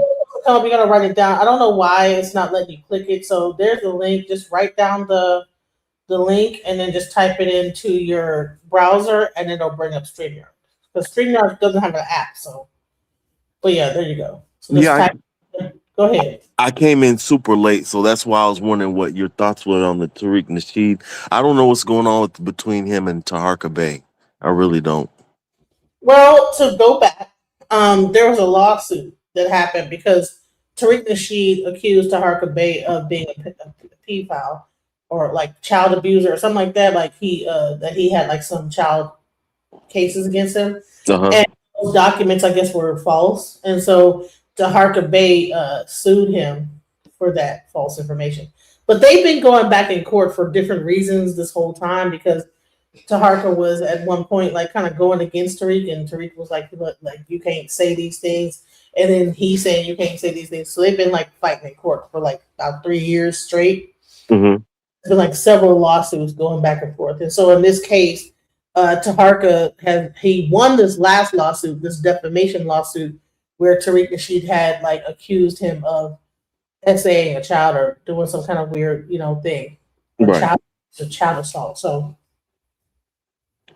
I did see that post. I said congratulations on that post, by the way, but I wasn't sure what was going on with that. But I do know that Tariq Nasheed he's a person who is not good for our community, and I keep telling people, hey, stop listening to the guy because he has a personal issue and vendetta against African people, and his little thing with FBA that he's falsely come up with has misled a lot of our people.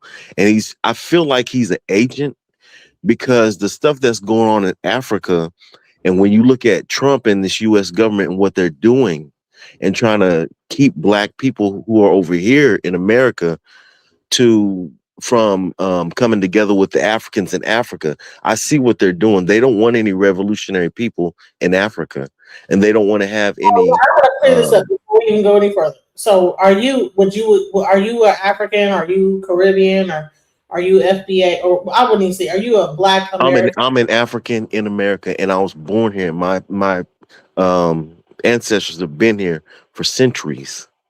See, there's a difference. We went into slavery. There's documentation, but unfortunately, our people think that we're actually natives, and I disagree with that. A lot of us are not natives. A lot of us are actually from the continent of Africa. Thank you, and I agree with you because a lot of when I did my ancestry and I did my DNA, it definitely showed African. But they'll say that your DNA test doesn't. That's not true. And I'm like, what? And I can also trace my lineage back to like Virginia in 1770. Mm-hmm. I mean, I have documents. I can show you the census documents and everything. But no, that's you. But you're not African. Okay, well, my DNA says otherwise. So I can't just so me, and I'm also a Pan-African. You are on a Pan-Africanist. Oh channel. Yeah, you better believe it. You better believe it. A lot of like if you see in my thing. So this guy says you were tethered. No, he's not. He has FBA lineage, so cut it out. But you'll see a lot of like the FBA people get into my chat and talk a bunch of stuff and whatever. I will never claim American, period. Right. Ever. So call it equals not FBA. Thank you. All right. So bottom line is that you don't even know. So so this is what they do. They'll say that you're a tether, and this is the kind of That's stuff. that's the Tariq Nasheed little, what do you call those? Minions. That's what those are. They're brainwashed people. They're sick. They're out of their mind. Yeah, And and so I'm trying to see this all this like crazy stuff. So I'm just showing, like, I'm showing the illness that's going on with this whole FBA movement. Which is a cult in my mind. yes, Person that would like take this amount of time at 5 o'clock in the morning, damn near, to say this on a fake account called Doug R9J6E. So these are like troll accounts saying a bunch of BS, but I'm talking about what's going on in Africa. And so I'm like, okay, so you're saying that we should not care about this type of things. And I'm showing, it's I'm important. showing a video right now where China built an entire like Trojan horse and called it for the African Union. And this Trojan horse, like, okay, I'm gonna put this $1 billion building here. But in the meantime, all your meetings are being recorded, everything's being recorded, the servers everything has a back door to it. Your mic, all the furniture has microphones in it. Why do you think? Why would they be that invested into Africa if it wasn't that important? Why do you think Ibrahim Traore made them cut off the radios, the internet, everything, and cut them out? Period. He kicked out France, and Macron is seething, and he's trying to do backdoor deals with Trump in order to get to Ibrahim Traore, because Ibrahim Traore took back the gold mines. I think he even made a deal with I can't remember if it was Mali or Niger, over $800 million bank that he has now. And so it's so much that they don't want Africa to have their own independence. That's why I tell people, stop rocking with Tariq, because it's causing separation within our communities. They don't want us to go back home and rule over all the earth. That's what this has to do with. It has to do with the wealth of Africa and the future of humankind. Because these people, what they're trying to do with Starlink and all this other stuff, this technology, they literally trying to rule from space. That's how deep this is going. And people don't understand it. They're too distracted with other things that are not important. And let me tell you. So I would say, okay, well, why wouldn't we? If other countries are going into Africa and helping out Africa, why wouldn't we too? And then people want to say Pan Africanism is dead, right? And No. I think the reason why is because they don't want us to go over to Africa and try to help out those communities that don't have irrigation systems, don't have electricity, because there are people in America that know how to set those things up. Hell, I know some crackheads that will build your whole house for you. It's America is too evil. For instance, there's a inventor over there in Africa who came to America, and Trump poisoned him. Him and his partner. His name's Maxwell Chikumbutsu, and he designed a chip that actually runs off of radio waves. Okay, Trump poisoned him and his partner, and his partner ended up dying, but he ended up living. So this guy has invented something that's just amazing. So it's not that they can't do it. It's just Africa is so corrupt by Europe that they can't do what they want to do, because people in Europe and America keep on killing people who are innovative and who are trying to really help the continent. And Europe and America are just so dependent on their resources that they aren't allowing them to keep it. And people are in here in America who are black are talking to the Tariq Nasheed talking points, and they're stupid. Someone said, who was that again? Say his name. Maxwell Chikumbutsu. How do you spell his name? Maxwell. Maxwell, and then I think CHIKUMBUTSO, I think. But yeah, he's an amazing inventor, and there's another African who created something similar, but it don't have to do with the chip. It's just straight up to where he created something that just energy runs through it without having to use coal or anything like that. It's crazy. And now what they're doing, here's what they're doing too. They're trying to break the consciousness of the African. I'm gonna tell you how they're doing it. I watched a commercial the other week where they're trying to bring basketball over to Africa, and they're recruiting these African kids and stuff like that so they can be distracted, like how they've done with us. They throw athletic sports and video games and stuff like that in our faces because they don't want us to overcome. And our people are so blindsided by it. It's sad. And But yet it's you not have fair. What's going on in America? Who's snatching our black children off the street? Well, do you think that if you were in Africa, they'd be stealing your black children off the streets and doing everything that you're saying here? Who's stealing FBA families, scamming their properties? Who's caring about our black homeless veterans, women's children?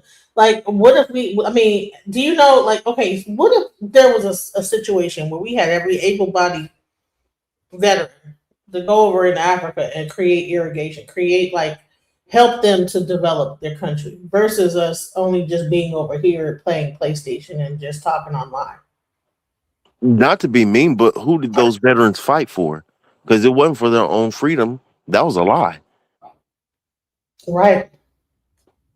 That was for white wealth. That's what those veterans fought for. But they were black folks were put in jail for not fighting, and they were back into a corner and going into the military.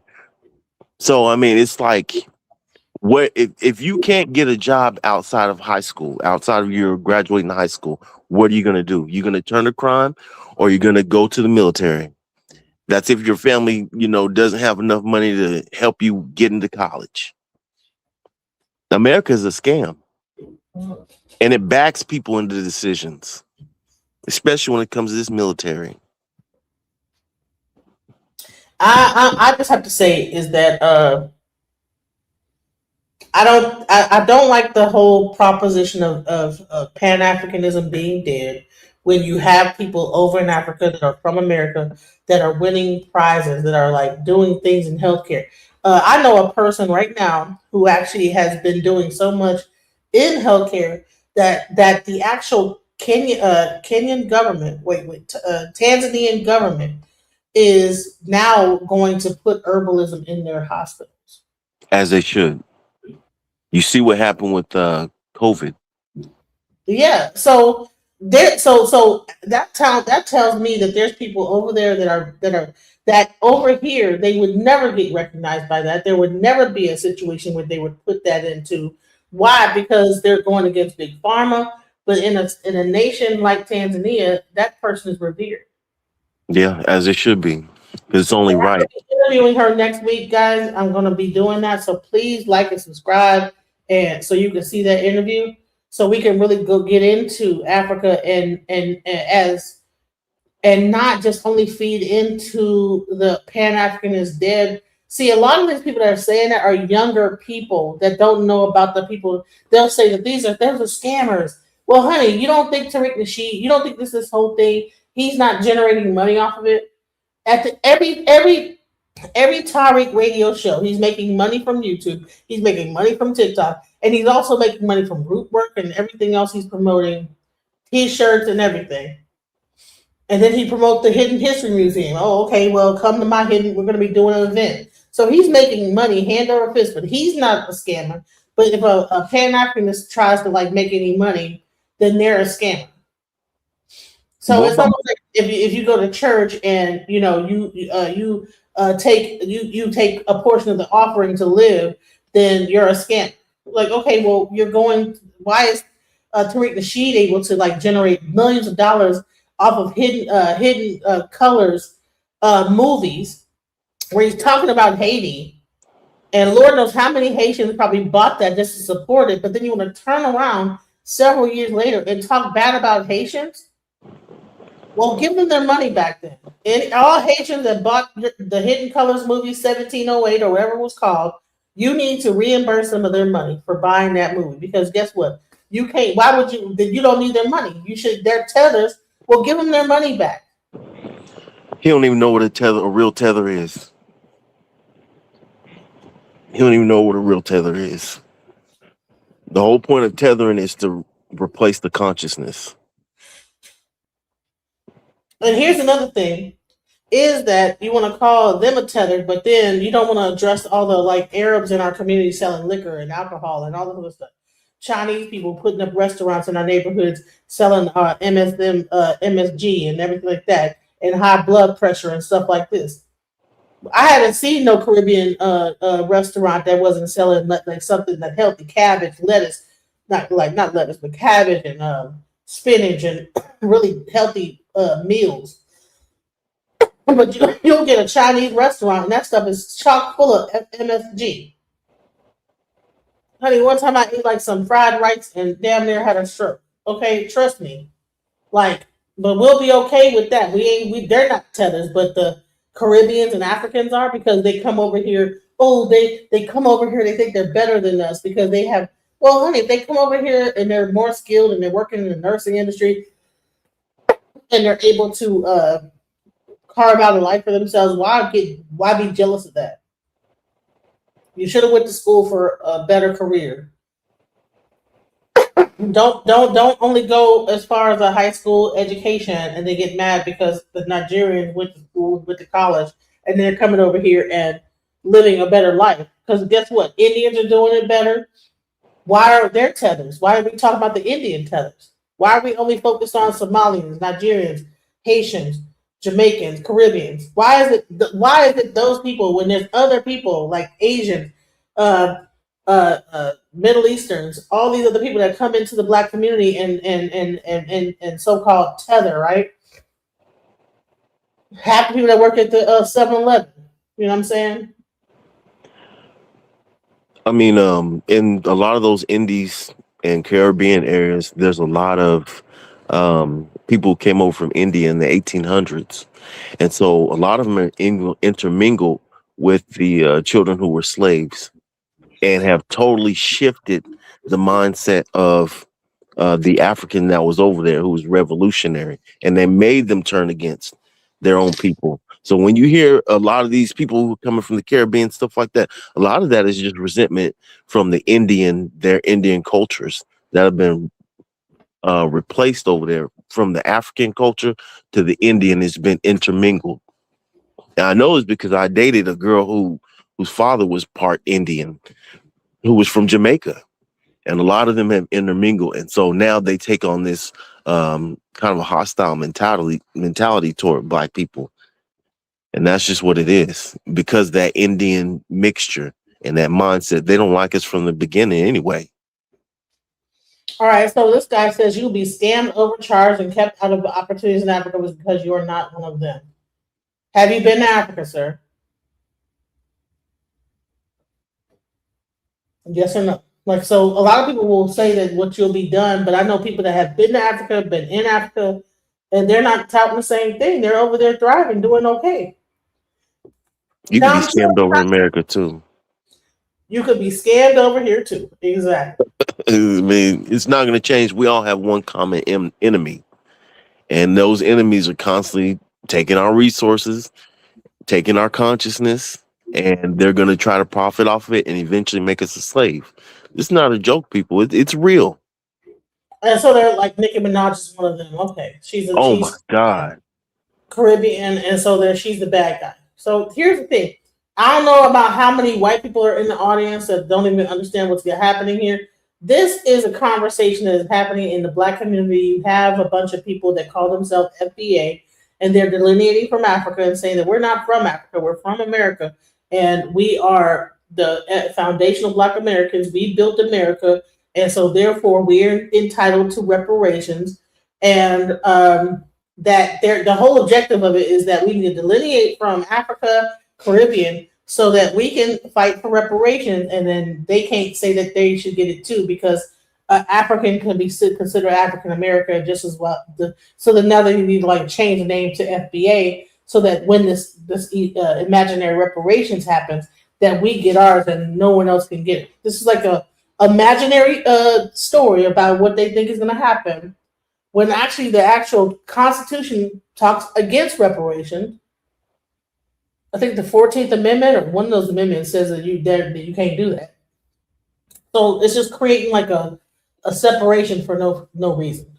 But I want to like really get into, because like I said, this is a channel I'm really invested in what's going on in Africa, because I'm like, man, this is interesting. This is where all the resources come from that we actually are using. So if Russia and China get to control those resources, then what?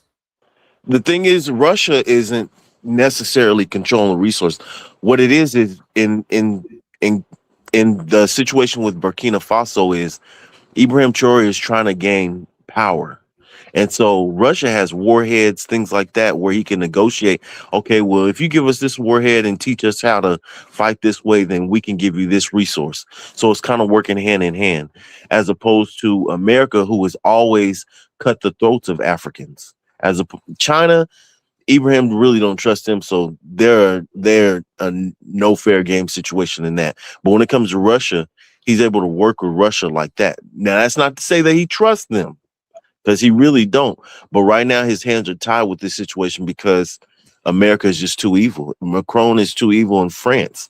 So he has to do what he has to do right now and gain, what do you call this? Like a friend, basically, in order to get Africa the way it needs to be going. Because you remember before, Gaddafi tried to do the United States of Africa, stuff like that, and be able to control their own resources with gold and stuff like that, and wasn't able to because under the guide of Clinton, Obama basically assassinated him.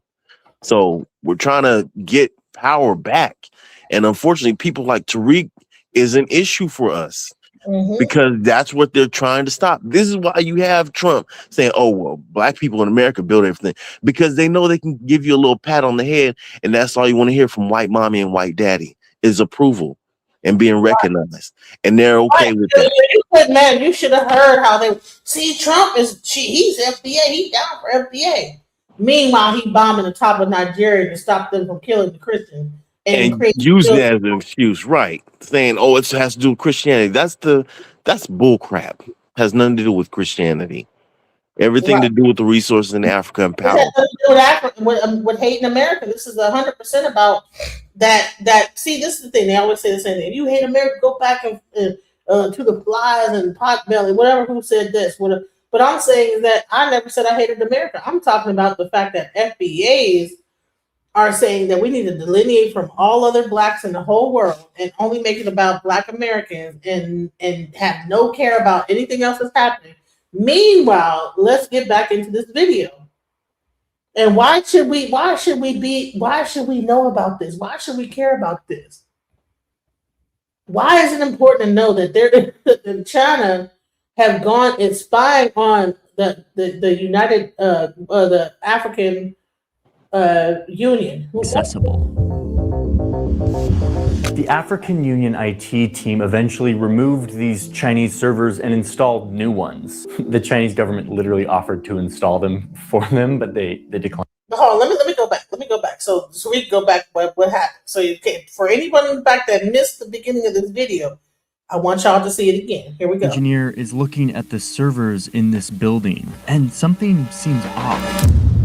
The engineer notices that often in the middle of the night, these servers are connecting to some server in Shanghai and uploading emails and audio files. The African Union headquarters was built in 2012, but it was not paid for by any African nation. The impressive new headquarters of the African Union, entirely funded by the Chinese government. This building was a $200 million gift from the Chinese government. It was designed and built by Chinese firms with Chinese money. And yes, the servers were installed by Chinese engineers, who, it appears, left an intentional backdoor into the servers so that they were easily accessible. The African Union IT team eventually removed these Chinese servers and installed new ones. The Chinese government literally offered to install them for them, but they declined. The local IT people also swept the building and they found microphones embedded in the furniture and in the walls. The whole building was bugged and had been feeding audio and internal emails to China for like 5 years since the building was built. China building a headquarters for the African Union and then spying on it is a pretty good symbol of what China is up to in Africa. And that's what this video is about. It's about how a growing China has rushed into Africa, mainly by building a bunch of stuff. Roads, trains, dams, mines, ports. These projects are a part of China's growth as a superpower. And it shows how this country is projecting its power on the continent of Africa. But there are questions here over why the headquarters of such an important African organization is entirely the work of Chinese construction, labor, and money. Okay, so there's this very predictable thing that you see time and time again as countries get powerful. As a country gets rich, they often start looking outward, both economically and militarily. Let me explain what I mean here. 50 years ago, China was a very poor country with a huge population. But eventually they opened up to the world. They opened up their huge population as a workforce for cheap labor, and their economy exploded. China is agrarian, urbanizing fast, you betcha, but still agrarian. Most in terms of land, not population. Come on, Michael. No, you're wrong about this. So now China is a very rich country. And remember, rich countries start looking outward. How can they project their power, connect with other countries to continue their growth? They do this for a couple of reasons. The first one is the economic reason. In the same way that the US got really rich and prosperous and started to look outward to China for cheap labor, China also got rich. And its labor eventually got expensive, wages went up, and China needed its own option for cheap labor and new growth opportunities. So they started pouring huge amounts of money, like $300 billion huge, into Africa.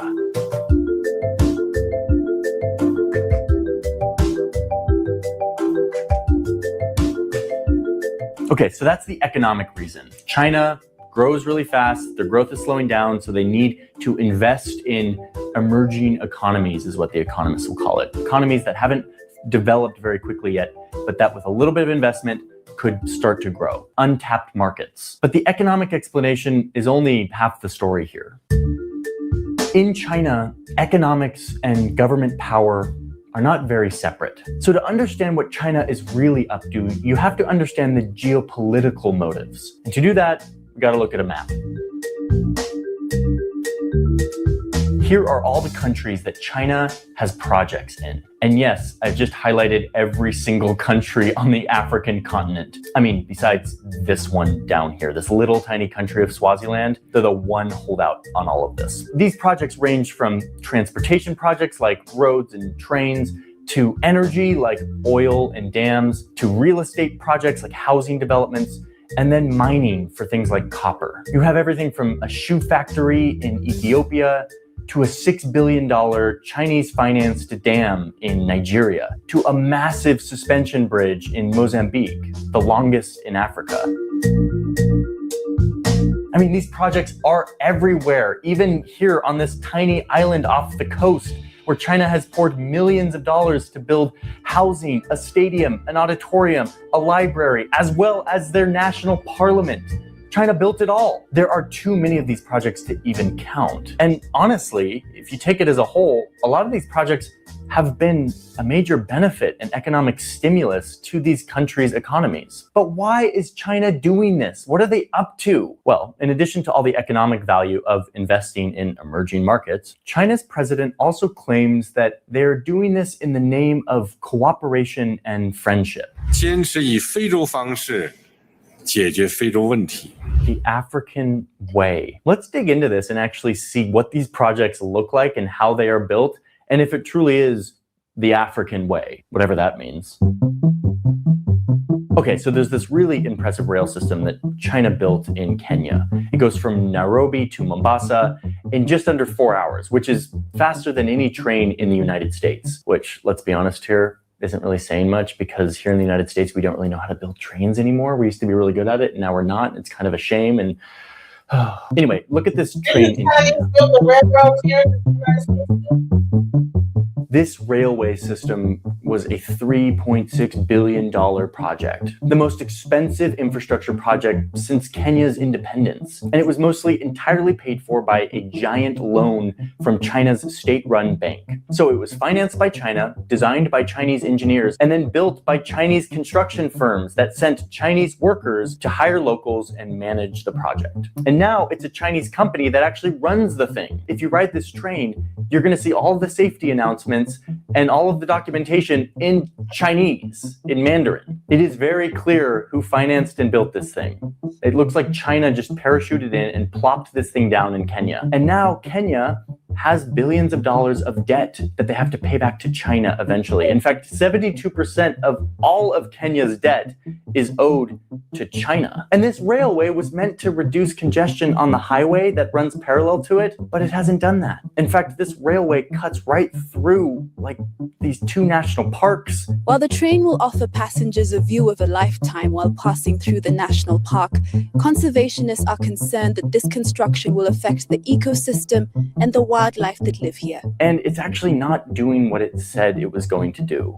So yes, Kenya has this big shiny railway, but it wasn't really solving African issues in the African way. Meanwhile, the Chinese construction workers who came to build this thing were caught treating the local workers very poorly, making them sit at separate tables during meal breaks, punishing them when they didn't complete deadlines or take out the garbage on time. That, mixed with the fact that some of these Chinese workers were taking bribes as a part of a huge corruption scheme with this railway. And it's clear that this project wasn't actually about supporting the local environment. It just left Kenya with a giant pile of debt and a big shiny railway. But listen, that's not always the case. There are tons of these projects, and some of them are truly helping the locals, like this big, beautiful, shiny road here in Lesotho. This used to be a rough gravel road, and it is now a beautiful, shiny road that is helping the locals move around in their country. So it's definitely a mixed bag. And listen, I get it. China, you want to give a $5 billion loan to Nigeria to build a dam because Nigeria has 200 million people, many of them young,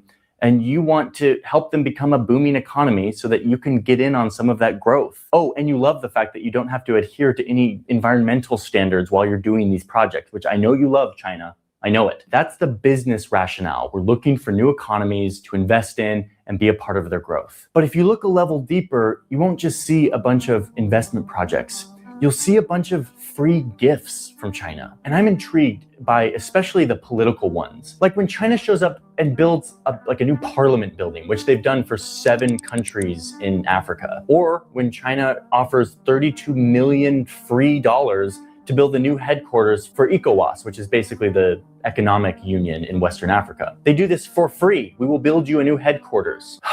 Well, let me be clear. There is no such thing as a free gift in international relations. Everything has strings attached. So a major part of all of this investment in Africa is China investing in its future as a global superpower who needs to have friends.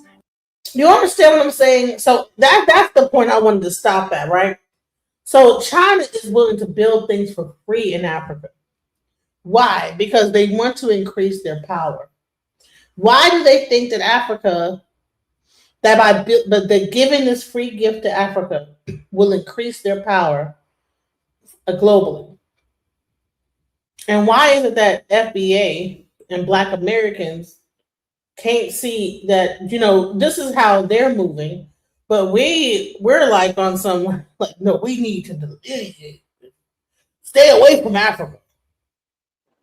But the people that got the money that really that count aren't willing to put billions of money and resources. Like, okay, so billions of dollars. There's no such thing. I don't think there's no bank that holds $1 billion.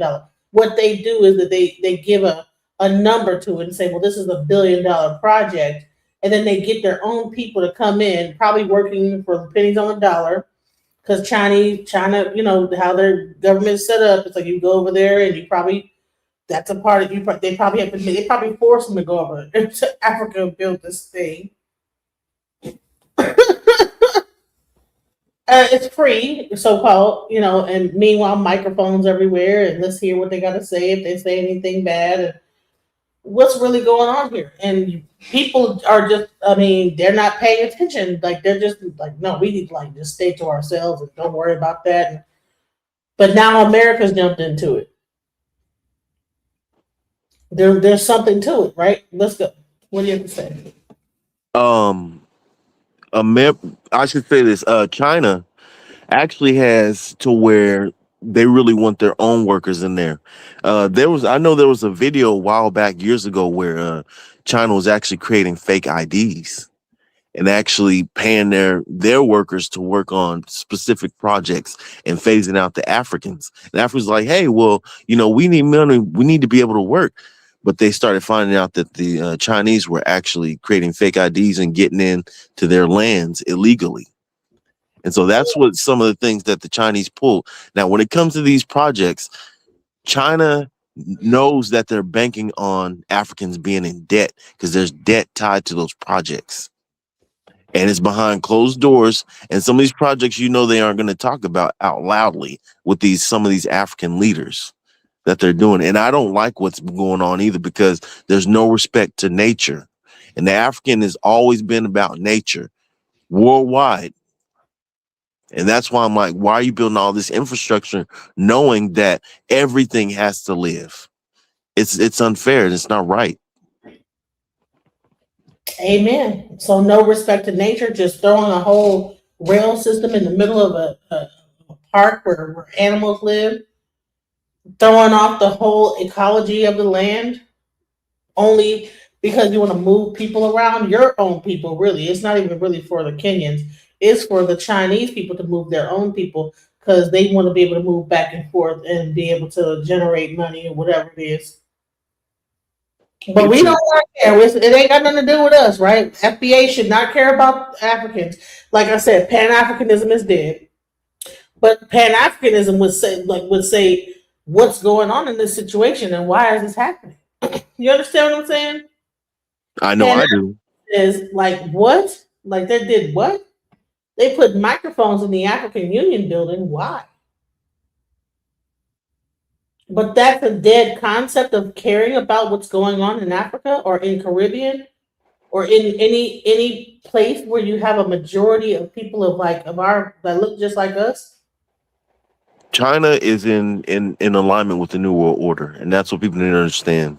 That's the reality of it. If you look at Kenya, they're already starting the digital IDs, stuff like that. So that's what China's trying to bridge across to as well in Africa. That's what people don't realize, because the dollar will be gone, ladies and gentlemen, pretty soon. So just get ready for that. Right. And they're trying to think that it can be replaced by Bitcoin, but I think that's a farce too. Well, yeah, they're trying to make it to where it's what is it, blockchain? Blockchain will be the new slavery eventually. So it's only a matter of time. And that's why I keep asking Black people, why are you asking for reparations when they're going to change it up on you? Like they could easily change the dollar to digital, and they're going to try to make it like a digital credit scoring system like in parts of China. So it's like, why are you asking for reparations when you're never going to get it? Our people are just so dumb. It's starting to really bother me. Yeah, they give it. What, they gonna give it on a card that can appreciate and depreciate every day?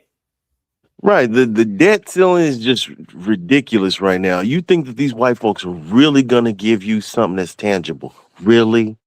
When they're in debt to Jews? Stop it.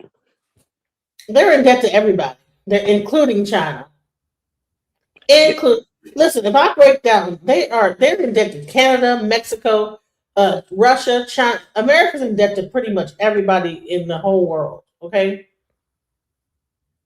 I think it's like 9 different countries America's in debt to, and it's like over like trillions of dollars.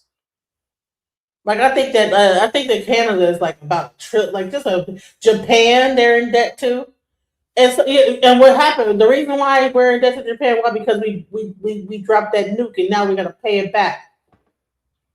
We got to pay for what we did. Like, okay, which I don't understand what that whole thing is about. Okay, you drop a nuke and now you're in debt to the place that you dropped the nuke at.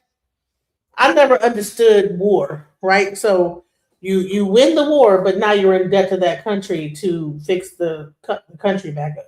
Like, okay, I'm a create all this havoc, but then now I have to like fix your whatever I messed up. It's like, is this a game that y'all playing? You know? It is a game. It's a huge game. Yeah. Let's go. And has historically not had a lot of friends throughout the world because the big boy United States has been doing all the friending by giving people stuff and making their lives better so that they can be allies. So China is getting in on this. And China has used their checkbook to make friends with literally every single country in Africa.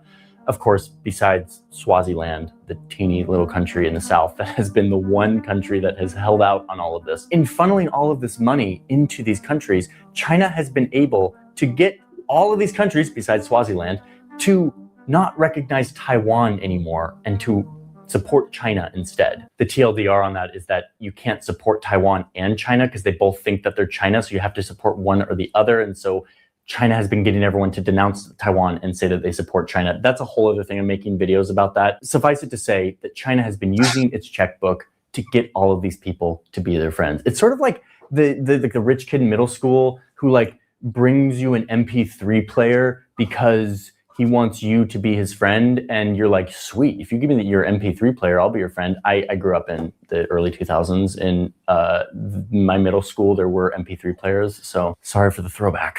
But remember when China built the African Union headquarters and then bugged the entire building so that they could spy on the leaders and their emails and their conversations? That is a perfect representation of the strings that are usually attached to these projects. But perhaps the less obvious but more dangerous strings attached are the debts. John Adams said it best when he said, quote, "There are two ways to conquer and enslave a country. One is by the sword and the other is by debt." It's a pretty intense quote, but it really applies here. So many of these projects have been paid for by Chinese money through loans. African nations diving deep into debt. We all know that when you owe someone money, that person has a lot of power over you, especially if you get to the point where you can't pay them back. And this isn't just theoretical. A few years ago, China helped Sri Lanka build a port here in the southeastern coast. It was done with a Chinese loan. With time, Sri Lanka struggled to pay back that loan. So in 2017, China swooped in and said, "Can't pay back your debt? No worries. Just lease us this port. Let us have it for 99 years. And Sri Lanka's like, that doesn't sound great, giving a piece of our sovereign territory to China, which they could potentially use for military, but we're in so much debt and they're offering to relieve some of that debt if we give them this port. Okay, so this port now belongs in part to China. This sets a dangerous precedent that could be applied to many of these nations in Africa who have sunk themselves deep into debt with China and may not be able to pay it back in the future. So China is growing and honestly behaving like any superpower would when they are growing this quickly. I mean, if we wanted to make a video about how the US has projected power throughout the years, it would be a lot worse of a video, okay? So let's just make it clear that China's a superpower, they're doing their superpower thing. This is very normal superpower behavior. Doesn't make it right, it just makes it very normal and typical. China has taken a specific interest in Africa, which has led to countless infrastructure projects, which have been honestly an impressive sight to behold, but has raised questions of what are the actual motives here? They're not just business and economic. And the bigger question that I want to keep an eye on going forward is, how is all this debt going to play out? How will African nations who are so deeply indebted to China have to service that debt in the future? And what will happen if they can't pay it back? Okay, before you go, I want to tell you about the sponsor of today's video, ExpressVPN. The way that All right, so I wanted to play that one. What are your comments on that? And I've been up here for 5 hours and 11 minutes, and I'm fixing to wrap this up. If anyone else wants to come up, you can, because I'm about to wrap it up. So go ahead. My comments you want me to just say over the overall show, or you just want me to talk about the video? Overall, let's do the overall. I just want to tell people, stop following Tariq Nasheed. Please come up with your own intelligence. Do your research historically. Don't just listen to somebody who has infiltrated people's movements, specifically with Tone Talks and that other lady, and then Dan Calloway with that crap, and then him saying FBA, all that crap. Foolishness, just foolishness. Start learning more about Africa. Start learning about stuff like Blue Beam Project. The things that are going on with Elon Musk, stuff like that, about the new currency, digital ID currency. Start learning for yourself, because this is a bigger picture here. And Tariq Nasheed is one of those people who are telling you to look left when you really should be looking right in front of you. So just be careful about people like that. I just want to tell y'all, have a good night. Thank you for allowing me on your show. Thank you. And man, have you subscribed? I'm about to, actually. Make sure you subscribe and hit all notifications, because we're gonna keep on discussing this lawsuit with Tariq Nasheed and Taharka Bey. And you're gonna I think next week he's supposed to like really break the whole thing down, and we'll be right there to see it, as well as we're gonna continue to talk about Oshay Duke Jackson and the Passport Bros and that whole situation. I can't stand them either. Yeah, you have people going over there for sexual tourism. Now you have a guy that has been found to be messing around with a little girl, 6 years old. Like, this whole thing is showing that there's truly a sickness in our society, and we need to address it. Yeah, I agree. Something going wrong. I don't know what it is, and it's like a virus. This is just permeating the whole thing between red pill, passport bros. Now you have FBA. All this stuff is division. You have the red pill dividing black and black women from the black men, trying to push that whole ideology that black women are terrible and this, that, the other.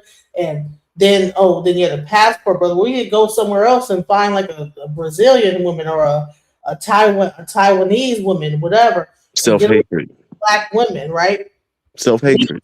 Tariq Nasheed saying we need to delineate from Africans.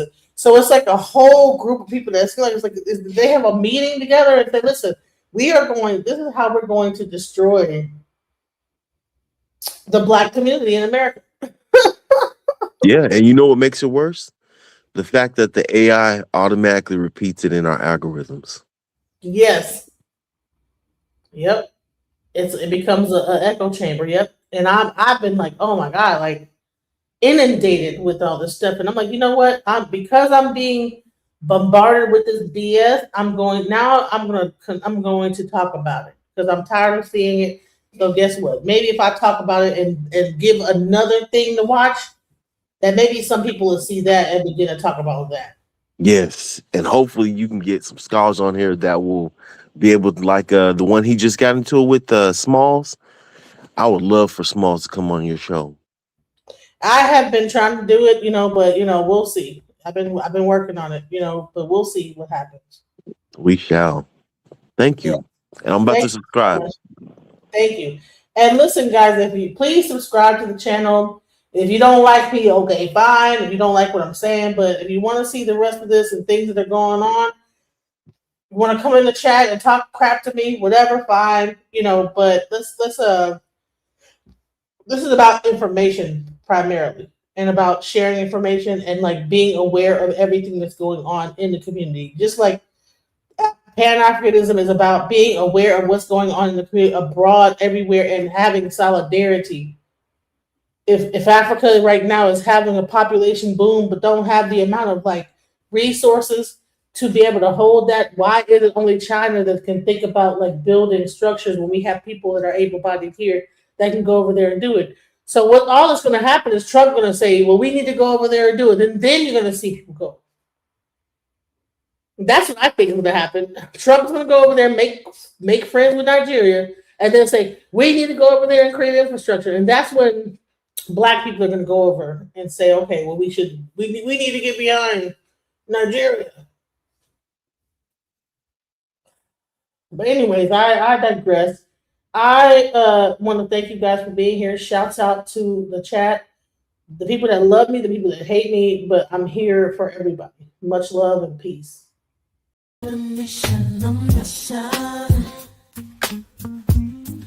trying to get it right. Transition, changing the way that I see life. Transition mind. I'm on a mission, trying to get it right. I'm transitioning my life. Making a transition. Ooh, making a transition. Ooh, ooh, ooh, ooh, ooh, ooh. Making a transition. Ooh, ooh, ooh, ooh, ooh, ooh. Making a transition. Turn a mission, I'm on a mission, I'm trying to get it right. Changing the way that I see life. Transitioning my